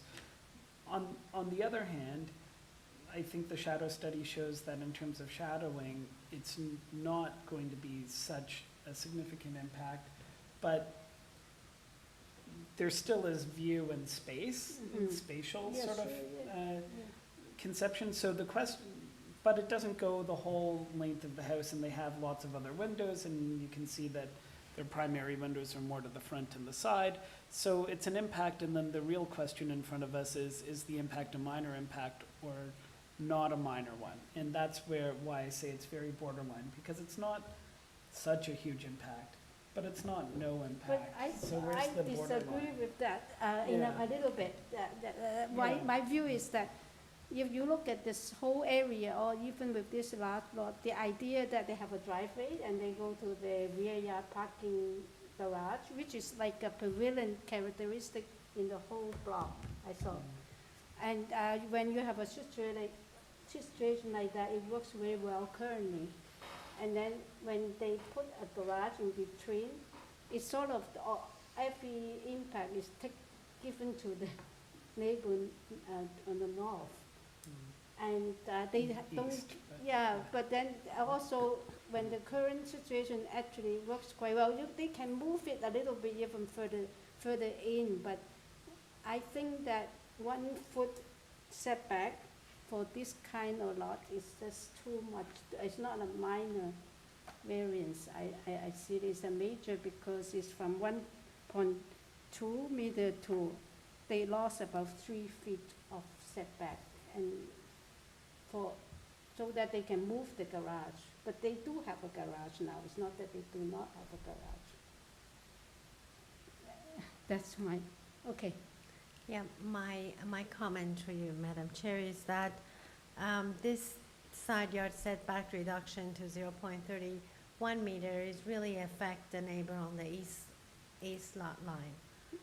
Otherwise, the first variance is minor. You can just easily consider it minor.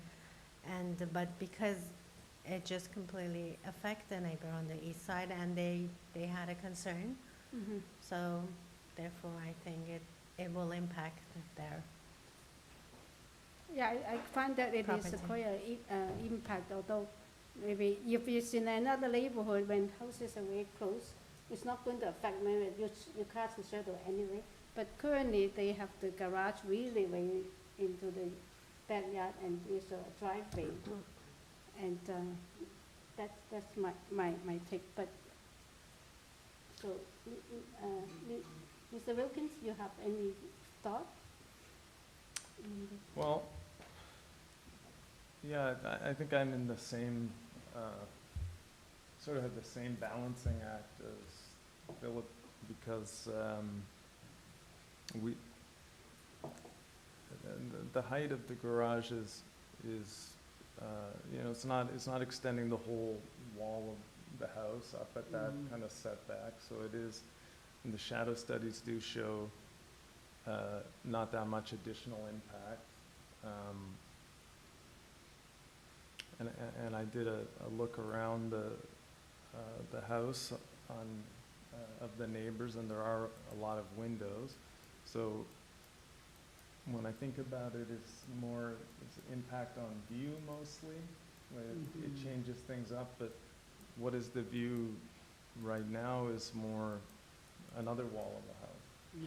Yeah, And so, just a slightly further back wall. but on the other hand, it's probably visually a big change from what's there. But I don't know. I often hear people say that you know, that views aren't necessarily protected. But on the other hand, there's that other question of, is it, you know, consistent with the prevailing character? And I asked the question I asked about the orientation or the examples provided on side yard setbacks and corner lots, because I think they have to be sort of seen in context. And so, because I didn't have an answer that demonstrated to me that data spoke to this, you know, kind of particular setup, you know, I'm not sure I'm really persuaded that this is consistent with the neighborhood, and that it would be you know, a positive development. Okay, yeah, we have our comments, and I just have the feeling that they do have choice, or maybe some modification, because they have a large area at the back. They can have other options, some better options. Yeah, the other thing that gives me that sort of sense that there might be another option is when you look at the plans, the original plans that have it kind of being a through garage that then leads to the back, is that the width is inclusive of an existing stairwell. And so there might even be an option to remove that stairwell and thus still build a garage that preserves the setback, since there seems to be enough room for a garage and an existing stairwell.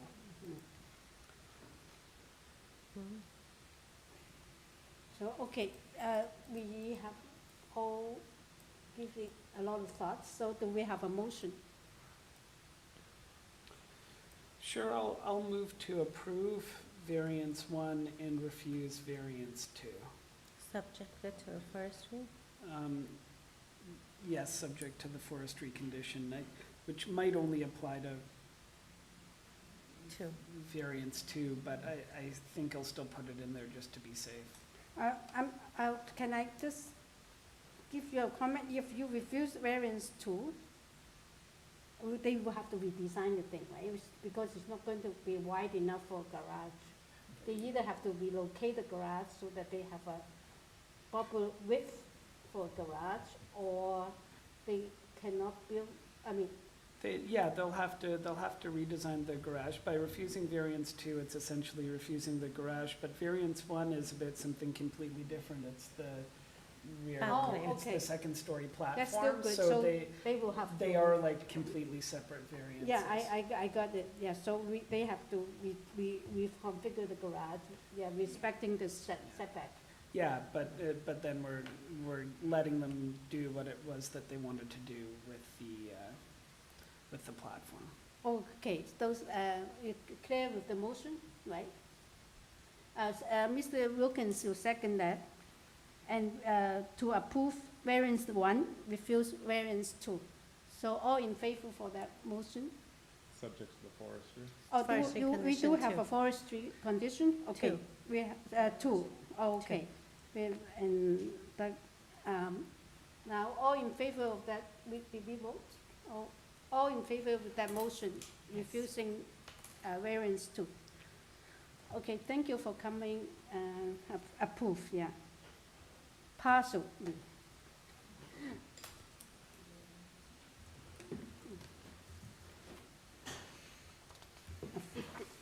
actually.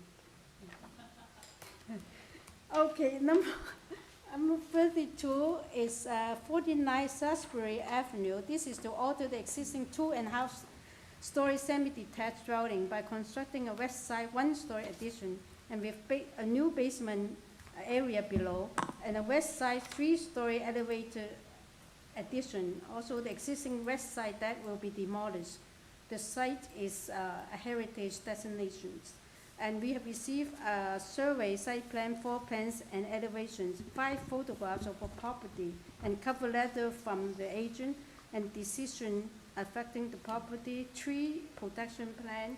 We received comment from Heritage Preservation, and a support letter from 58 Salisbury Avenue. Through you, Madam Chair, we have the agent here in person, no registered speakers for this item. Yes, we know the agent very well. Okay. Good evening.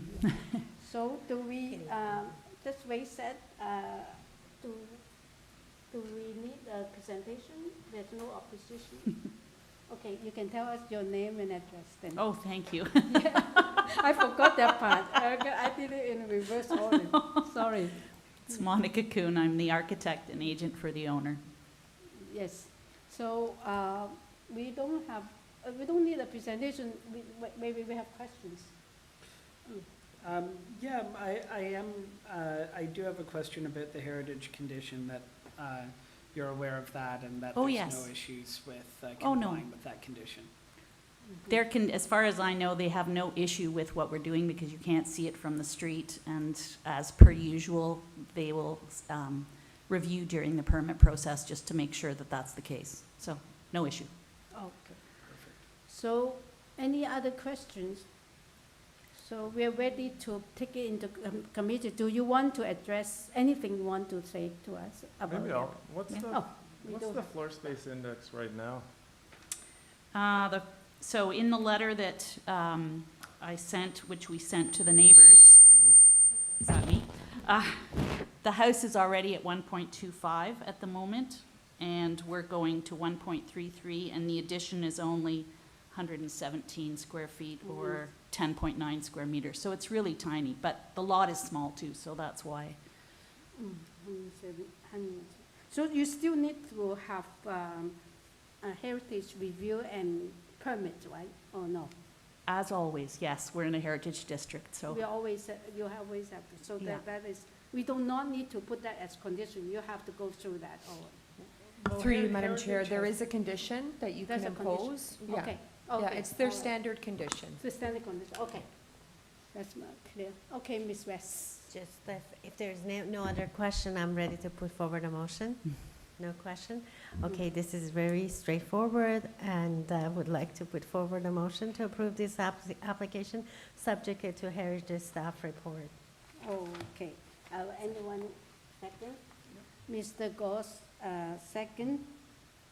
All in favor to approve with heritage condition? All unanimously approved. Thank you for waiting. Oh, you're welcome. Yeah. I remember in the past when committee used to be in the evenings all the time, and I'd often be here till like 9 or 10 o'clock with everybody else. So it brings back memories. Thank you. It was a good application you filed. Yes, Thank you. So I think we are on the last item. Yes, number 33 is 24 Hunter Street. Is to alter existing 2.5-story detached dwelling by constructing a rear 1-story addition with a new covered porch and a west side 3rd floor dormer addition along with some interior alteration. We received a survey, site plan, floor plans, and elevations. Revised site plan, floor plans, elevations, and a red line revised zoning notice, 10 photographs of the property and cover letter from the agent, presentation material from the agent, and we received comment from community planning and advisory comment from Metrolink. We received 4 signatures petition in support, all in Hunter Street. Yeah. Through you, Madam Chair, we do have the agent online, no registered speakers for this item. Okay. We are ready for the agent. can see. Hi there. Hi, how are you? Yes. So, Um, yeah, tell us your name and your address. You're so lucky to be the last item on our agenda. Yeah. Let's see. My name is Barbara Bocage Taylor. I'm the architect and the owner's agent. I'm at 18 Gloucester Lane, Suite 1, Toronto, Ontario, M4Y1L5. Yeah. Since you do not have any opposition, I will see whether we require presentation from you first. Thank you. Yeah. Anyone wants a presentation? Any questions? I You do have questions, yeah. Yeah, I have one question, which is not so relevant to the application, but I just was very curious, looking at the plans, why there seems to be an empty room coming off the powder room. Can you explain that? Oh, I think it's the mudroom. Shower. And is that what you're referring to? It didn't look like that to me. If you go to the plans. On the ground floor, so next page? Yeah, the next page. Mm-hmm. Yeah, so if you. That's a shower. Oh, okay. Okay, simple as that. Okay, I do have a question. Let's go back a little. You have revised zoning notice, and I noticed there's some revision. Are these two variants in front of us been revised? So the first variance, no. The FSI is impacted by the addition. However, in conversation with the assistant community planner, they requested that we increase the percentage of soft landscaping at the rear yard. And the owner has agreed to increase the scope of the project to remove some of the existing concrete pads that they inherited with the purchase of the home in order to increase the percentage of soft landscaping from the existing 4% to 15%. Yes, yeah, and also the 10.5 square meter. It's also revised. That's a that's a correction, right? It's the just 10.5 square meters is equal to 15%. Oh, okay, okay, that's the revision. Okay, yeah. Yeah, just a different unit. Yeah. All right. Any other questions? No questions? Okay. Just Yeah. one quick question to you, madam. So it's the 4% rear yard landscaping is an existing? That's correct. Thank you. And now you're increasing it to 15%, yeah? That's correct. Yeah, okay. Any more questions? We do not have any more questions for you. Do you have anything you want to address the panel before we move it into discussion? I think the only variance, it's an existing single-story rear addition, and it needs to be replaced. So we're replacing it with something that can fit a powder room. So there's a small increase. The existing FSI is 0.89, and when we add the small addition to that rear mudroom that will be replaced, as well as the area from the third floor dormer, we then increase it to 0.95. And then we're also impacting in a small way the existing percentage of soft landscaping in the rear. However, just with the back and forth with the assistant planner, like I said, we're increasing the scope to improve that condition. Okay, thank you. And then the revised site plan is indicating that change, right? Yes. That's correct, yeah. It is slide figure 7. Yeah, there's a revised, Yep, you got it. 1.2, yeah. Okay. That shows the revision. So yeah. I have just a quick question. you've seen the condition or the community letter, community planning letter of June 25th, 2024, where they suggest a condition that it be tied to constructed substantially in accordance with drawing number A0.1-2. Do you have any opposition to that? No, that would just be committing to doing the soft landscaping to 15%. Okay. All right. Yeah. Mhm. Yeah, all right, tied to, yeah. Okay, we are in committee now.